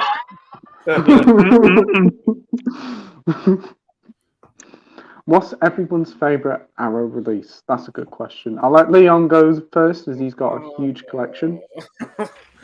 Okay. I'll let Leon go first because he's got a big one. Has he now? Ooh. This one. Camera. That is a big one and all. It is a big one. It's so big you have to hold it with two hands. Oh no. I know. I don't want to make a joke about it being scaly too. Oh dear. Oh dear. But yeah, the Gamera collection. It's amazing. There's certainly a very big package there, Leon. Ooh. Like it? Like all the strawberries on top, doesn't it? Yeah, it's a big one. It's a giant. So cheesecake. I like it. I might say it's a monster-sized package. Anyway, the Gamera films. Growing up, I had a DVD of Guardian of the Universe that came free with like a PlayStation magazine, and it contains this fucking hilarious UK dub of the film where for some reason, for some unknown reason, they decided to add techno music to a kaiju film and dub it where all of these people who are definitely not English are speaking in British accents, and it's probably the worst dub I've heard in my life, but it's so fucking funny. And when Arrow announced this box set, I was like, I hope they get that UK dub. It's such a novelty. I don't even think many people know about it, but I hope they get it. And they fucking did. They did. If you buy Guardian of the Universe from Arrow, there's like an English UK dub option, and I don't think you've lived until you've seen this dub. Even if you're like somebody who isn't into dubs or anything, it's one of the funniest things in the entire world. They just there's just sequences where there's like really dramatic moments that are happening, and you'll have this like blaring techno music in the background. It's so funny to me. It's really, really good. But yeah, I think this release is amazing. But that might change when the Bruce Lee box set comes out, when I pick that up, because I've heard that's an amazing box set. Bruce Lee box set looks incredible. I'd love to get that. So good. But yeah, no, it's hard to just pick one really, because they've done amazing work. Yeah, I really like their True Romance release. I think so that's do really I. It's a really nice release they've done there. Yeah, I'll probably say my favorite is True Romance, but their release of The Lighthouse was really nice. The Lighthouse is great. Yeah. What else? It's only a standard release, but I love their release of Climax, like Gaspar Noé's Climax. I think this is great because there's like a US Blu-ray, but it has nothing on it. But this has like interviews, commentary, like music videos, short films. It's got so much on the disc. I think that's a great release. Climax is a fantastic film. I did enjoy that one. It's so good. It's really, really fucking weird. But yeah, it's probably my favorite Noé film. Like I would agree. I love, even though it's not one of my favorites, I love the presentation of the Enter the Void release they did. I think that's like really, really pretty too. I could go on forever when it comes to Arrow. They're amazing. But yeah, I'd probably say the Gamera release, yeah. Great ones. True Romance for me, Lighthouse. I thought the Tremors one was pretty nice as well. Yeah. And Robin Hood, Prince of Thieves was a nice little surprise as well. Yeah. What about you, Andy? There's loads I can pick in terms of packaging. All the Argento stuff, RoboCop, Robin Hood. But if I had to pick one based on the film that surprised me and I watched it just because it was on the Arrow label and for sheer relatability, Last American Virgin. Yes. Oh, it's so good. It is so good. I love that film. I think it's amazing and has like one of the best endings in any film ever. Like it's such a great ending. Yeah, what a soundtrack! Great. What a film! Soundtrack's amazing. Yeah, the soundtrack's fucking amazing. Yeah. You know, I was blown away by that. I got that in a like 5 for 30. If anyone remembers when HMV did those, like the Arrow stuff, and I was talking about it either on a stream or a video I recorded. But looking back, I remember there was one day where I picked up like Last American Virgin. I think I got Thief. I think I got the Ronin release and like 2 others. And then I look at the prices of how much they've skyrocketed now, and I'm like, that was probably one of the best sales I've ever like bought titles in. Because Last American Virgin goes for like 40 quid now, 40, 50 quid. I've seen it go for like 100. Jesus. I paid about 22 quid for it off eBay last year.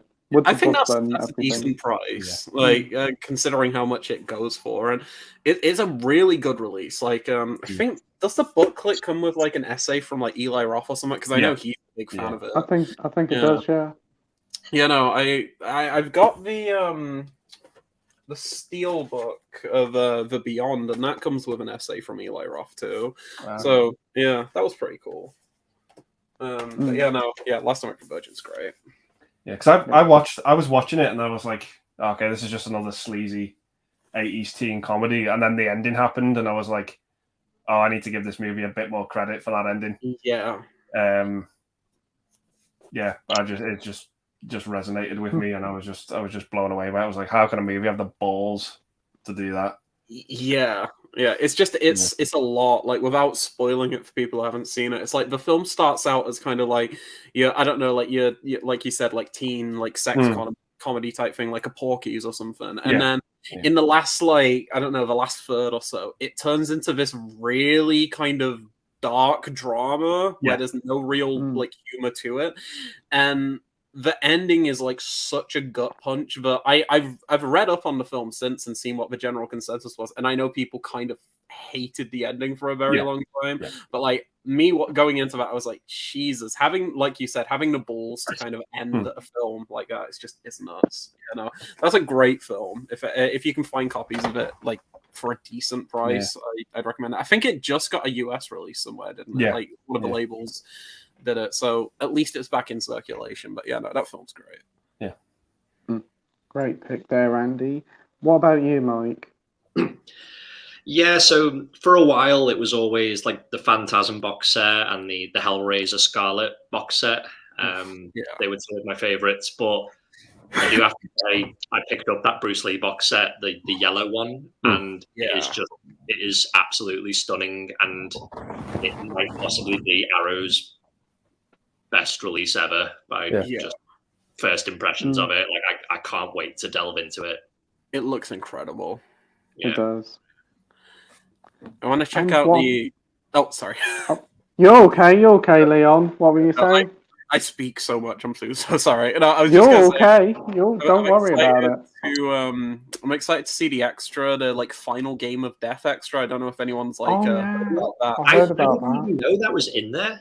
Yeah, it looks amazing. It's like 4 hours long or something, and it's like it doubles as like a documentary, and also every single piece of footage Bruce Lee ever shot for Game of Death before he passed, and it's been kind of edited to like, I don't know, edited in a sense that it's what Bruce Lee would have made, like as best as like we know it, given from collaborators and stuff. So it's like the truest version of that film, because there was a lot of, like, I'm sure everyone knows, but there was a lot of like behind the scenes like tinkering, getting lookalikes and stuff in the final cut. And I really want to watch it extra. That sounds like it's worth the asking price, honestly.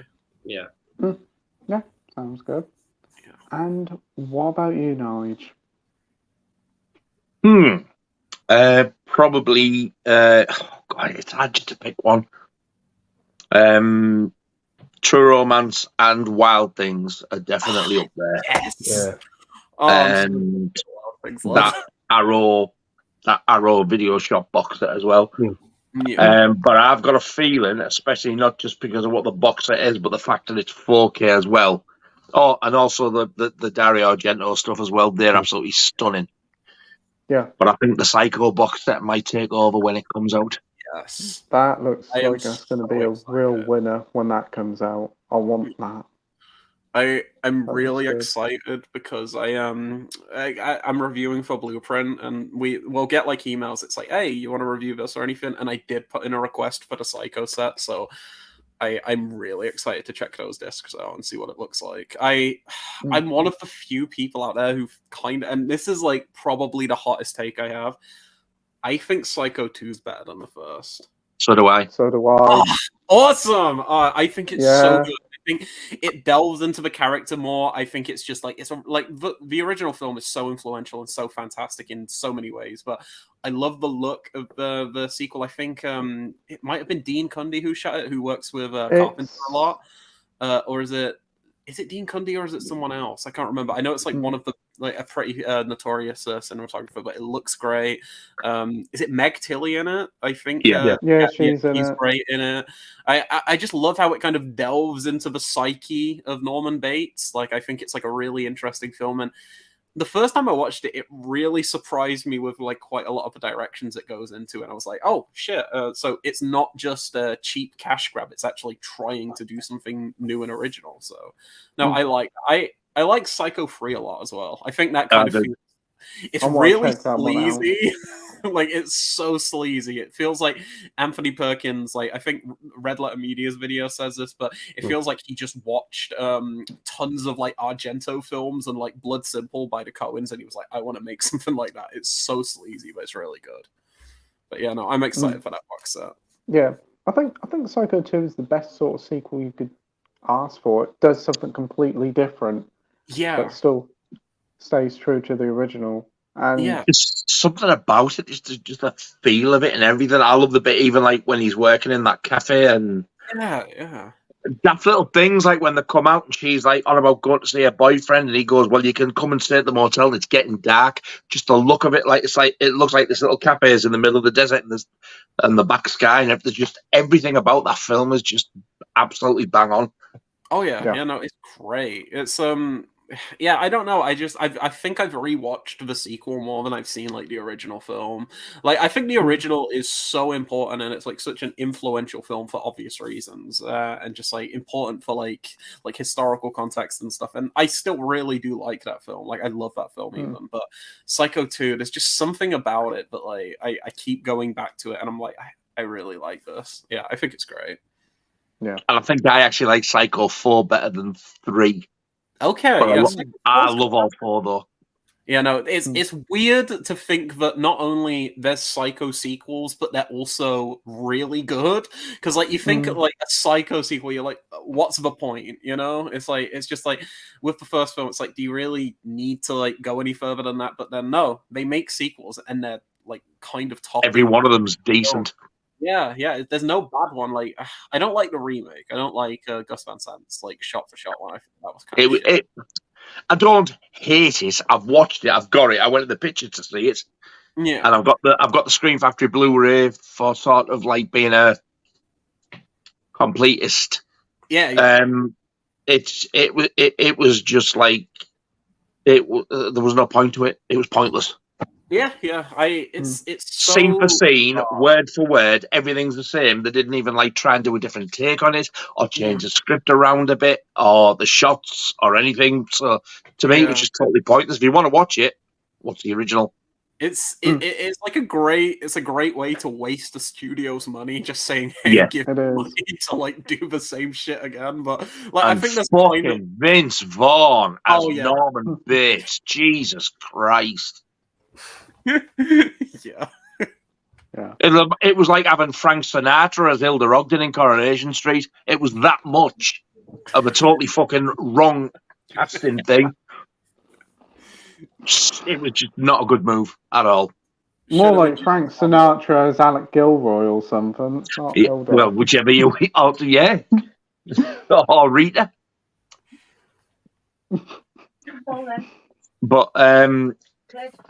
But yeah, I love all 4 films. Nigel's Jimmy's is unparalleled. Goodness gracious me. No then. No then. What do you think of the new One Flew Over the Cuckoo's Nest Cine Edition? Money getting.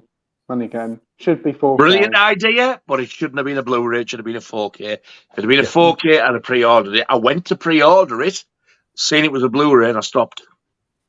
Yeah.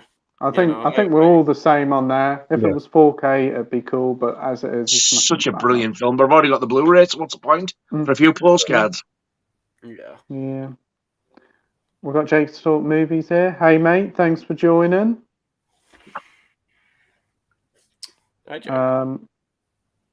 We've got the usual shite with the usual bell end. Bell end! Squeak, squeak, squeak, squeak, squeak. Traction Star says, has the love god book his tickets to see the show of the Waddy Waddy? What the fuck? I personally would rather have an anus full of razor wire. However, I think Jimmy's gone to see show Waddy Waddy. The show of the Waddy Waddy. So confused. What the fuck? Under the moon of Sniff Those Fingers, ladies and gentlemen.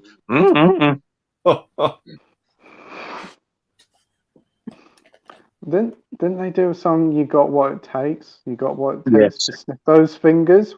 Now then, Originally a Dave Clark 5 song, believe it or not. Is it? Oh, well, I've got a lot to answer for. Now then, you've got what it takes to sniff the crusty crotch of my pants. Fucking hell. Oh, dear. You've got what it takes. Well, I've got what it takes to interfere with your children, boys and girls.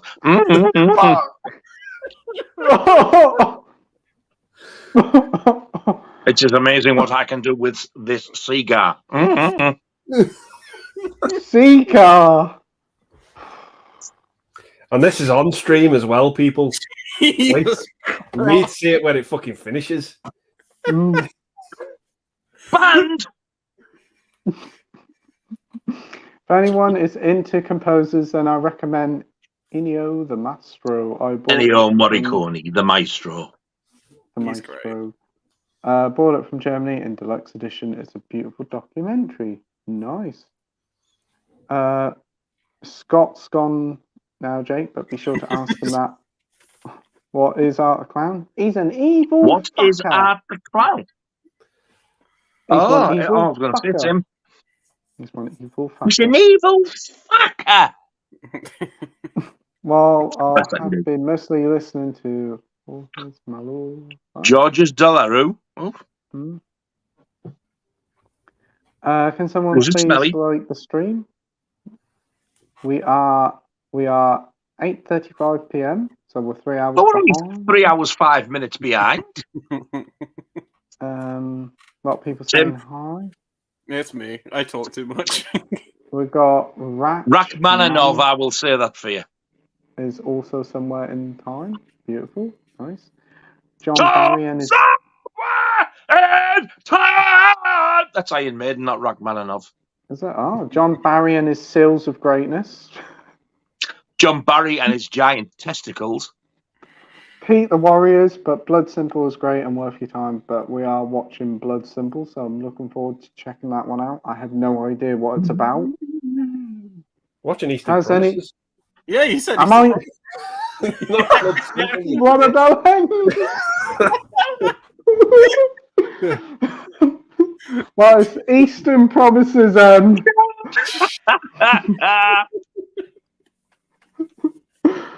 Oh, scrap that. He's not watching that one at all, boys and girls. He lied. While I'm watching Easter Promises. Easter Promises. There's a load of fucking eggs. Fuck. He's watching a film with a load of fucking chocolate eggs. I promise to give you this cunt. What did Michael Mann earlier? I'm trying to remember. Manfred Mann. Favorite man. Diddy dum, boys and girls. Oh yeah, Savile did a cover of that. Oh, I didn't know he's been quite a bad. All right. Yeah. Right. Has anybody seen City of Fire? Is that the one with Willem Dafoe? City. Straight. You tell me there where it says fucking city. Streets of Fire. City of Fire. That well-known famous film with William Dafoe. No, thankfully I fucking haven't seen it. It's like a musical. William Dafoe. William Dafoe. William Dafoe. What's his face? Oh my fucking lord! With what's his snot? What's his snot? Wait, what? What's his face? City of Fire, starring William Dafoe and what's his snot? Rated R. So has anybody seen Streets of Fire? Well, you clearly fucking haven't. No, I haven't. No, I've heard of it. I've heard of it. Good things. I'm forgetting the guy's name who made it. I've seen bits of it and it looks fucking terrible. I love it. I think it's Who great. directed it again? Walter Hill. Walter Hill. Yeah, Somebody Walter told Hill. me it's the Warriors with music. Yeah, I love it. I think it's a great film. Would you say it was the Warriors with music? Is it as good as? I can see where they're coming from when they say that. Yeah. Yeah. Okay. I enjoy it. Bill Paxton's in it as well. Unfortunately, the person who did the music for it was the fucker who wrote the music for Great Love, Meatloaf, Jim Steinman, and oh Jesus Christ, Oh dear. he's shit. There's a song in it I like. I think it's called "Going Nowhere Fast." It's a pretty good song. Oh, cool. Yeah, I want to see that film. Yeah. Like, What do you did like Shout put a 4K out? They might have done. I think. Ooh, fucking buy that. I love it. Mike? I think it's great. Mike, have you seen it? Yeah, I think it's pretty good. Like, I kind of enjoy it. It's such a weird film, though. It's like a weird mishmash of genres. It's got Rick Moranis in it as well, and he's playing really against type in that movie. He plays like a really sleazy character in it, but yeah, I think it's quite fun. But on that note, guys, I'm gonna have to head off now. Okay. But yeah, it's been a good night. Yeah, it's been fun. Yeah, it's been a lot of fun. Nice to see you again, Mike. Yeah. Take care, mate.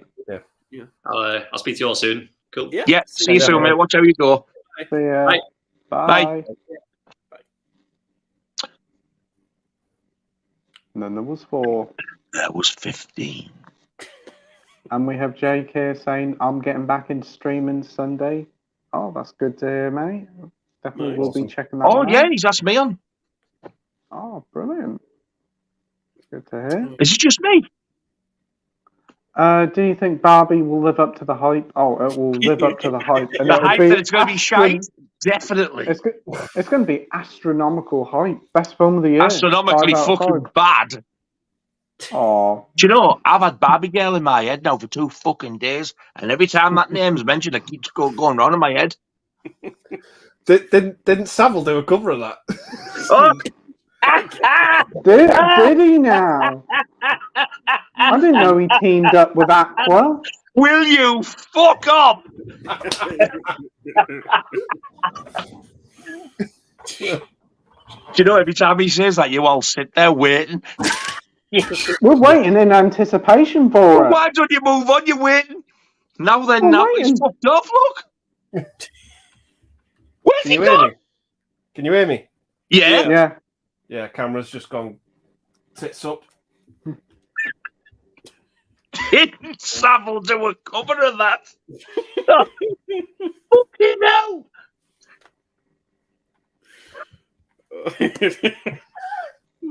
There we go. Now then. I'm a Barbie DJ living in.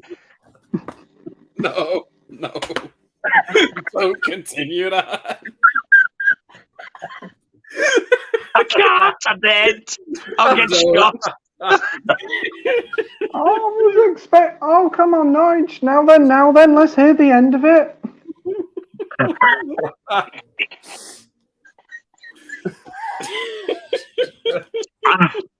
Oof. I can't. I'll get shot. I'll get hit, Bill. Oh, don't worry. You've already done much worse, so this can't be that bad, surely.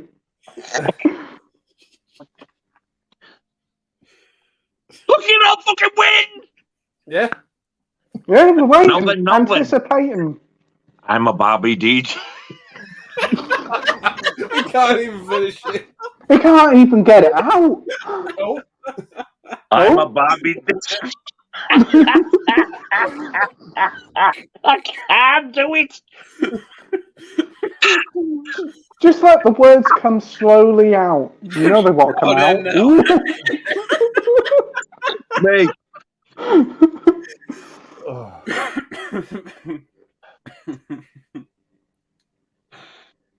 Now then, you're Barbie DJ. Now then, Barbie DJ, looking for all your Barbie collection so I can come round and let your mummies sniff those fingers.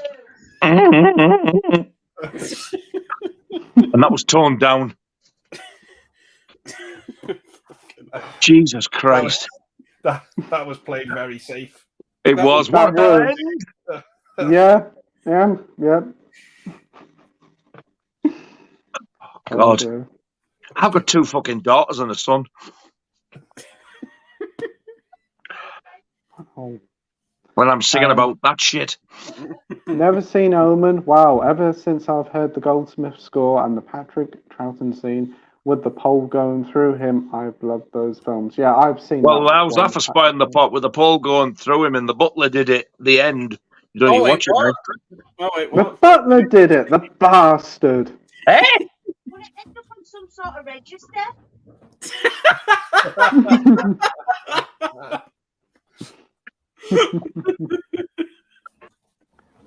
Didn't Savile do a cover of that? It's this fucker! Every time a random song comes up, I'm going to say He that. keeps doing it. Just pre-ordered the Spider-Verse Steelbook. Did you just say when a random song comes up, I'm gonna say it? You have been for the last 2 fucking months, so what's new? Didn't Savile do a cover of that? Fuck me. Oh, I'm pretty certain Savile did a cover of every single song. I think he did by the sounds of it. It will depend on the song. Yeah, I heard he did a cover of Bob the Builder. Can we fix it as well? I haven't heard that one. I'm pretty certain he did a cover of it. Surely you remember it, Nige? He did one of that XTC song. Now then, I'm only making plans for children. I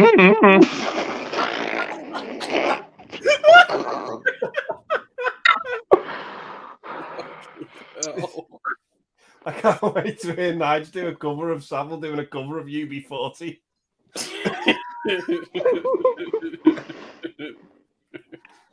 Didn't he do a cover of Red White Wine?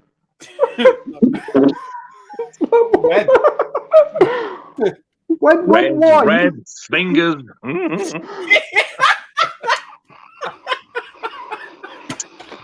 I can't keep it in.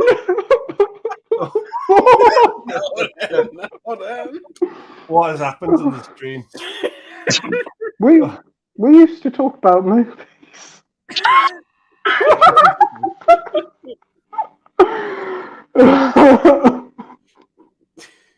Well, it's been nice. It's been nice while it lasted, people. Yeah.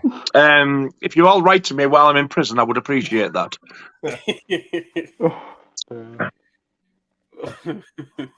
Hey.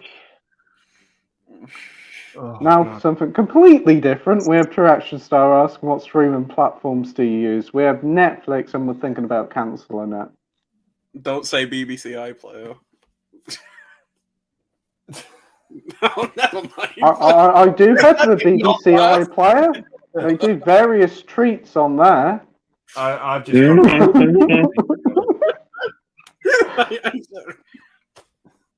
That didn't land. Now then, the best of Jimmy Savile on top of the pops.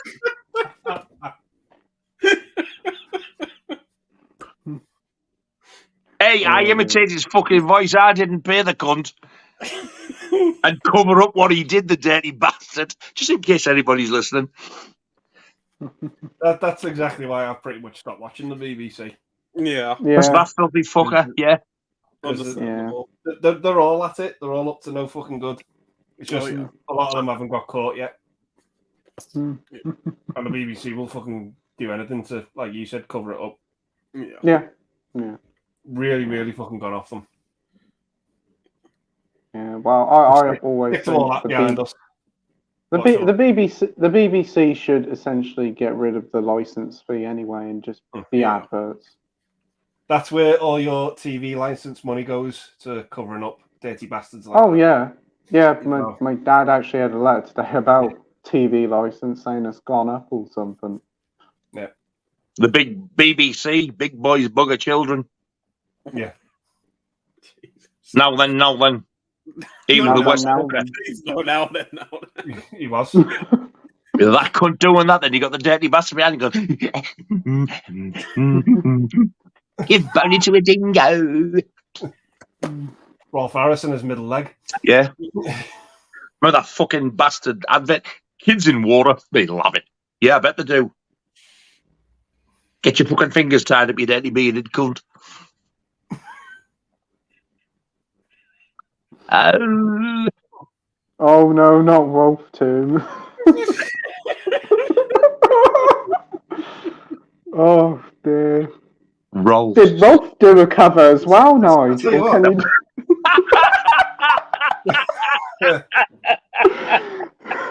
Oh, we're mad.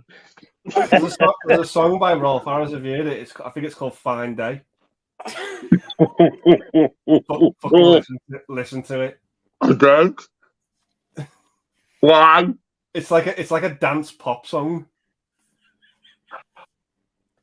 It's did a shit cover of Stairway to Heaven.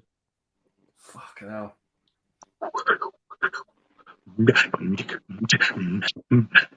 That's the noise he made behind the fucking doors when you had the kids in there, the dirty bastard. Now then. So what streaming platform do you have, Andy? I don't really have any. I certainly don't really watch any. I think I watched Disney Plus. Last thing I watched on there was the Full Monty Show. Other than that, I stick to 4K, Blu-ray, and DVD. Rather watch any of them than over streaming any day. What about you, Nigel? What streaming services do you have? We do have Netflix, Amazon Prime, Disney Plus, which I just very, very, very, very rarely watch them. They're there. They come out of their bank account. I don't think even G fucking watches them. If it were me, I either watch YouTube on my own discs. That's all it's been. Yeah.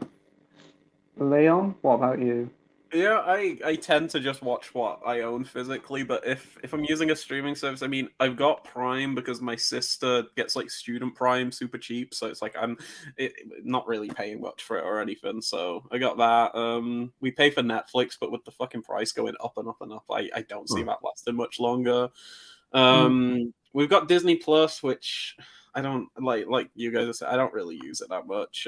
Mainly, again, we've got it because my sister watches like Simpsons and shit like that, and just easy to watch it on there. I like Shudder. Like Shudder's pretty good for horror, but the only issue with it is a lot of the stuff on there like is just like what Arrow or Second Sight have put out, and having a collection this size, there's not like as much that really like appeals to me. But I like their originals. Like I watched Skinamarink on there before buying the Blu-ray, and I thought that was fucking great. So yeah, Shudder's good and it's cheap as well. It's only like £4 a month or something. Yeah, so, I think it's pretty cheap. Yeah, I'd say Shudder's probably the best, but only if you. The Creepshow TV series was really good on there. Yeah, I need to see that. I've heard really good things. I've got series 1, 2, and 3 on Blu-ray now from the States anyway. Yeah, I've heard they're getting UK releases, aren't they? Like in a couple they of are, years. yeah, but I mean, God, the US ones are stunning. Okay, yeah, the front cover on season 1's glow in the dark. That's awesome. I think season 2 embossed. but season 3 is just a regular slipcover. Even so, the US always get the better releases usually anyway. Oh, yeah. So Yeah. But yeah, I'd say Shudder, and I basically steal my friend Brady's Mubi account, and I think Mubi is pretty good. Like, considering I'm not paying for it or anything, they have a good selection of like art house stuff. But yeah, I'd say Shudder and Mubi are probably the two to go to. But again, I'm not like huge on streaming myself. Like, physical media. With all them films, you're better off just watching them than streaming them. That's how I normally am. Yeah. I know with Shudder, I had it for a little while, and whilst it's great, a lot of it is like, well, hang on, I've already got it. Yeah, that's the big thing. It's like, it's good. It like I was saying, like if you're not a collector or something, Shudder's like, and if you're not a collector and you're a horror fan, Shudder's the best fucking deal possible. But like if you've got like half of the Arrow library, or like just even like the big hitters from Arrow, they're all on Shudder. So it's like there's no, I don't know. I find less and less reason to like actually like pay for it. Like I'll just usually get like a month here and there or something. Yeah, especially when they have a big film on or something.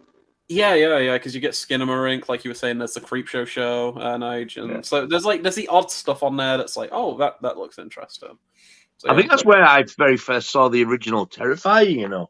Yeah, that was on there. I think they were showing it before anybody like even got wind of it, type of thing. So I'd seen the pictures about the clown and stuff. So like, I think we got like an introductory thing to Shudder. That's how I originally seen it.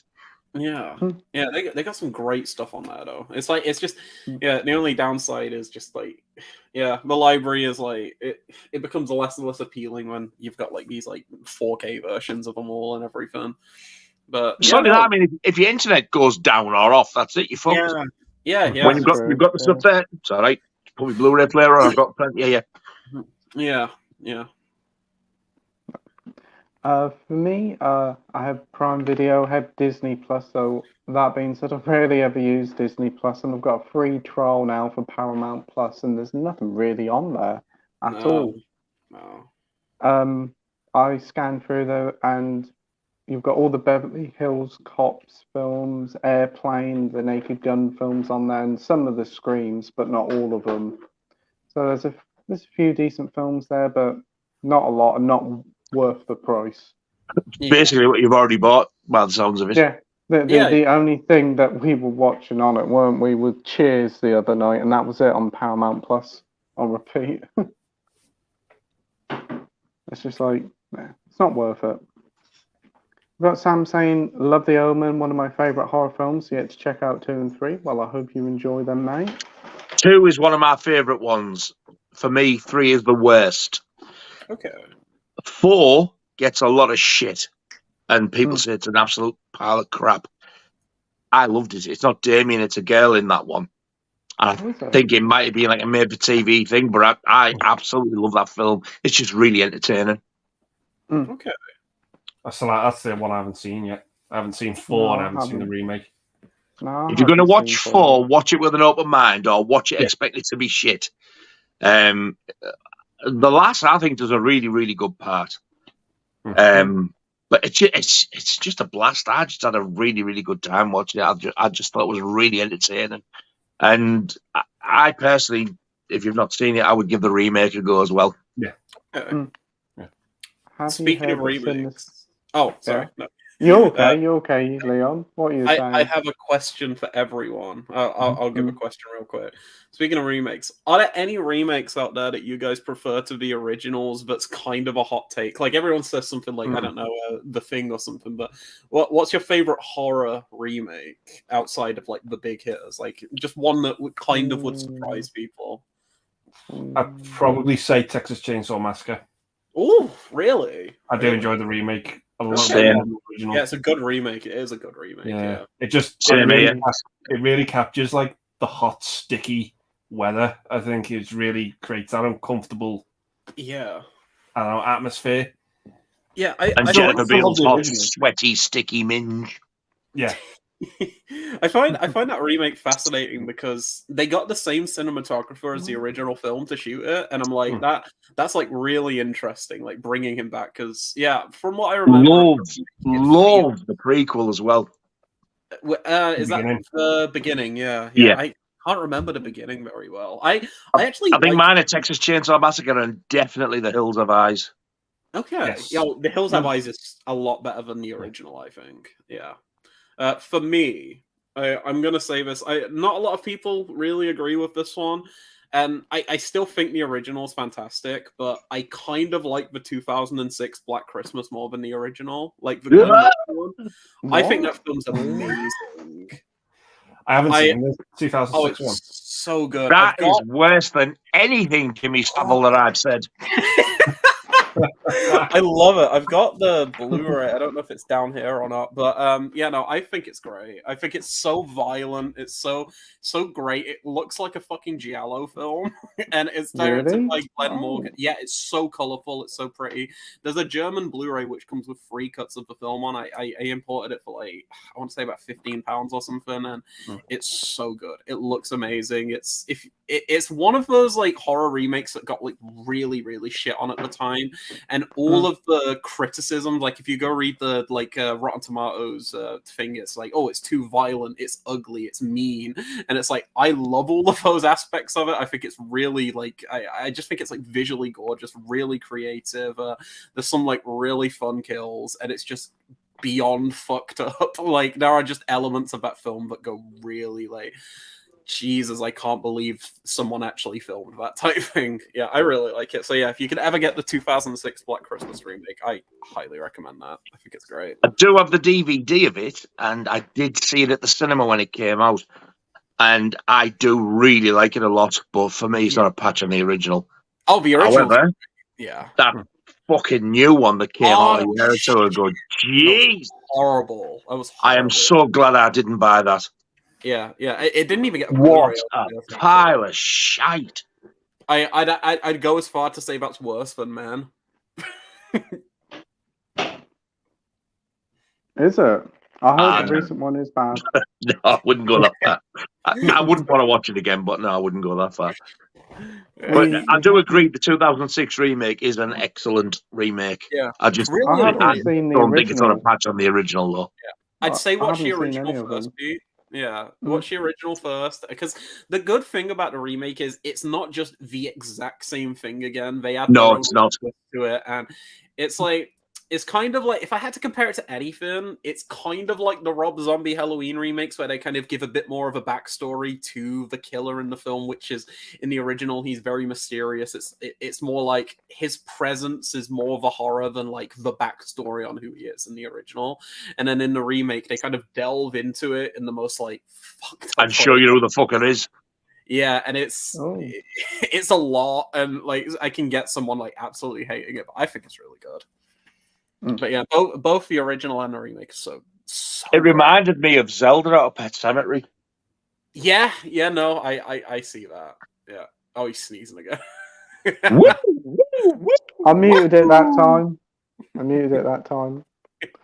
But yeah, no, yeah, that's great. Anyway, yeah, sorry to interrupt the question about not the question. Hey, don't worry about it. Minhalju says, have you heard that Sinisters are getting a crossover with the Insidious franchise? That sounds like a nightmare to begin with.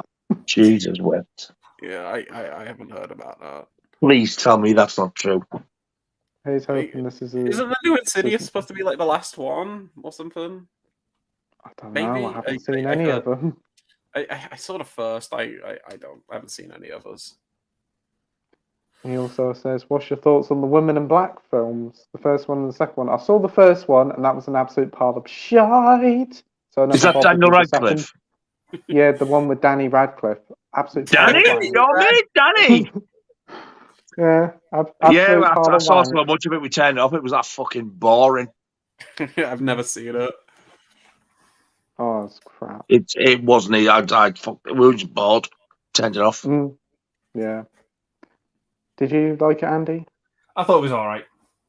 The first Daniel Radcliffe one. I haven't seen the original one. I've heard that's really good. I've heard the original's good. Yeah. I'm assuming there's a Woman in Black 2 then, a sequel to the remake. I didn't even think know there is. yeah, I think there is. But it's.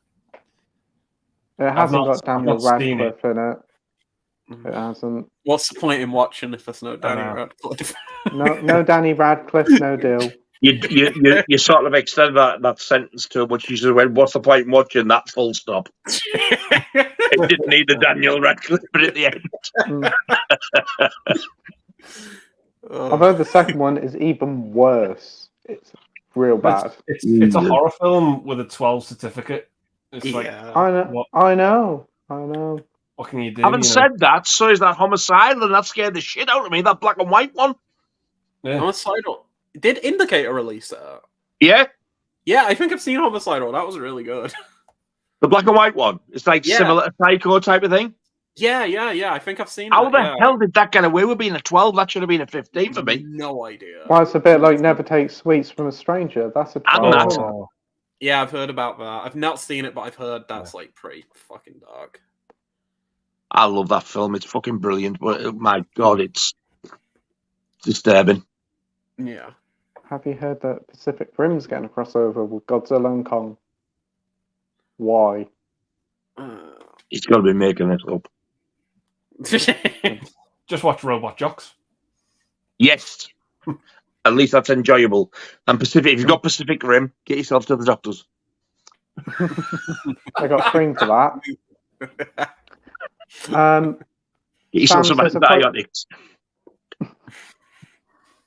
I quite like the original TV miniseries of Woman in Black, which aired in December '89.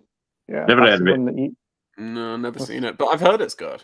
That bit where she's going through the window, I've seen the clip of it. It's fucking scary. She comes through the window? Yes. Now that's a talent. She breaks through the window. Very reminiscent from what I remember of Salem's Lot. Yes. Ooh. That type of, creepy fucking bitch. Yeah. We got Cowboy saying Clockwork Orange, a great simp score by Wendy Carlos, I think. Pretty sure of that. Love it. Yeah, it's a very good soundtrack. Minhaju saying that's very creepy. Have you seen the trailer for Retirement Plan with Nicolas Cage? No. Never even heard of it. No. Never heard of it. Bellboy said Omen 3, is that the one with Sam Neill, Damien Yes. grown up? Yeah, slightly different tone to it. Yeah, it had a political tone to it, I think. I quite liked it. How many people are watching? 17. Oh, Jimmy Savile scared some off. Minhauji said, didn't Richard Donner Kebab did... Donner Kebab? Richard Donner did...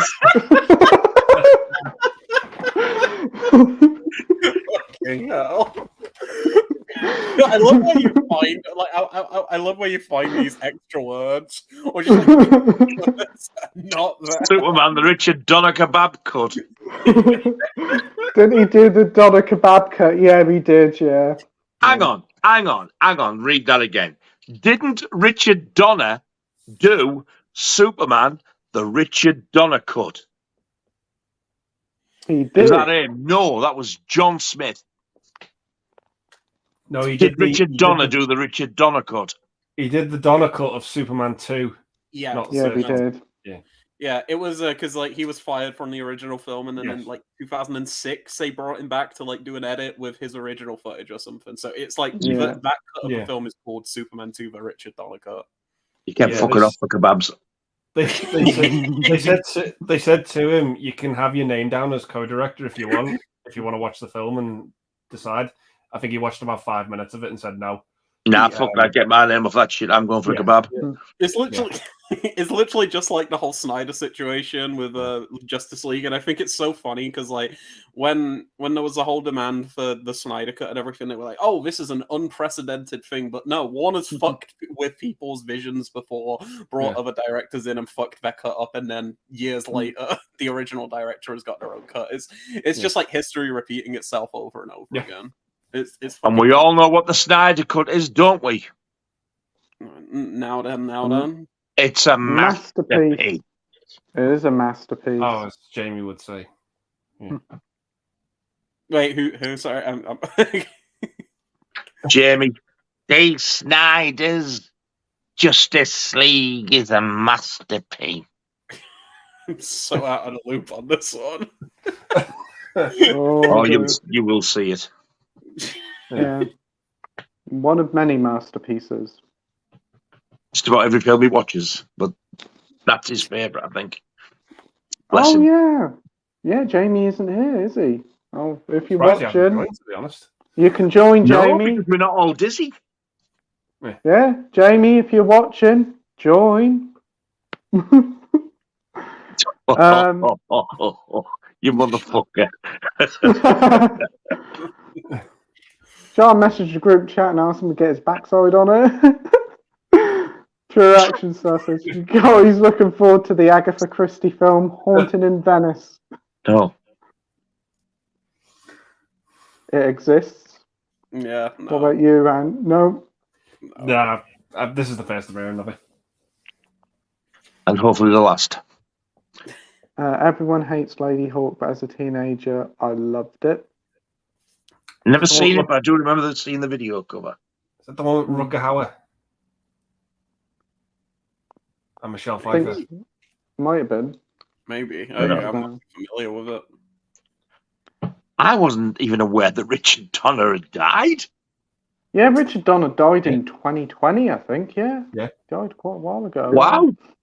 Yeah, it was all ready for Yeah. Lethal Weapon 5, and Mel Gibson's going to sort it all out Did you- now. Whether it's going to happen, don't know. Did you see the Goonies reunion that Josh Gad did? Oh, what, over the Yeah, on YouTube he during did. lockdown?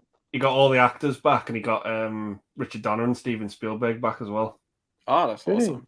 Wow, that's All on some the web- fucking mean All on feat the web there. call, yeah. Yeah. Wow. Jesus. Yeah. Yippee-ki-yay, melon farm. Melon farmers. Nice. My stomach hurts. His stomach cunt. That's what I thought you said. That's what My stomach cunt. My stomach hunts. Lord, say you did say it, you fucker. My stomach hunts. Hunts. My stomach. He said all the time. His stomach No, I hunts. No. You did. I said my stomach hurts. You did not say Andy, that. You did thank not. you. You said my stomach cunts. You did. Thank you. You did. I'm sorry. If I did, I apologise. Watch it. You watch it when we finish. You go back and watch it. My stomach cunts. Hunts. I've got a really bad throat, It's so not my even voice hunts. is really. It's hurt. Oh, that's what it is. hurts. He's got a bad throat. His bad throat makes him say his cunt instead of hurt. Here we go. Here's one that sums me up. You plonker. There you go. His stomach cunts. Aquafina ruins Renfield for me, but to be honest, she ruins everything she's in. Who's Aquafina? Actress. She's from Shang-Chi. Yeah. Shang-Chi, Shang-Chi. Shang-Chi. What the hell? I can She's understand. sheep. I can understand her getting on people's nerves, but she doesn't really bother me too much. But Yeah. I Yeah. don't mind her. She's I Is that good in because the you want to farewell. touch your tuppence? no, it is not. No. They I'll know politely themselves. decline. I'll politely decline.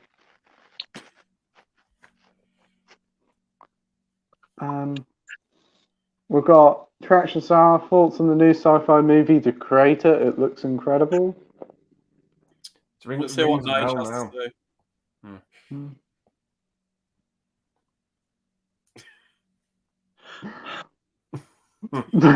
No, he's just on the edge of his seat, isn't he?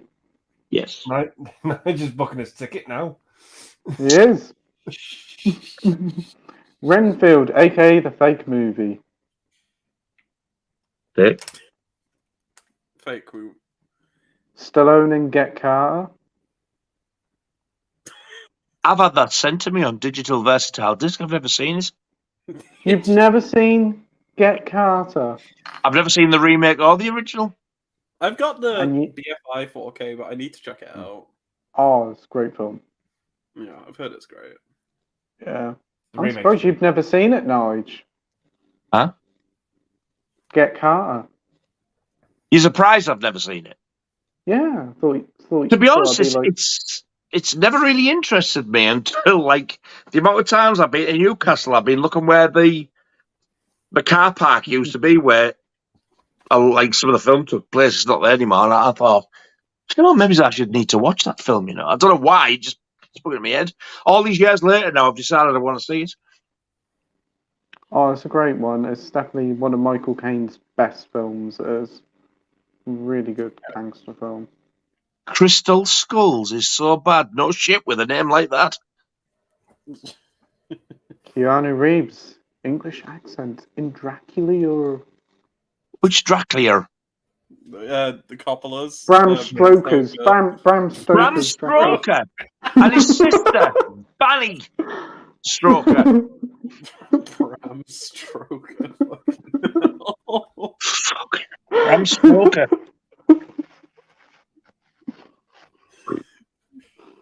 His brother Willie. Are you okay, Lee?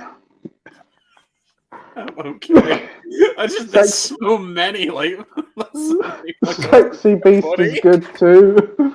Sexy Beast is great. Yeah, that is a good film. Amazing in that film. He is. Never seen it. He was. Oh, it's so good. He was robbed of that Oscar. Oh yeah. He was. Yeah. I do like an Ray evil. Winston around. He's an evil fucker in that one. Oh yeah. He usually is though. He is. Yeah. Off to do my eBay thing. Catch you later. That was at 8 o'clock, no doubt. We've got one here that you'll agree with, Nige. I watched Wait Until Dark last night. Very good film with Audrey Hepburn. Gives a sensational performance in it. Also today I watched The People Under the Stairs, which was a very fun gem from Wes Craven. Yes, I totally agree on both. Yeah. I think The People Under the Stairs, the more you watch it as well, I think it seems to be the more you like it. Yeah. Yeah. You watch it, the first time I watched it, I was like, did I fucking like that? It was a bit weird. Then when I watch it again, and the more you watch it, you get it, and like you end up either fucking just liking it or not. Yeah, I think that's why it's my favorite Craven, because it's the one that I go back to the most, and I'm just like, yeah, I think I really love this. Like, yeah, it's just it goes so up and up. different for him. Oh yeah, 100%. I'm always a fan of that, like kind of stuff when a filmmaker makes something just completely out of left field, you know? Just Is it still widely available on Blu-ray on Arrow? Yes, I've seen it in HMV. So, yeah, I think the Arrow. Yeah, I might have to get it because I've never seen it. Oh, it's so Sounds good. It's so good. But Wait Until Dark's really good. I like that a lot. I got him. That bit just creases me. I got him. Oh, That's so not what. I got him. Silly fucker. We've got Sam here saying also watched Way of the Dragon, which was the first Bruce Lee film I saw. Very entertaining. Carry On, Don't Lose Your Head, which was decent. I love Carry On, Don't Lose Your Head. The black fingernail. I just find it so funny. We've got Josh saying his dad did a review of Predator 2 on Letterboxd and said Danny Glover walked around like he shit himself. My favourite reviewer. I follow Josh's dad on Letterboxd. He's really funny. Oh, he makes some brilliant reviews, his dad does. I love that he reviewed all the Transformers films, even though he's never seen one, and he was like, they're shit. It's just kind of funny. I haven't, and I agree with him. Robots tearing into fucking matchboxes or whatever it is they do. While you're in the classic part of the Carry On Now, Sam, past Cleo and up to Carry On Dick, there's a glut of good ones in there. I love Dick. Do you now? Carry On, Dick. Oh. Now then, Nige. Now then. Yeah, late 60s and up to mid 70s, so Screaming is perfect for that period. Yeah. Michael says Josh's dad is a legend. To be fair, after his truthful and spot-on review of Evil Dead, shite. We've got Gary saying... Might be talking off his ass a little bit on that one. We've got good evening, everyone. Good evening, Gary. Or good morning, Gary. Good evening. So says Nirvana's better than Iron Maiden. Said nobody ever.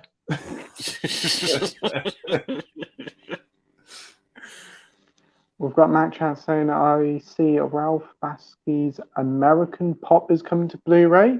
About time. Lads, this is a must-see animated film about a different generation of a family and the changing of music. What a soundtrack! I want to see some of his films. I want to see Fritz the Cat and Oh Wizards. God, don't! It's fucking shit. I've heard If you want to see a funny old animated film, watch the American proper title to it is Shame of the Jungle. For some bizarre reason, the UK decided to call it Jungle Burger. Jungle Burger. Yeah. Pathetic. Oh God, that is funny. I like that title. Are you interested in a bit of American pop, Andy, or not? I can't say I am, and I can't say I've heard of it. Yeah. No. The only Bakshi thing I've seen is The Lord of the Rings. Yeah. Yeah, that was quite an interesting one. We've got a timestamp of 9:15, so 3 hours and 10 minutes. Not bad. I think it's safe to say we're not going to get through all these. Sam's going to head off now, 3 hours ago, but take care, Sam. Thanks for joining, mate. See you later, Sam. 9:20. Kyle says, got my whole family watching this in the living room. Can you shout out Dylan? Shout Hey, out Dylan. Shout out to Dylan. Hey up, Dylan, Ender broke. How's your ass for spots? What's your favourite Atomic Kitten song? Creeping Death.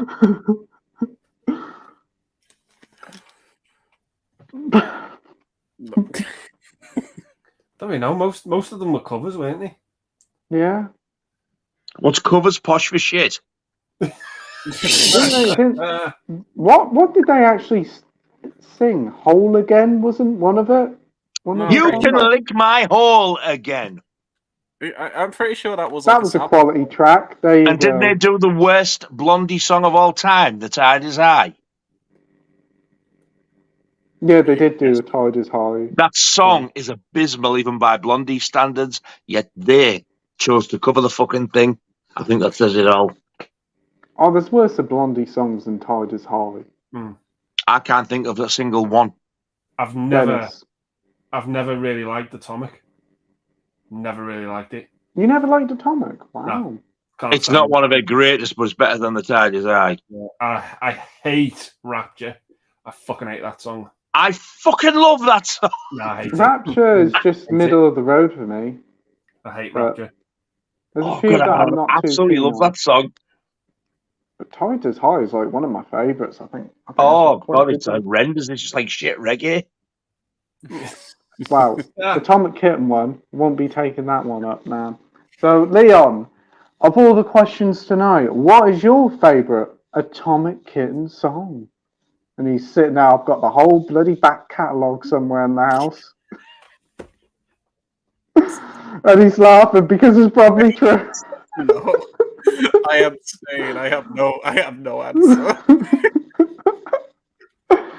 I'm embarrassed to say this, but I think I might have seen them live. I've seen him live. Yeah. I think it was just like only 1/3 of them because I think they all split up and they just got some random women to join them to say it was Atomic Kitten. But that's what it said on the billboard. Atomic Kitten is 4 women with fucking rollers in their hair. They drag the cleaners in. What was one of them? Kerry Ketamine or something? Kerry Ketamine. And Wendy Weed. What's her name? Opium. Kerry Katona, not Kerry Ketamine. Fucking hell. Carol Crack. Fucking hell. Kerry Ketamine.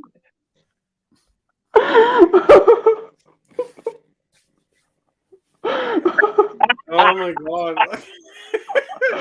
It's actually impressive.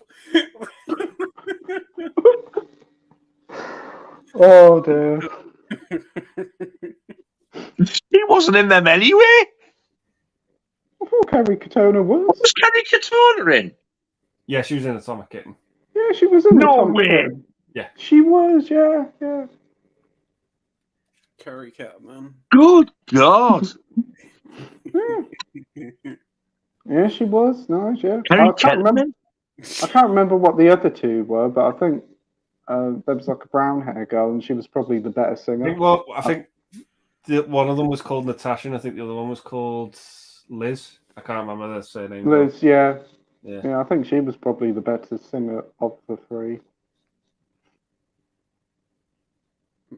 You've got the CD, Pete.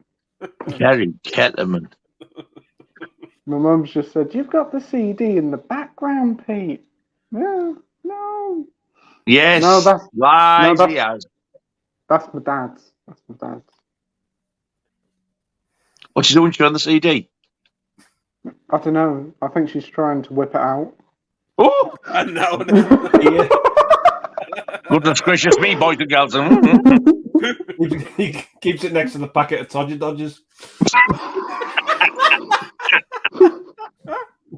The tidy's eye didn't sample to a cover of that. Oh, God. Oh, my God. I think he spelled it. I tore putty tat. Yeah. Sitting in a tree. What's your favourite Katie Turdstall song? I think he means Tunstall. Tunstall, but he's put Turdstall and look at Liam. Suddenly I see. Suddenly I see as well, yeah. Didn't Savile do a cover of that?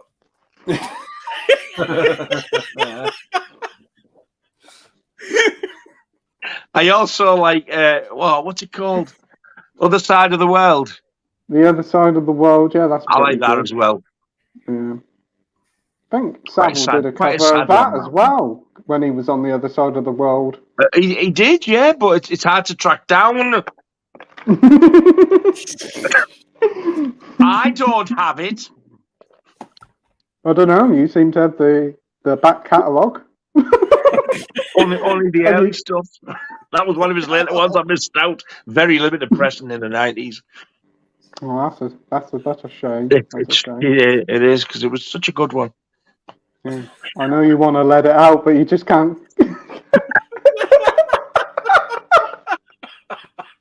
I know you want to let it out, but you just can't get it in.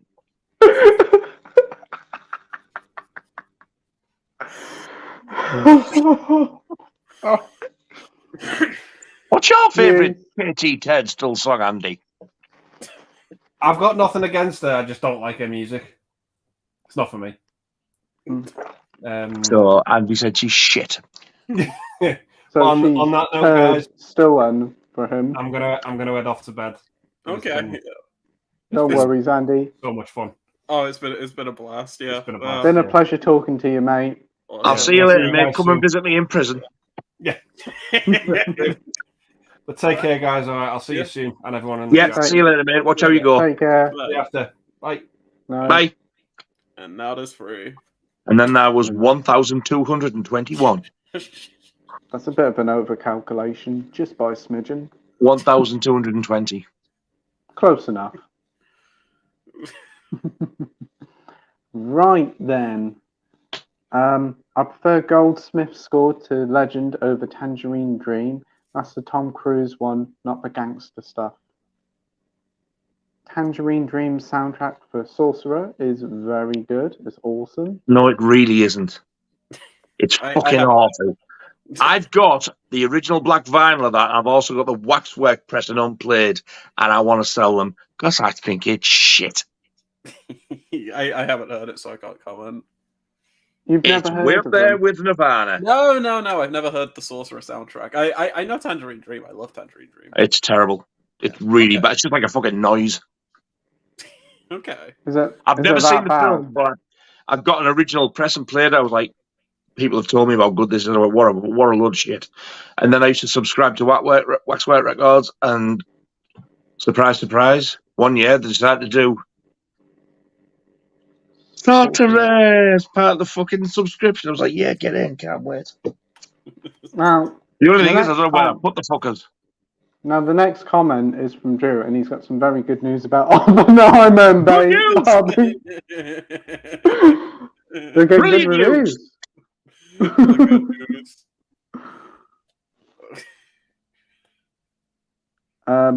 Si's off to see it. Hope you enjoy it, Si. Ed says, what's your thoughts on the movie Brick Farm? Brick Farm? Brick Farm from 2004? I think Brick it's just farm. Is that a farm where they rear bricks? Might do. Yeah, I've never seen it, but Ryan Brick Johnson. Farm? It's just I've called never Brick. even heard of it. From? Is it how Lego bricks are born or something? I'm not sure.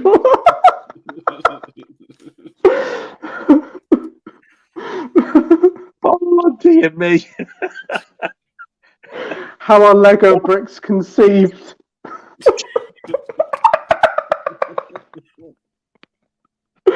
Oh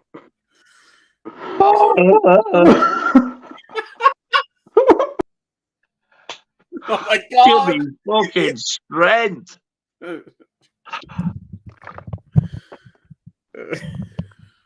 You alright, Nige? I am. Yes, thank you. Yeah. Have you ever seen this one before? I've never even heard of it. No. The making of a Edward, Lego. Edward, if you're watching, tell us what the film's about. I'm sure it's not about how to make a Lego brick born. Oh dear. You mentioned the good ones for Bob Hoskins, but he did well in J. Edgar Hoover, in Nixon, and I liked him in Brazil. Yeah. He's in another good one with Michael Caine called Last Orders or something from the early 2000s. That's a really good film as well. Not a lot of people know that. That's a shit Michael Caine joke.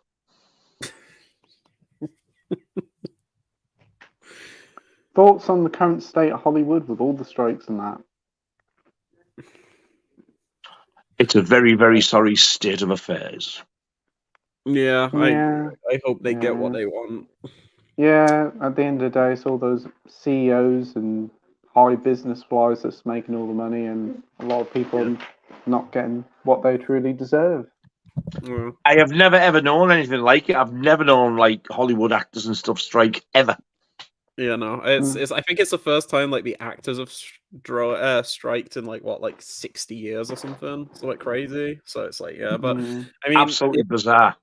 I mean, I'm all for it if it means they get paid better Just and shit gotta like go. that. Especially, yeah, no worries. Yeah, no, I'm all for it. But yeah, it's going to be fascinating to see how it affects like the film industry going forward, because so much shit is going to get delayed, put back, like cancelled, all of that. So yeah, it's kind of nuts. Depending on the film as well, I'm hoping they don't start and sort of like say to like, because like a lot of people have like actors they love to see and stuff like that. Yeah. So I'm hoping they don't start and go like somebody says, right, well I'm on strike now, I'm not paying. They go, all right, then fuck you, we'll get somebody else to do it. Because that means like, things could really turn to shit for that, because like they're opting for second best in some cases. Yeah, 100%. It's they're not knowing it. We just don't know the ins and outs of it. Yeah, I think the best thing for this, because it's like the actors are striking and so are like all of the writers and everything, because the writers are getting paid like fuck all for like what they do and everything. I think the best thing that can come out of it is it's kind of like that like video game crash of the 80s, when like E.T. the video game came out and like the fucking market crash, but then they came back like even better, like video games actually started to get good again. So with this recent like fucking 72 Marvel films a year and like all these big blockbusters and everything, if they get canned, I'm kind of all for that, because it means more originality and like we get more original films or something. Because like you look at like, I didn't see it, but the new Indiana Jones was what, like $250 million. Think about how many films you could make from that one film alone. Like I was actually over 300.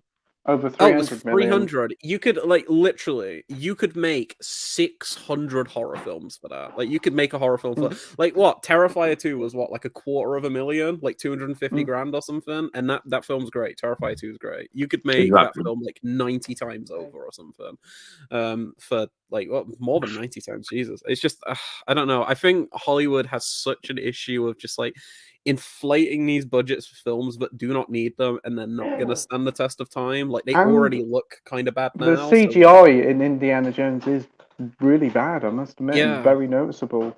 Yeah, it's like you think of I don't know, like The Thing, for example. That film holds up even to this day because it Yeah, it looks does. amazing. It's all practical, and it's like I watched it with my partner Sadie last year. She'd never seen The Thing or anything, and like she was kind of blown away by a lot of the like practical effects. And you're like, Jesus Christ, that's kind of fucking terrifying.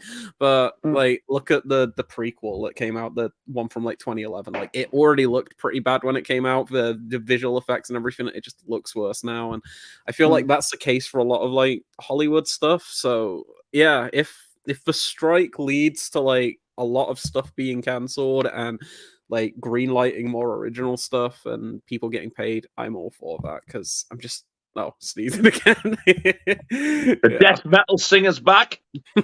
Yeah. Yeah, It just keeps coming out. It just keeps coming out. I can't hold it in.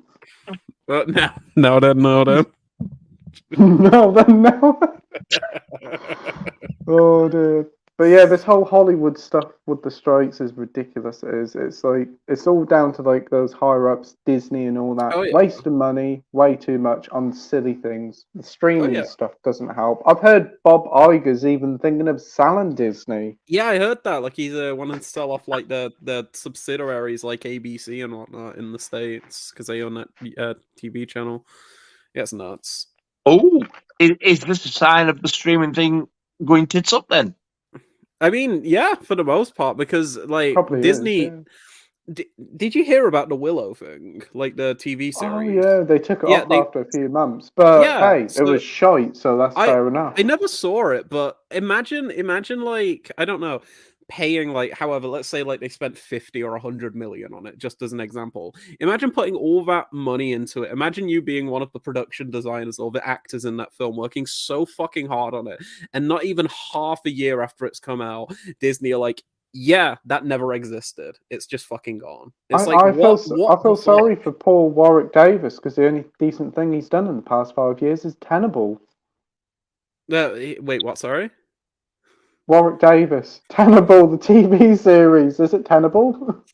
Yeah. I don't know. I You've never heard of Tenable? Like you know Warwick Davies is, don't you? Yeah. Little guy. Yeah. He's good. Yeah. He hosts a quiz show now called Tenable.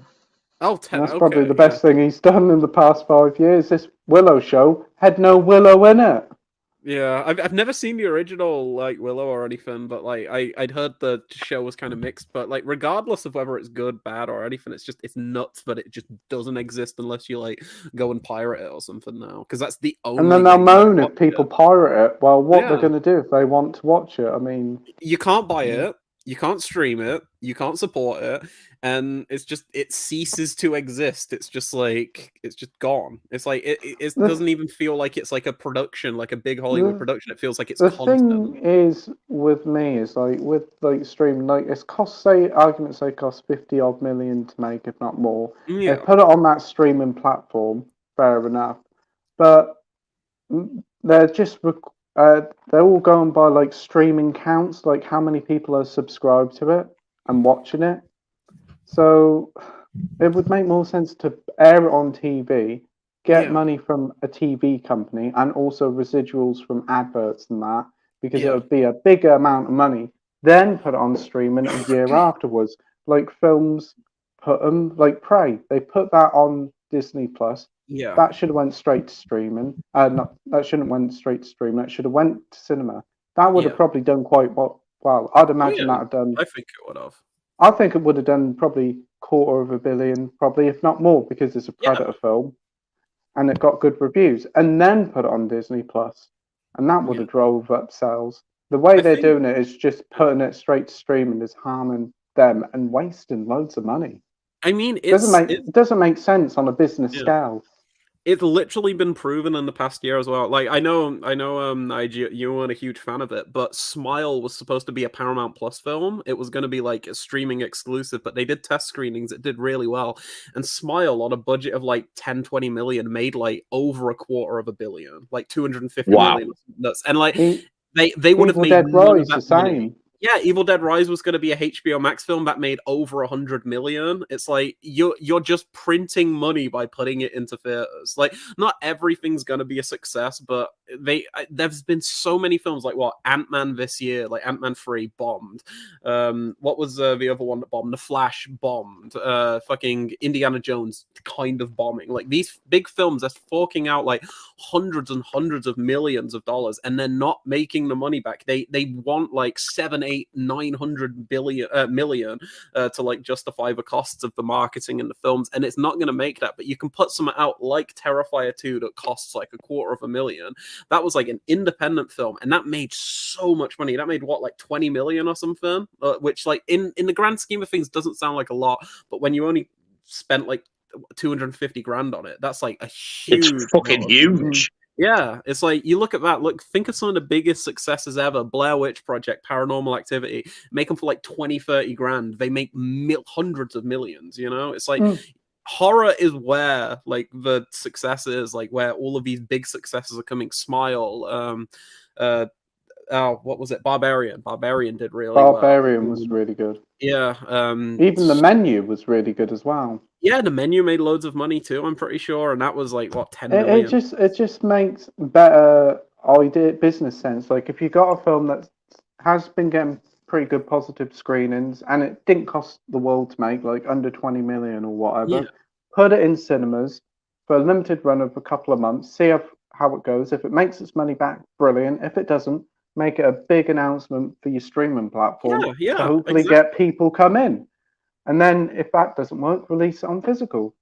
It can work, but the problem is they're just trying to do all these different things and it isn't working. I think the biggest upset for me is just how like films are skipping physical media releases now. Like Barbarian is the biggest example. That film not getting a DVD, Blu-ray, 4K, anything is fucking nuts to me, because it made so much money at the box office, and you are literally losing money by just keeping it a digital only thing. People are going and buying pirate copies of it as well. Yeah, exactly. Like if people want it, they're going to do it. That's what happened with Prey. Like everyone who wants Prey, they'll have bought a bootleg or something because Disney. Yeah, apparently now Disney are now going to release a physical version of it later this year, that. but it's like a year and a half after the horse has bolted. Yeah, it's like who everyone's got their bootlegs. Yeah, they'll be thinking, oh fuck me, look at that! There's all these pirate copies selling. We're going to be selling this, but they're fucking stupid. They didn't think of that to begin with. So they'll release Prey, and if it doesn't do well, they'll say, well, it didn't do very well, so we won't release any more. And you've left it a year and a half to do it. So what do you expect? Yeah, it's fucking, it's insane. Like I don't know. We were asked earlier about like what streaming services we use, and like I use some just out of necessity because it's the only way to access stuff. But I fucking hate what it means for the future of like film and stuff. Yeah, I do. It's such a downhill battle where it's like everything is just going to be lost to time. Like what happens if like obviously Amazon wouldn't, but like what happens if Shudder went tits up and none of those films had Blu-rays or something? You know, they're just gone. It's like, yeah, you can pirate them or something, but this is exactly why I want the Wednesday series to come out, because I absolutely fucking loved it. Yeah, and I didn't think I was going to. I've heard whispers that they're supposed to be getting a Blu-ray release, but I'll believe it when I see it. Yeah, I mean, I think MGM own the rights to like the Addams Family, so there's a bigger possibility of that happening than say like something that's wholly original to Netflix. Like I know they did the first 2 seasons of Stranger Things on Blu-ray in America, like those, like, and then they just stopped. Yeah, they didn't do season 3 or 4. It's just like what's the fucking point? It's so weird. Yeah, I don't know. Hollywood is in a very, very sad state right now, and yeah, honestly, I'm kind of rooting for the strike to make everything crash and burn. I know that's a really like kind of bad thing to say, probably, but I want to see all of these big studios fuck up so much that they have to start doing things again. They have to actually create films and like things that people want. Like I don't know, we were talking earlier about, like films in the 70s being great. It's like why the fuck did people go and see Jaws? Because it sounded like an interesting film, not because it was part of a cinematic universe with other sharks. Yeah. You know, it was like the movie executives have had it easy for quite a few years. They've been on autopilot. Yeah. So it's about time that something's happened, upset the apple cart, and hopefully 100%. It will work out for all the people involved, and they get a much more better pay grade. Because it's like with all the CGI stuff and that, because the CGI is never in-house. They always like sell it off to different teams. Hence why the Flash looked awful. They're only given a short amount of time to work on it. Yeah, there was a great documentary that's on YouTube. It's only about half an hour long, but it's called Life After Pi, and they basically it's the people who did the Life After Pi like visual effects and everything, and they talk about how they were treated after the like during the production of that film. They were kind of treated like shit. They got paid nothing after the film. They barely got paid for the film, and it was just all these visual effects people who worked their fucking asses off to create something that they could do in the small amount of time they got. And it really makes me appreciate visual effects artists because they put them through such fucking stress. They don't pay them. I mean, what's that fucking Seth Rogen comedy, Sausage Party?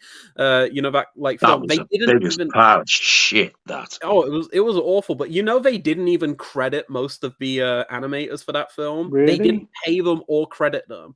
They made them work for hours upon hours, hundreds of hours to animate all of this fucking shit and never even credited or paid half of them. It's like, it's insane to me that you could do that. Is that Seth Rogen to blame for that? I don't know, because he was one of the producers and everything, and I know they're doing like a sequel series or some shit for Prime now, so I don't know. Why? Yeah. Can't fucking stand the bloke anyway, so that's just maybe dislike him even more. Yeah, I don't know if it was him or if it was just like Sony or whatever, but it's just fucked up that you can do something like that and it's like, oh yeah, we're still gonna work in Hollywood. Yeah, it's like, oh, no wonder people are striking, honestly. Like, no wonder. Like, it doesn't surprise me whatsoever. It's like, I don't know, man. Yeah, Hollywood's fucked. Anyway, sorry for going so ranty about that. Hey, don't worry about it, mate. Mike says, Mike, great shout out on Shattered. What a great twist. And every time I hear the Moody Blues, I think of that film. Ooh. Shattered? I've heard of that. I don't think I've heard of that. Right, I just got to scroll. The comments went all the way down, so I've just got to pull them all back up now. Now then. Really, Nige. Now then. It's You need a T-shirt with now then printed on. I fucking daren't. I've just got my bell end one. So yeah, at least I get away with that. Are you showed your bell end off? Your T-shirt, I mean. Not recently.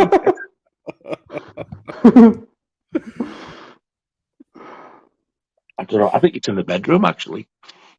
No, no. My bell end's in the bedroom. Oh.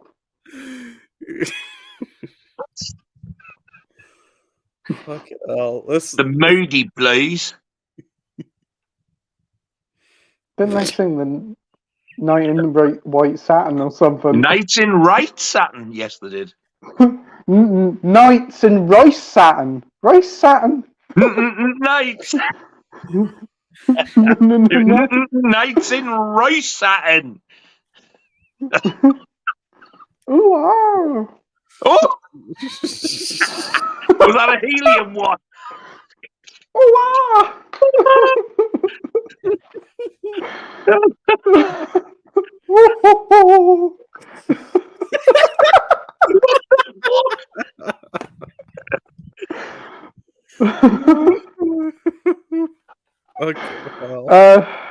That boy says, what film will change your perspective on what makes a great film great?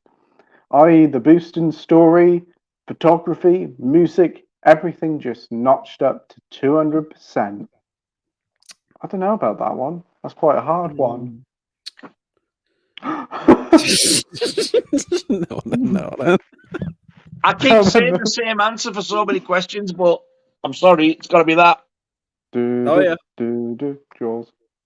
Oh fuck. I mean, something that really made me appreciate like visuals over like story. I think Argento Suspiria is a film where it's like kind of the music and the visuals of that film kind of made me appreciate how you can kind of tell like you can deliver a film that is pretty light on story, but still be an incredibly like immersive experience and everything. Because it's like you think of Suspiria, you don't think of the story, you don't think of the acting or like the dialogue. You think of the visuals, the goblin score, shit like that. You know, you think about how like fucking terrifying it is and everything, and just how perfect that film is, even though the plot and stuff didn't really matter, but it just really made me appreciate that you can kind of create a film that might be lacking in some areas, but makes up for it in others, like completely That to the is point actually where a really good pick there with Suspiria. Yeah, because I know Suspiria. It's kind of it's a bit of a not like people aren't mixed on it, but like people either love it or hate it. You know. Yeah, Like, it's very like, Marmite. Some people either love it, that's some it. people hate Yeah. it. Yeah. Yeah, I For love me, that original film. I'm probably thinking something like Old Boy. I remember watching that for the first time. I was thinking like, wow, what a film! The story, the cinematography, the soundtrack. Wow, what a film! I showed my partner, I showed Sadie, Old Boy like a week ago, I want to say, week and a half ago, maybe. We're going through the whole Vengeance trilogy and everything. We watched Mr. Vengeance first. She'd never seen Old Boy or anything, and yeah, she was pretty shocked at that third act like reveal and everything. But Yeah, such a well-made film. Like it is is such a so good amazing. film. And then you see that awful remake, and you're like, what the fuck happened? Yeah, that remake is terrible. Shouldn't exist. That's one of the worst remakes ever. Oh yeah. Oh, it's terrible. It's terrible. I think after Jaws as well, another two that did it for me, notched it right up, was Jurassic Park and From Dusk Till Dawn. Yeah. Okay. Yeah, I can see Jurassic because Park. that middle where it changes. I mean, I knew what was coming, but I got that engrossed in the film. Thankfully, I forgot all about like the second half of it. But the soundtrack to both of them as well. Fucking hell, phenomenal. That's a good one. We've got Gary saying Hollywood is in a complete mess. The big budget films keep bombing. People need to come up with some fresh ideas. Yep. Yes, Nigel, right? Yeah, 100%. I honestly think that Disney may go bust if they keep up with the absolute shite they're making at the moment. It looks like Snow White will bomb next year, and it's still in production. I thought they were shooting that ages ago. Idiot. The theme parks will probably go first. Yeah, they wasted hordes of money. There's this Star Wars one that costs £10,000 a week, a hotel to stay in. What? Yeah, $10,000 to stay in. I think it's actually closed down now. I think it's called Galaxy Edge, and it's like all set up in like Star Wars Space Station, and it costs $10,000 a week to stay in. Oh yeah. In their right mind is going to pay that? If I was a multi-millionaire, I wouldn't pay that. They said they wondered why nobody turned up. I don't know. I can't quite think. Stupid fucks. Jesus Christ. They hold so much IP that selling individual stuff brings in billions. They're even thinking about selling off Star Wars and Marvel now, which is shocking. Oh, that's so funny. Disney. Yeah. God, Disney are fucking idiots. Why are they skint? Yeah, they're all going skint. Yeah. They got to keep paying the bills to keep Walt frozen. Dalboy says Jesus.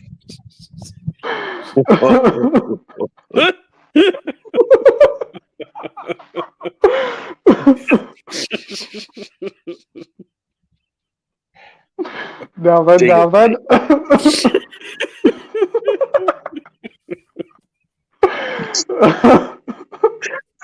Is this what the stream's like every week?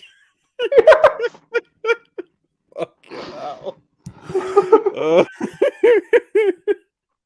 It's like I'm saying this as an absolute compliment. Don't take this negatively, but this is the most exhausting stream ever. You want to try doing the fuckers every week? It's so fun. It's so fun. It probably is the most entertaining stream I've been on, but it's so much.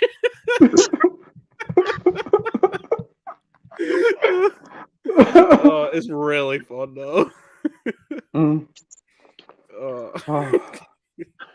I would like a film based on the Voyage missions from NASA. As a kid, I loved the whole missions and the sacrifice of one Voyager so the others could continue the original path. I'm not laughing at the comment. I'm sorry. It sounded like I was. I think he's just thinking back to bits. To bits, yeah. Yeah, you and your fucking Frozen joke. No, that's not it. It's fucking Kerry Catman right now. Harry Ketterman. Jesus. Welcome to This Morning, and today our special guest is ex-Atomic Kitten star Terry Ketterman.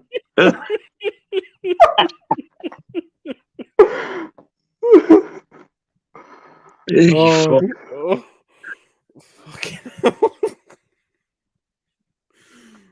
They're talking about Del Boy and Sarah talking about like the mission, about the NASA missions. Yeah, a lot of chatting about there.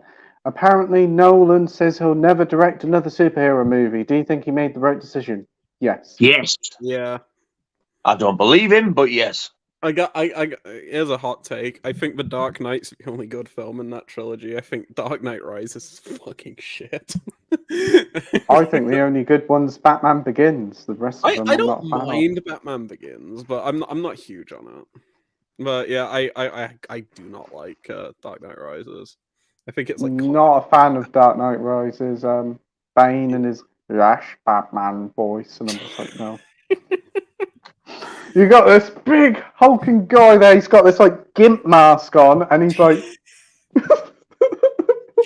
yeah. It's not like Sean fucking Connery. Yes, Batman. He does talk like that though. It's like, yes, Batman. I'm talking Batman, like this, you're Batman. a shite with short eyes. He talks like that. That's the thing. And you're just sitting like, oh, he's going to be a menacing fucker, and then he talks like that, and you're sitting there pissing yourself. Did somebody mess up the audio here? Did we mix him up with Mickey Mouse or something? Oh, I'm so sad. Chris Nolan's never making another superhero film. Oh, fuck me. We're going to get a sequel to Oppenheimer instead. Oppenheimer 2. Tenet 2. Tenet 2, I'll be there day one. Dunkirk 2. Dunkirk 2, the extended cut. The untold story, Dunkirk 2. Oppenheimer 2, unsplitting the atom. Dunkirk 2, The Revenge. Fuck me. Hey, do you want to go Mayonnaise? Oh, fuck. What about Tenet 2, The Landlord's Revenge?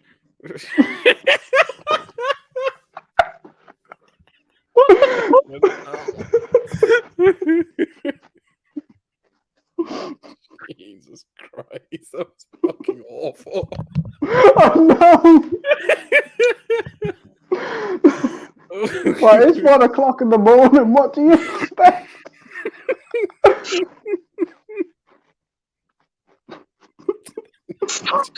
The poor old Leon, he's broken. We've broken him.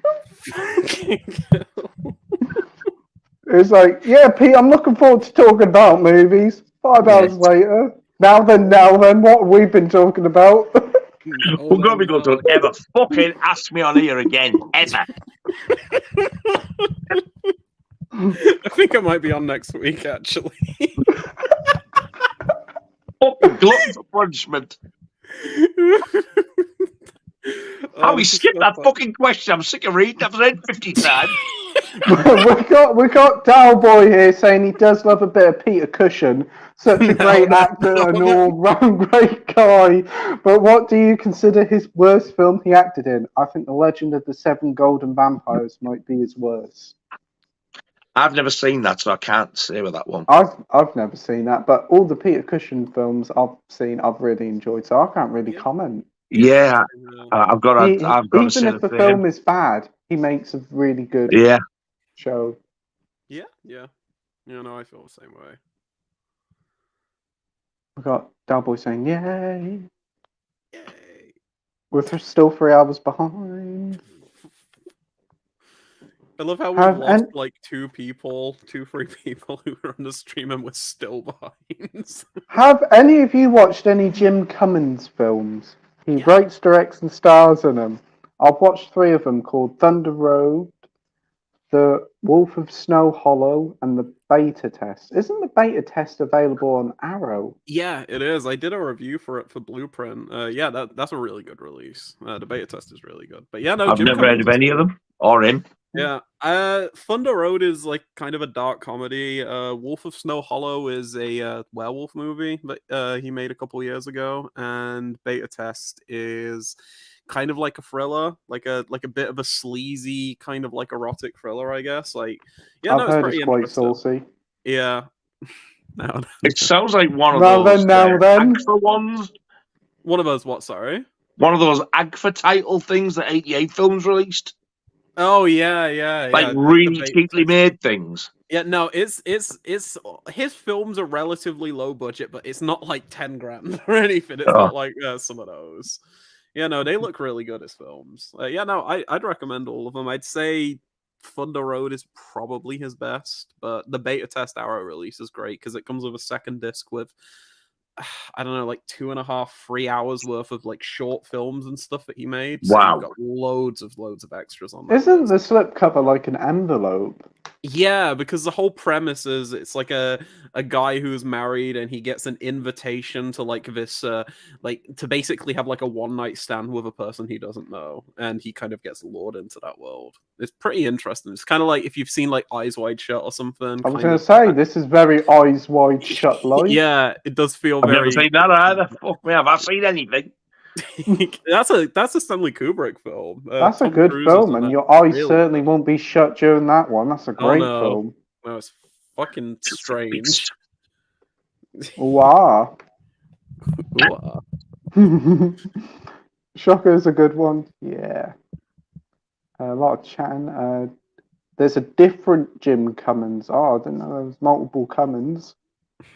No,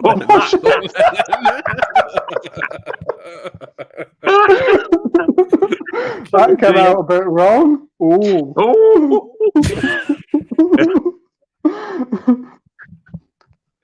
There's a few Jim Cummins, is there? Jim's a busy boy, and Father Brennan. Father Brennan and Father Dead. Now then. Oh. Now then. Father Jimmy. Which Jimmy? Now then, what about that Pat Mustard? Pat Mustard, Christ. I don't want to make a joke about Jimmy coming. Oh, no. You'll be lynched.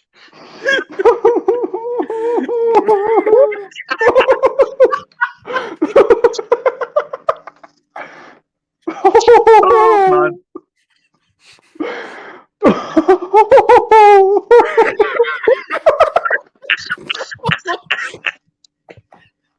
Oh, dear. Oh, dear.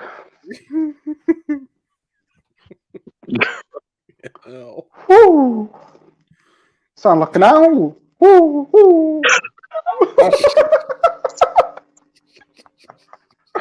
Cowboy says, if you had the power to give 2023 cameras and sound equipment and go back in time to give the director of that time, what film and director would you give the tech to? So which director would you give your equipment to? Oh, wait, what?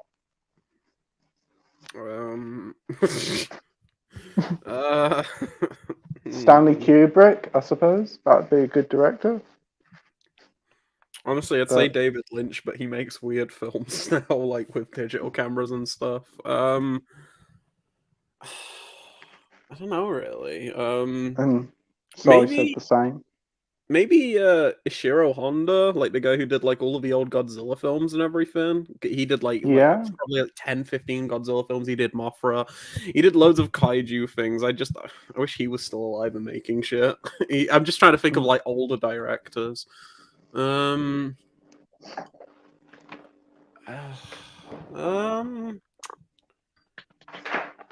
I don't know really. I mean,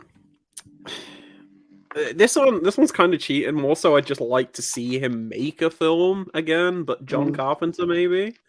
Like, I don't know, just because like Carpenter hasn't made anything in so long, and like he's kind of like an older filmmaker who like he could use some new tech to make something.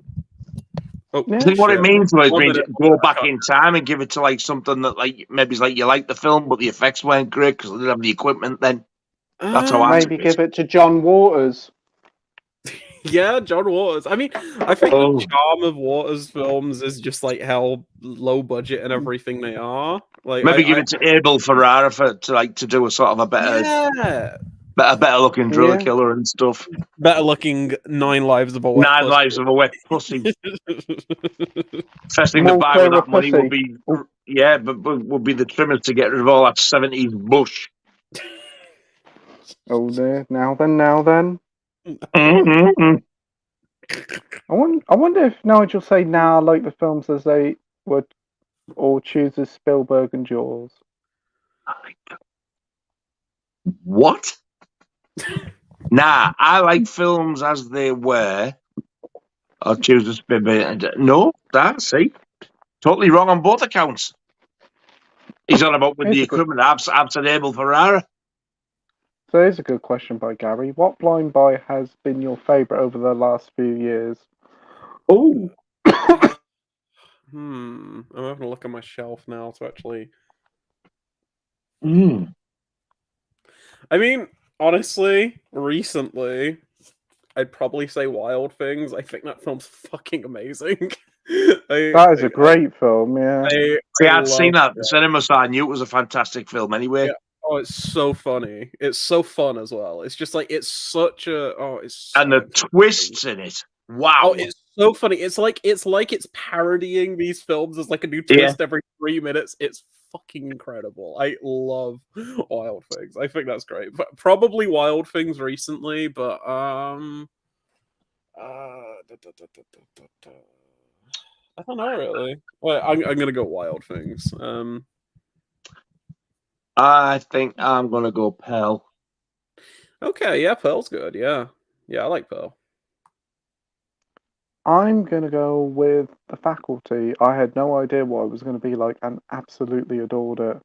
I preferred it over From Dusk Till Dawn. From Dusk Till Dawn. So once midnight happens, it stops quacking. It does. From Dusk Till Dawn. Once dawn hits, it turns back into a porcelain thing you put up against the wall. From Swan Till Dusk, the sequel. From fucking Dusk Till Dawn. Dusk Till Dawn. You must be absolutely quackers. Fucking hell. Wow. It's gone all the way down and I've got to go all the way back up. I've reached it. I've reached the peak. Oh! No, I got to the comments. Oh dear. Alright, so we have got loads of people chatting between themselves. Well, skip them out bags. Archie B for me was Blind Buy and turned out to be not Archive. This was called. I haven't heard of Archive before, Cowboy. Archie B. Anchovy was a Blind Buy, and that turned out not to be too bad. Archie B.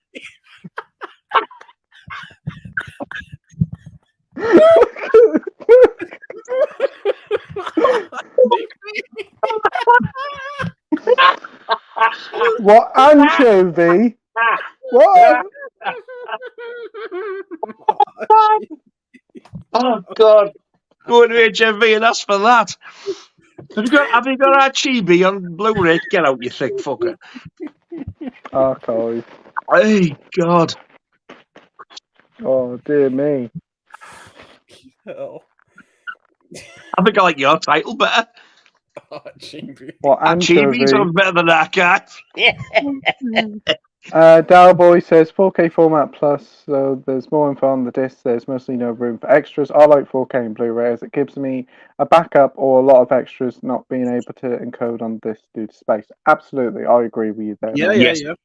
Criterion do that a lot. Yeah. A lot of chatting between the Bad Lieutenant and Psy. Dalboy says King Kong with a modern camera and sound. Don't think it would ruin the magic. Doing CGI would. New camera might allow for more light in the lens, making black and white. So that's a bonus. Yeah. It's like doing Jaws with a CGI shark. It would kill the magic. I absolutely agree.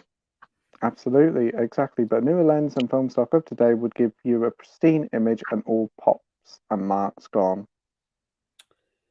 I guess, but like there's also like kind of a charm of seeing a film with grain and seeing a film with the limitations of the time instead of going back to perfect it. Because like I think of some of my favorite films. Like I know you mentioned you didn't like it, Nige, but like I see like Eraserhead, and that film was made for like 10 grand. It was made for no money over the course of like 5 or 6 years, and there's so many little goofs in that film and things that you can see. Like, I don't know, the hair looks different because like the lead actor spent like a year away from shooting it or something. But if anything, they kind of add to the charm of that for me. Like, I think, yeah, it's like they poured so much of their time and all their money into it. So it's like I wouldn't want them to like go back and like fix Eraserhead, you know, and like make it look pristine and perfect. So it's like I don't know, going back and like editing films, like redoing Jaws, it just kind of feels like what George Lucas does with the Star Wars films, where it's like, to be fair, the way they've cleaned Jaws up, you'd think it was filmed last week anyway. Yeah, no, it looks do. The 4K looks incredible. I've seen images of that's it. what I mean. It looks superb.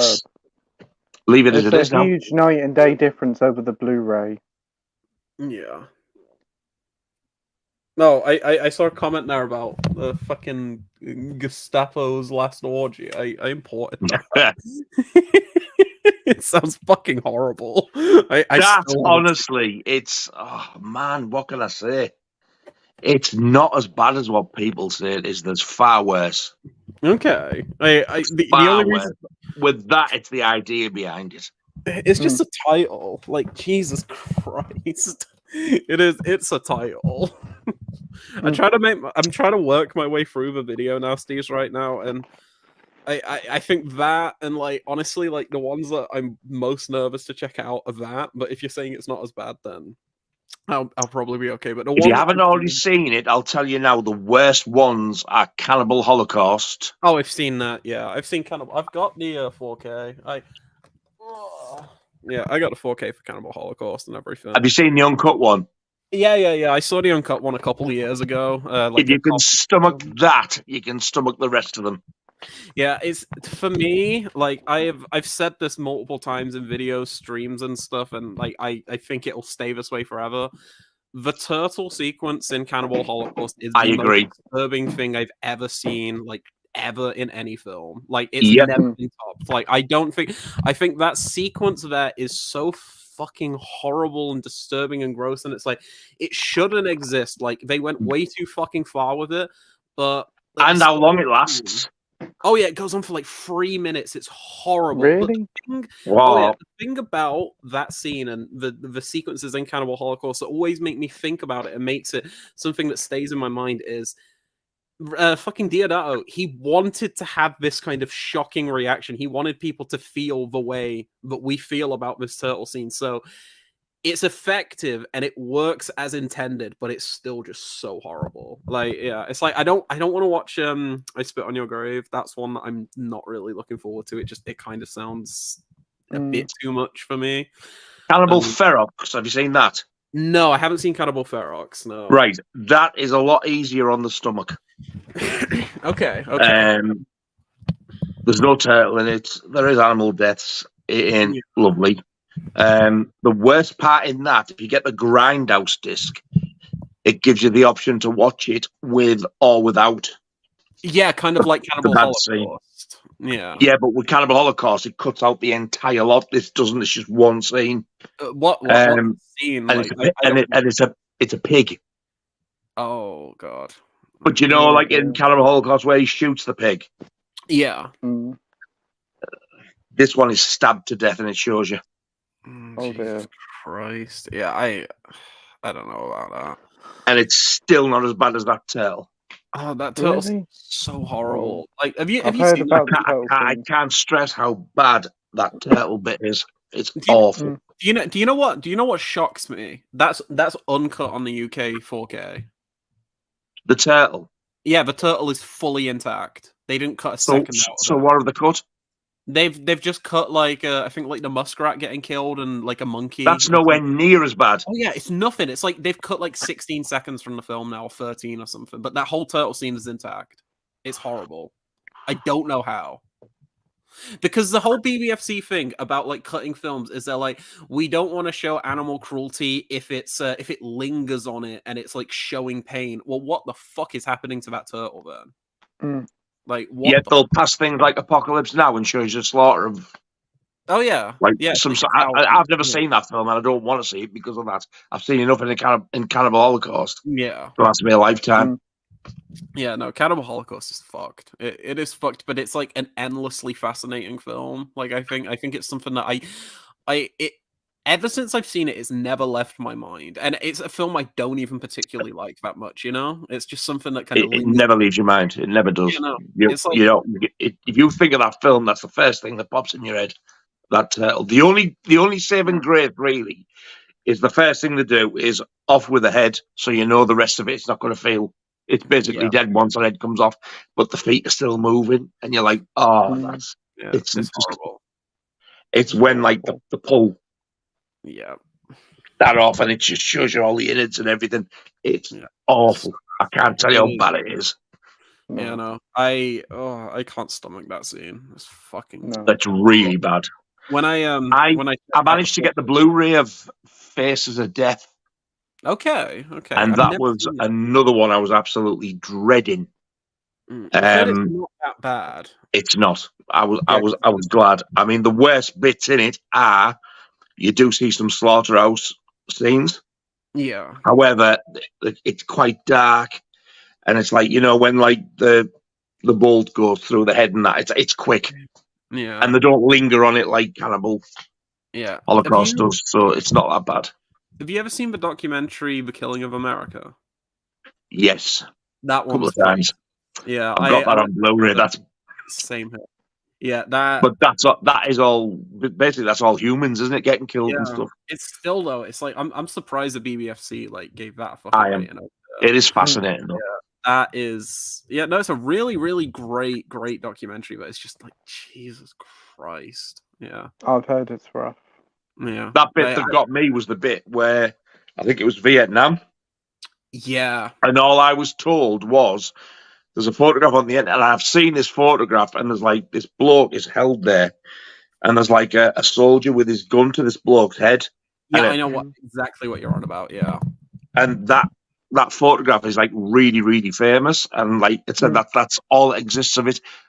Apparently, he did shoot him, but there's no. It was never filmed. It was just a photograph. Bullshit. Yeah, it exists with sound in full color, and it's in that film. Yeah. Whoa. Oh, fuck does it? It shows him shoot him in the head. Oh, it's horrible. It's fucking horrible. Bang! It goes, and he's on the floor, and the blood is just oozing out of his head. Oh yeah. Fuck. And you think that poor bloke, and then you find out. I don't know whether it was actually in the film or read it somewhere, but apparently that guy who shot him was he was like a high up in the military. I think he was a sergeant or something. And the guy who was shot in the head had just, I think he'd raped and murdered either a woman and 2 kids or 2 women or something. He'd done something really bad. Yeah. This fella found out, so that's what he did to him. Yeah. Yeah.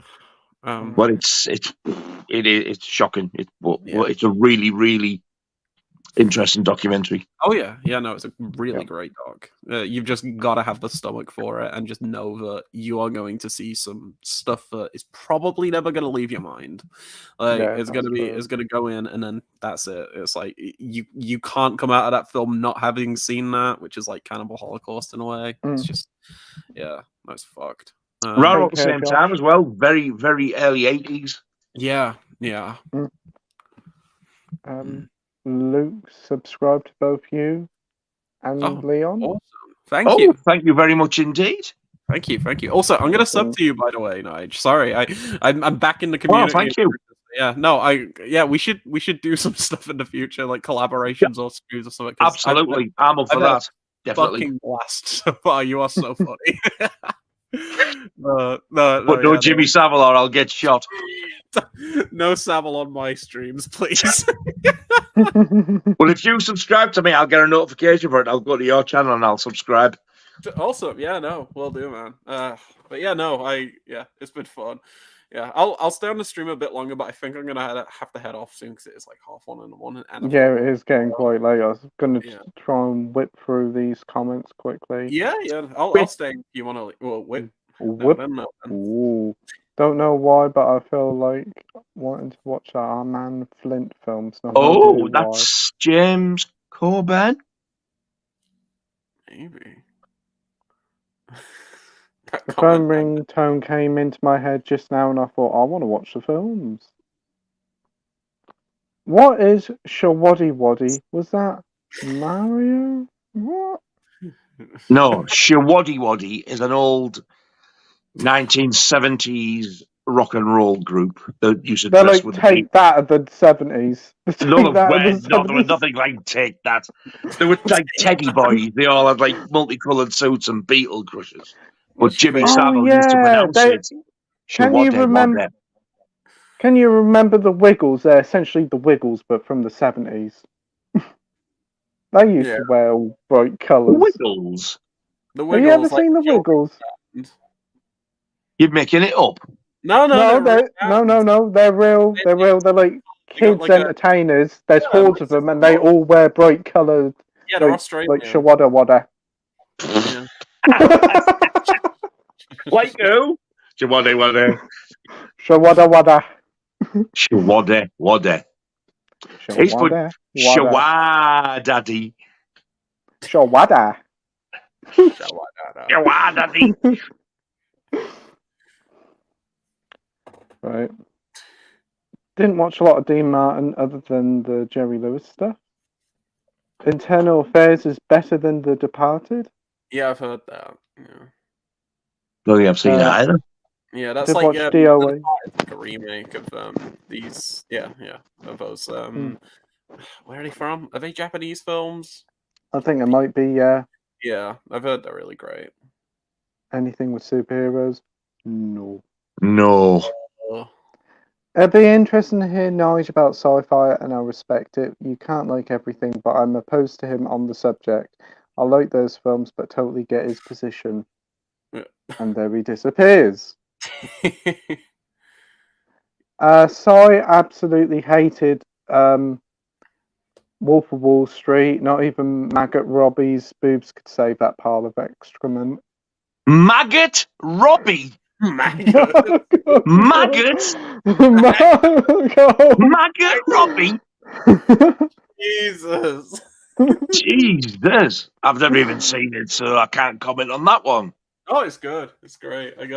It's good. The Arrow edition is very good. You even get a nice little packet inside the wallet. You do. Leon's gonna whip his out, so you'll see his in a minute. You get a filmography of Maggot Robbie. Yeah, how she grew into a beautiful fly. Open up there, and you'll see a bag of a bag of shite. Yeah, that's a really nice release. Now then. Nice release. Now then. I think we can all agree on The Hitcher being a great film and looking forward to the release by Second Sight. I do agree, Gary. Fucking yeah, I cannot wait for that.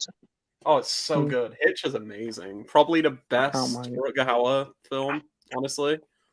Also, I'm trying to get this back in, and I can't. Now then. Oh dear. Slowly, gently push it in.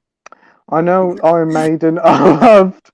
I know they are a great band, but I would rather have the sound of toilet being flushed and have it in Dolby Atmos than listen to them.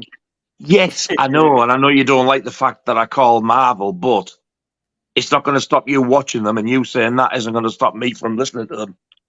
But they're just not for him. Well, I know that. I didn't expect them to be, but the shit that I've got in my record collection. I've got Andy Williams, for fuck's sake. I don't just like Iron Maiden and nothing else. Yeah. Whereas people who come on here seem to comment on Marvel and fuck all else. Yeah, They no, don't change the subject.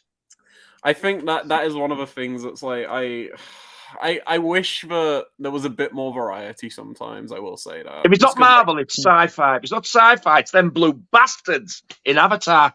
I still didn't see Avatar 2. Like I just don't have any desire So Edward says here, what's your thoughts on Disney re-releasing the classic animated films in cinemas in the UK celebrating its 100th anniversary?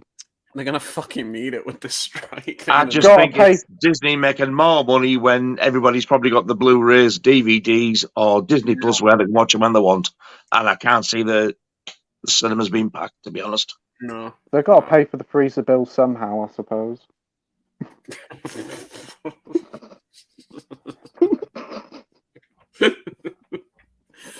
I'm just thinking of Austin Powers. He just comes back to life in a couple of years. He's like, what the fuck's going on here? What the fuck are you guys done to my company? Time to get shit back together.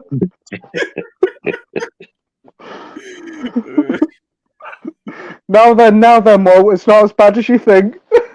His first fucking order, like, when he goes back, like, releasing Song of the South in 4K. What are your thoughts on that? Well, it Disney really matter to me. Fucking hell. Yeah, they're great. It's just not for me, Nige. Yeah, there's no worries about that. We all like different things. I honestly will not say you're wrong at all.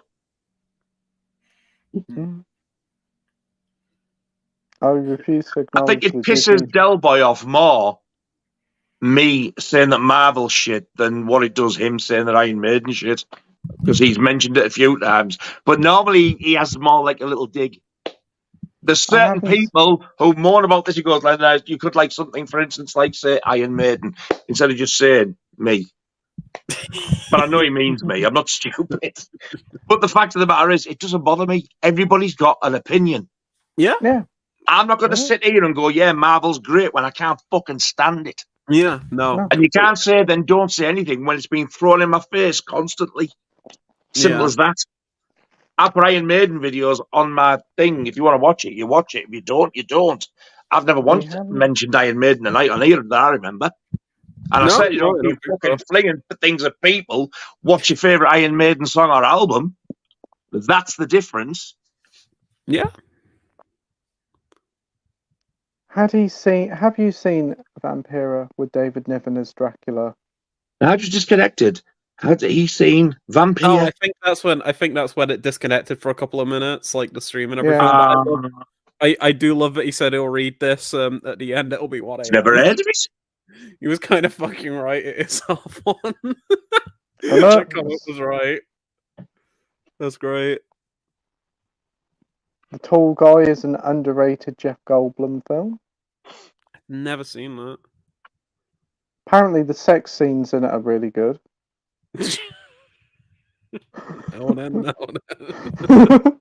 Well, you've persuaded me to watch it. Delboy says it's called License to Kill, as apparently the studio thought Americans would not understand the word revoke. Yeah. License revoke. That sounds... License to Kill sounds better anyway.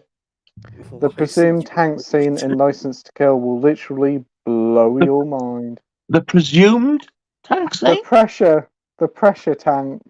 Yes.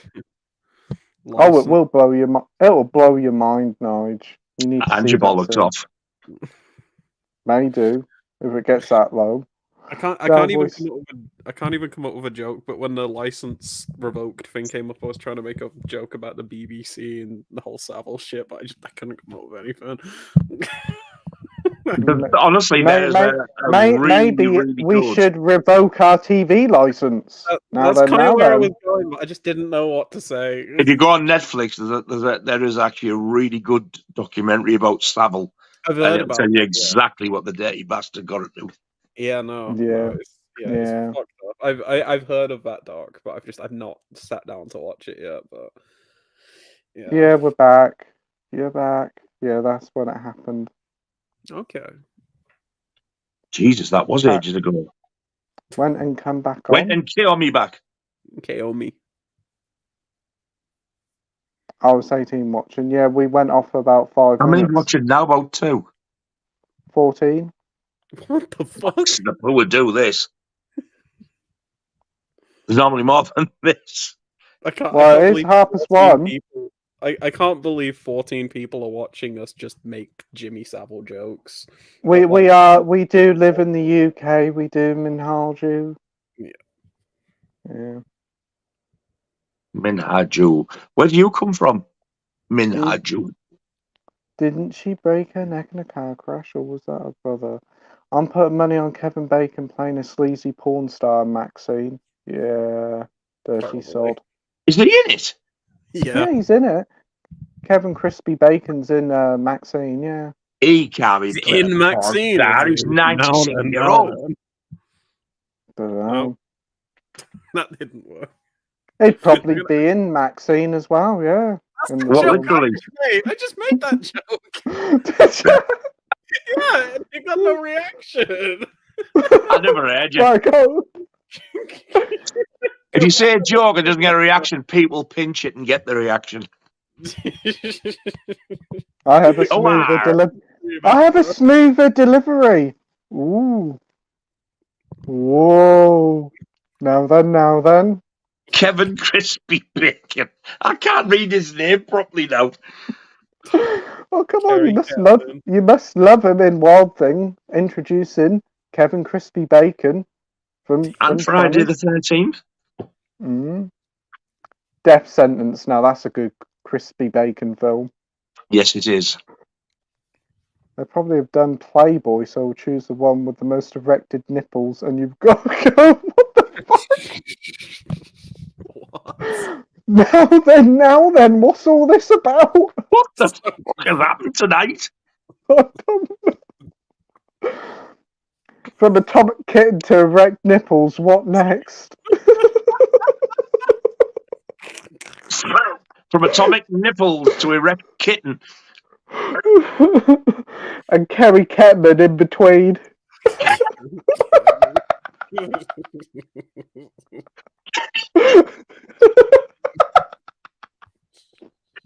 Fucking hell. Fuck. Ginger Spice was the dirtiest. Yeah, she had the smelliest minge. I bet Sporty loves up the Rogan.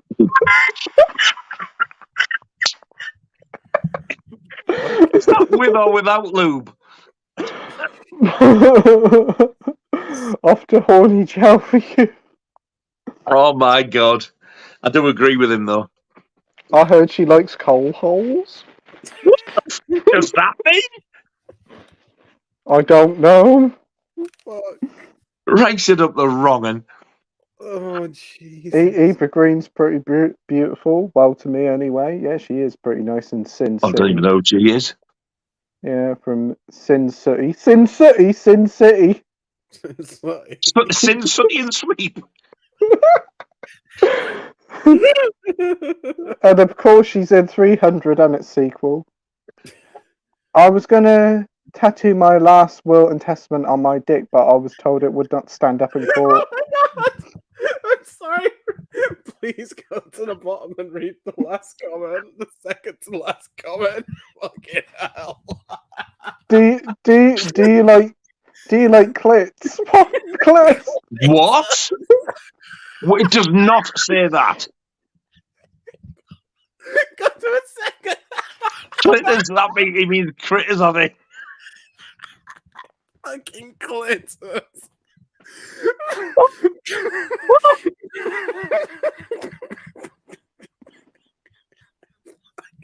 My son said that. I bought it off a car boot sale before on VHS because it was in joint up right. And he went up to me, went to me, Dad, can we watch Clitters? I went, can we watch what? He went, Clitters. I went, go and ask your mum what you've just asked me. So he went and said the same thing. She looked at me, she burst out laughing, and he's like, what? I said, yeah, we can watch it, son, but yes, it's Critters. It's not an L. Oh my god. Oh, jeez. He was only little. God, I pissed myself. Oh, that's so funny. All right, so we have got Honor Blackman in the 60s. Can't beat a bit of posh crumpet. Oh my days. On about a Welsh cock or something. I was going to say, yeah, real. You mean not the go. What about Hammer Typewriter? Is anyone picking up Frontiers next Monday from Second Sight? Yeah, Leon. No, got because I've it. never heard of it. Yeah, it's a French extremity horror film. Yeah, I got it for no. free, like a review copy. That's good. Bruce Yeah. Lee says Shit like that.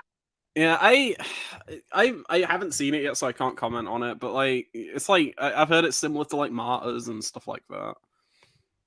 But yeah, Martyrs is definitely like an acquired taste. Haven't seen this one. Have you guys seen Warrior with Tom Hardy? No. Yeah, it's okay. Yeah, like it's been years since I've seen it though. Doctor Who big box set for $177. You know. Well, what does that come with? I think it's going to be the first 10 seasons, and I think they're supposed to remaster them, but it's only for America only, I think. Okay, yeah, that's a bit shit. Because I was gonna say for like 10 seasons, that's not too bad.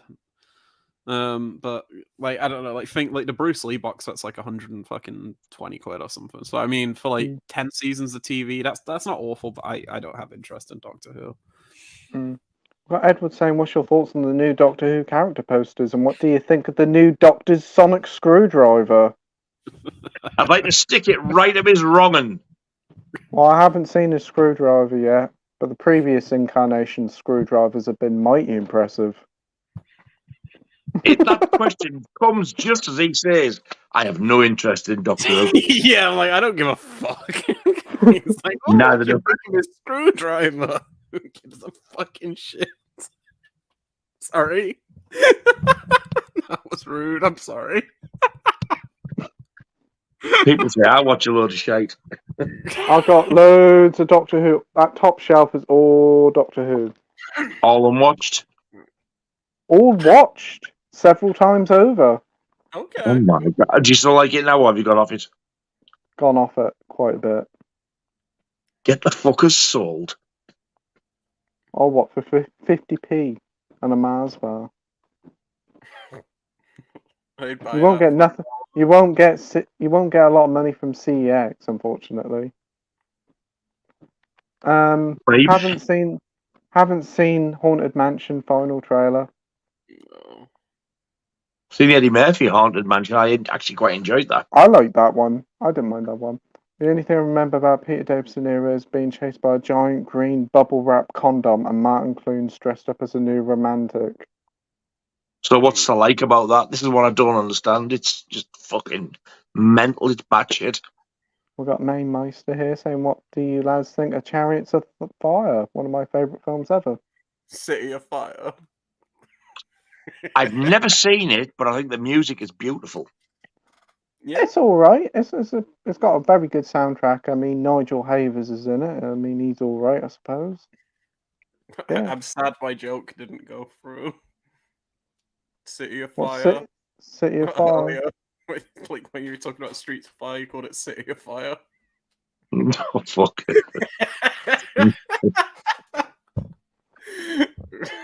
That question will be answered at 1 a.m. pretty much. No, 20 to 2. Yeah, you're about an hour off.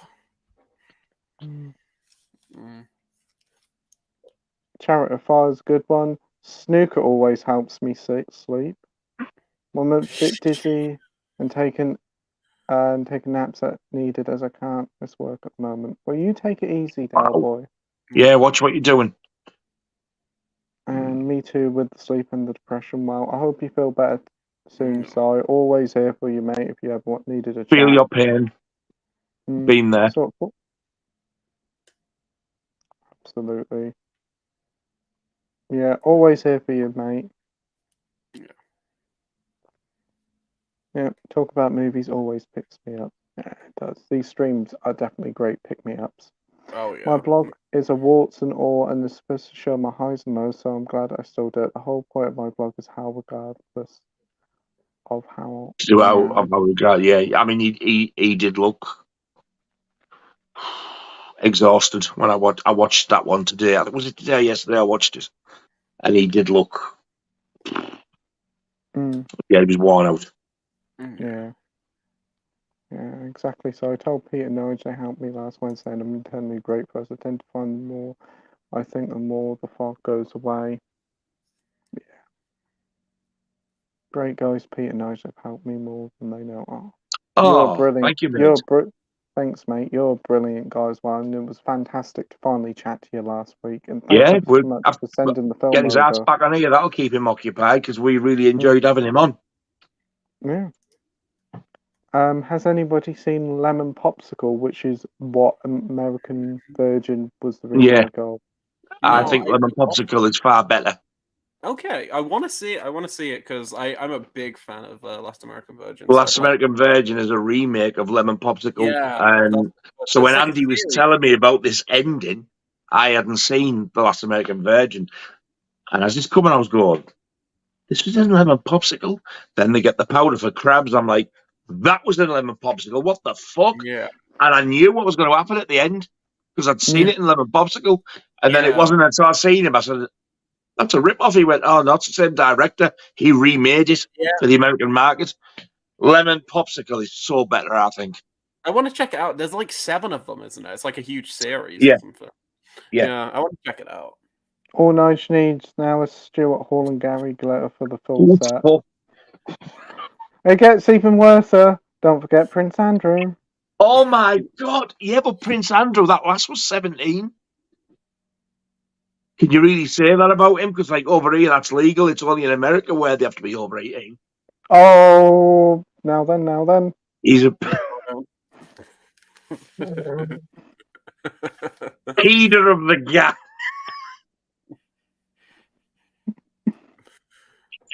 Oh, man.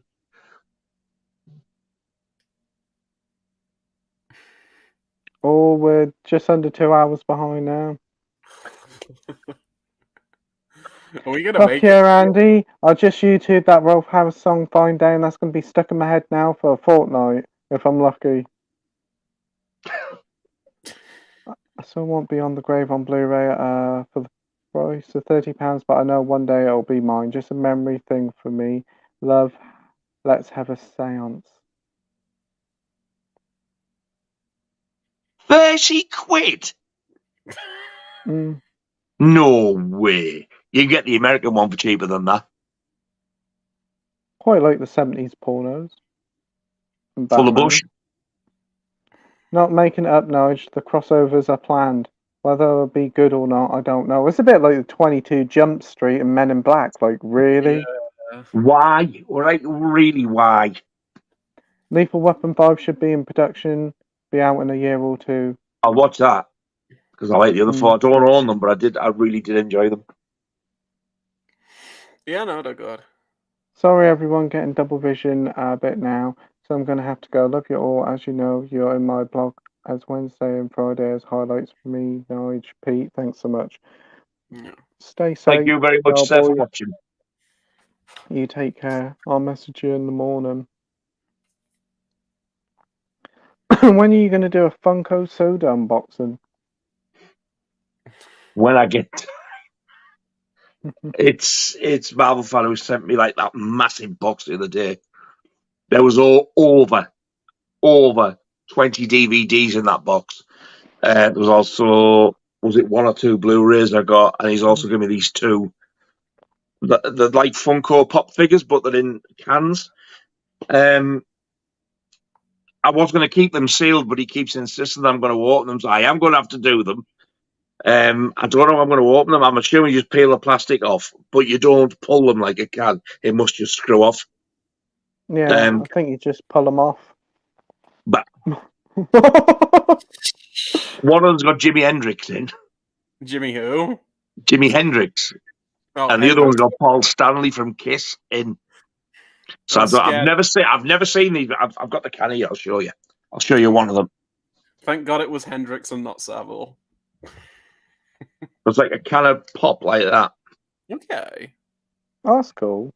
And they're I like made by Funko, who do all the Funko Pops. And I think the figure inside looks something like that. But you see, it's sealed with plastic. Like, you must take that off, but that's not really a ring pull, so I think it must just unscrew. Yeah. Okay. So there's a Jimi Hendrix and Paul Stanley from Kiss. The face on that. So yeah, he sent me these two. Bless him. I'd never heard of them, but he said like he keeps asking me like when am I going to do an unboxing? But I will do one. It's finding the time. I mean, God, this has been busy this week. I met John and Sam. I saw someone post about that on Facebook. Yeah, I've done the Scream unboxing. I've done the Jaws 2 unboxing. I've done the subscriber mail massive unboxing. I've had a busy week, so but don't worry, I'm going to do it. They're there. We've got Dr. Impossible here saying, I think you've been on the world famous penis colada tonight, Pete. You've been hitting back strokes in style. Evening. There's a Evening, blast from the Dr. past. I haven't seen that name for a long time. He popped up last week, he did, I think. Hope you're doing well, Doctor, and thanks for joining, mate. Yes. Good to see you again. Well, your name. Out of interest, have you ever seen a film called The Singleton Pluck? A British film, in Home, and a gaggle of 500 geese to London. Fuck it. Gaggle, eh? I'm afraid that celluloid masterpieces escaped me. Never even heard of it. We've got Mad Vinyl Movie saying great to see Leon back, and a massive way of late. Absolutely. Yeah, I've been kind of cranking shit out. Like on Monday, I uploaded a video of my entire 4K collection that I edited, and it's like almost 2 hours long. That took a while to edit. That's going to be one of the videos I'm doing. My 4Ks. Yeah. Mine probably lasts about 2 minutes. Well, it won't be a bit longer, but there's no way I haven't got that fucking many. I've got like in total, because I track all my stuff on Blu-ray.com, but that counts like Arrow stuff and like all the boutique labels. I've got, I think it's like 398 4Ks or something. So it's like it's almost a 400. Yeah, I think I've got less than 100. Yeah, I've got about just under 100 as well. Yeah, that's just a guess. I mean, are you counting the Arrow box set as one set or 5 films, like 5 discs? I think on Blu-ray.com it like counts it for individual films. So like if it was Psycho, it'd say like 5 extra films or something. But yeah, I think I've got like a total of like 398 or something on 4K, like films in total. But there's a few that are like box sets and stuff. And what is it, like Children of the Corn only comes with like the first on 4K, you know, and the others are on Blu-ray. So, that's a bit of a swizz, isn't it? Yeah, it's like I got the box set here, and you get the first film on 4K, like it's in a 4K box set, but 2 and 3 are just fucking Blu-rays. It's a bit like The Grudge. Yeah, The Grudge, that's what I was going to say, yeah. So when I heard that they were doing Psycho, I was fucking nervous that it was going to just be like a repress of the Universal disc and the others will be on Blu-ray, but I was overall 4K. Yeah, I was like, that's fucking great. Because it's the first ever full Arrow 4K box set from my knowledge, to my knowledge. Because everything I else just hope that the original Psycho is the new uncut one. Yeah, I've heard, I believe it is. I think it's just the same as the Universal disc, but I'm not 100% sure. So if so, that has the new one. Yeah. I do hope so. Yeah, because the uncut one has like 10 seconds extra or something, doesn't it? Yeah, if that, it's not long. Yeah. I imagine Arrow will. Arrow are pretty good for getting like these like longer versions of films and everything. Wow. Carry On Columbus has gone up in price. Jeez. I wouldn't care. It's terrible. The actors' strike is about image rights. The companies are trying to copy background performers basically onto computers, so basically they don't have to pay the extras anymore. It's using all this AI. This AI stuff as well for like writers to do AI created scripts deep fakes and all shit like that as well. So yeah. Yeah, it was talking about like Disney were trying to like patent a thing where they can essentially pay somebody to come in and then do a bunch of like facial scans and everything, and then they pay them like one sum for that day, and then they can use their likeness for the likeness, Jesus, for the rest of time, which is like completely fucked up. It's like here's $2,000, we own your face now. It's like what the fuck? It's like it's fucking demented. It is like genuinely terrifying. It's like people always go on about how, oh, we're living in like Black Mirror now, but like we genuinely fucking are at this point. We do. Like, yeah. The music industry's been like that for donkey's years, though. Oh yeah, the music industry. So now they know how the performers, like in music, know they feel. Yeah. Oh yeah, 100%. Yeah. Dr. Impossible's brought it up here about the streaming with the issues with the strikes. Yeah, that's another thing. Yeah. Yeah. Sorry for popping in and out, misses. We're getting to the end of the comments now. Right, chaps and chapesses, I'm off as my phone battery is about to run out. We'll probably catch you on the Z-Man's live stream tomorrow night. Oh. Take care, mate. See you later. See you later, Philip. Jake says he's found out he's going to be an uncle. Very awesome. Dave, for me, can't wait to tackle being an uncle. I'm pumped for the film. Right? Nice. Awesome. Excellent. Great. FBI, open up. It's probably to do with the Savile jokes. Oh, it wasn't 10K a week. It was 10K a night for the Star Wars hotel. Oh, a night? Only a night. Fuck, and they wonder why nobody would pay it. Stupid fucks. Apparently, they're going to scale back their productions on Marvel and Star Wars projects. I wonder why. Well, after all of them bombed, they're gonna stop making. What the fuck? That's crazy. Oh no! It's so funny because there was like an interview with Spielberg that's been like floating about again like recently on social media. But he got interviewed about 15 years ago, and he said sometime in the future there's going to be a series of big blockbusters that bomb one after another, and it's going to completely change how the industry works. And what's happened this year? We've had bomb after bomb after bomb after bomb, and now the industry's going to shit. It's like I was saying it earlier about how with that like Superman Richard Donner, it's kind of like the Justice League thing where it's like history repeating itself, but it's like people like it's very obvious the direction everything was headed, because like if you're spending so much money on these films, eventually it's just going to crash and burn. They're not always going to make money forever. It's like look at the Western. Like the Western was like the most successful like genre that you could pump out so many films for, and then it just died. Like they don't make Westerns anymore. They still make like the odd Western, but it's not like Westerns were like superhero movies are now. You know, back in the day. They were everywhere. So many.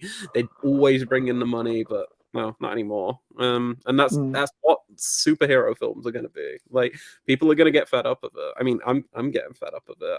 I am getting a bit tired of just like. I didn't know he was an American artist. Yeah. Okay. Oh, Jimmy Cummins. Yeah. Yeah, I think we agree. It'll be better than nice. It's going to be orgasmic. Ooh.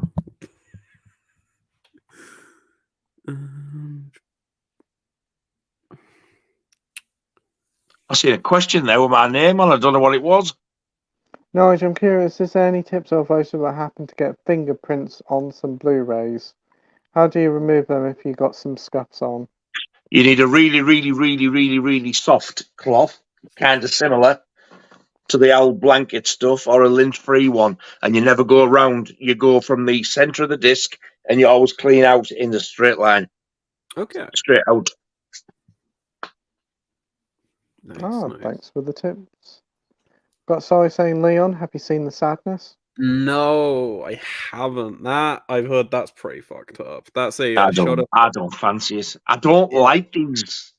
It sounds foreign films, and they're getting more and more popular, and they just don't interest me. I'm a big fan of like foreign language cinema, but it sounds pretty fucking perverse, and like it's just the bits of Japanese ones I've ever seen over the years, they're just depressing as fuck. and I just don't interest me. Yeah, yeah, fair enough. Yeah, yeah. I've heard. Yeah, the sadness is really fucked got up. It's like a Psy zombie outbreak, and then all Is the it? zombies turn into like murderers and like rapists or some shit. It sounds Oh. fucking nuts. Yeah. Nigel, Sai says, Nigel, apart from animal cruelty movies, what's the most disturbing movie you've ever watched? Jesus.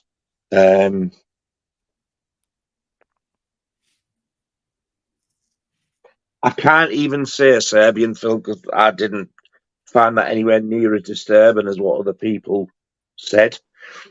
There is one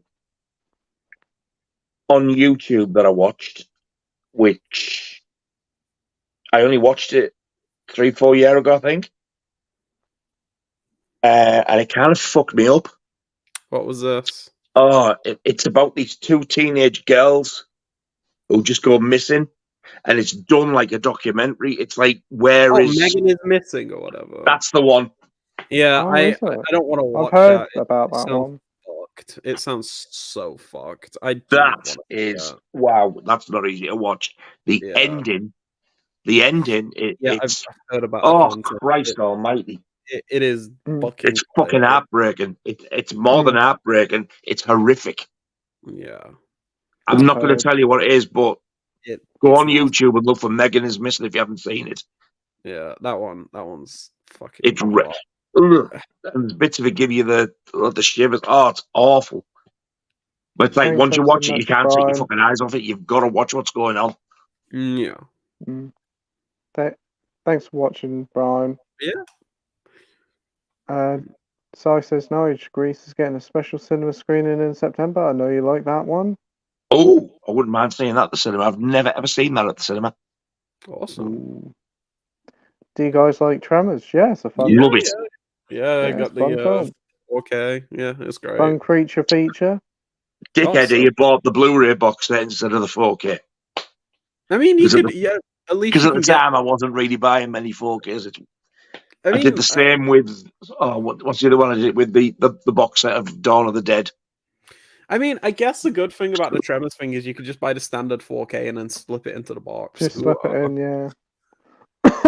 Ooh. Oh yeah, we're back to Clit. You like Clitters? I had Clitters. I heard Clitters is good, but only the first Clit. Clit. Oh. I've got the Clitters box set. Think he does. Scott, would you say you're what? Right. I think he's on about referring to when he does that. Clits with minge. Mitts with clinge. Wow. Nige, do you remember the old English sheepdog that was used in the ads for paint? When I was little, I called them Durex dogs, but it's a Dulux dog. Yeah. Oh my God. Yeah. I do remember them. Wow. Yeah. Durex dogs. Gary says Frontiers is about a bunch of criminals who get caught up in a Nazi cannibal group. Insanity occurs. A proper gore fest. Wow. Yeah, wow. I'm gonna now that film title is very, very deceiving. Yeah. That sounds pretty. Like that's. I'm gonna be watching that this weekend to review it. I'm excited. It sounds pretty fascinating. That's the word for it. Wow, that's I my saw deck. Pete looked dashing and dapper like Professor Snape and Harry Potter. Now then, Minhal. I think you pulled. Pete, what you cooking? Good looking. I'm only joking. I think I need sleep now. Bedtime for me. I definitely do think so, mate.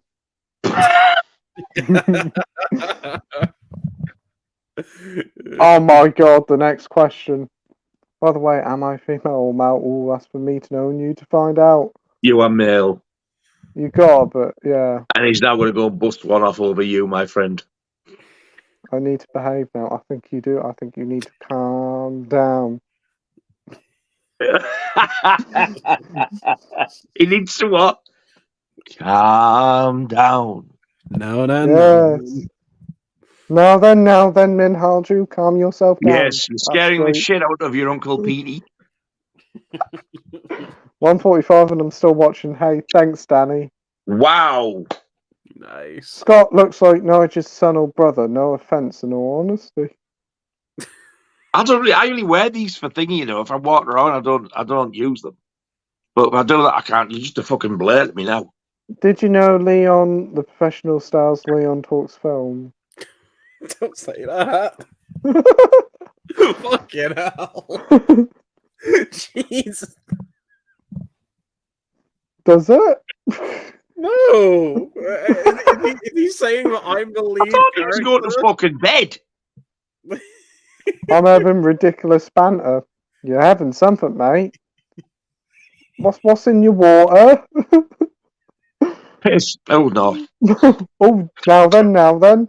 Good night, guys. Good night, Marvel fan. Good night, mate. Right, I'm calling it now bedtime for me. See you later, guys. It's been a great stream. Thanks for making me laugh. Hey, no worries. Of course. See you later, sir, not madam. Would you guys get any film-related tattoos? Well, I don't know. Maybe get a tattoo later on in life. I'm not sure, but nice tattoo there, Nige. I think I beat you to it there. Yeah. What about you, Leon? Would you get a tattoo? I've never been a huge tattoo person, but if I did, like, I'm not like opposed to it or anything, but like, I'd probably get like a David Lynch one or something, just because I fucking love David Lynch. So I just want to get some. I kind of want to get like the Eraserhead baby or something. I was just gonna say, get the front cover out and erase it on your arm. Yeah, I just the weird fucking baby, like the creature or whatever. I think that would be a pretty cool Easter egg, not Easter egg tattoo. Easter egg. Harry says Irreversible takes some beating from us to start film Paul Monica Belushi. Yeah, that's a rough one. Yeah, Irreversible's a lot. It's 2:02. We're 2 minutes behind. Wow. And the final comment of tonight is from Manhaju saying you guys have great channels. Thank you, sir. That's really kind. Thank you. Thank you ever so much, Manhaju. 6.5 hours. That's the longest in a while. Do you guys always make it to the end of the comments? We always try. Usually, yeah. Yeah. Yeah, Okay. I've got a shit Freddy Krueger tattoo. I did debate getting a Freddy one above the Jaws one. I thought I wanted a Friday the 13th one, but I didn't just want like Jason. I like the cinema art, but I thought, fuck it. Yeah. But then when I went on the last Iron Maiden tour with that artwork, I was like, I want that. But then I thought, well, I've got two Maiden ones there, the Jaws, another Maiden one there. It wouldn't be. So what the fuck? I don't know. They're so expensive, though. It's having the money first. Matt Chat says, right, lads, I'm getting carpet burns on my eyeballs. They're hanging out my head that far. Great. Stream, lads, as usual. Take care, Matt Chats. Thanks for watching. Glad you enjoyed it, mate. And Danny says said, have a good one, and I'll try to post more of my DVDs, Blu-rays, and 4Ks. That'd be great to see, mate. You take care. So, anyway, that'll do it for tonight. Sai saying night, guys. Night, Sai. See you later, Sai. So Leon Minhalju subscribed here.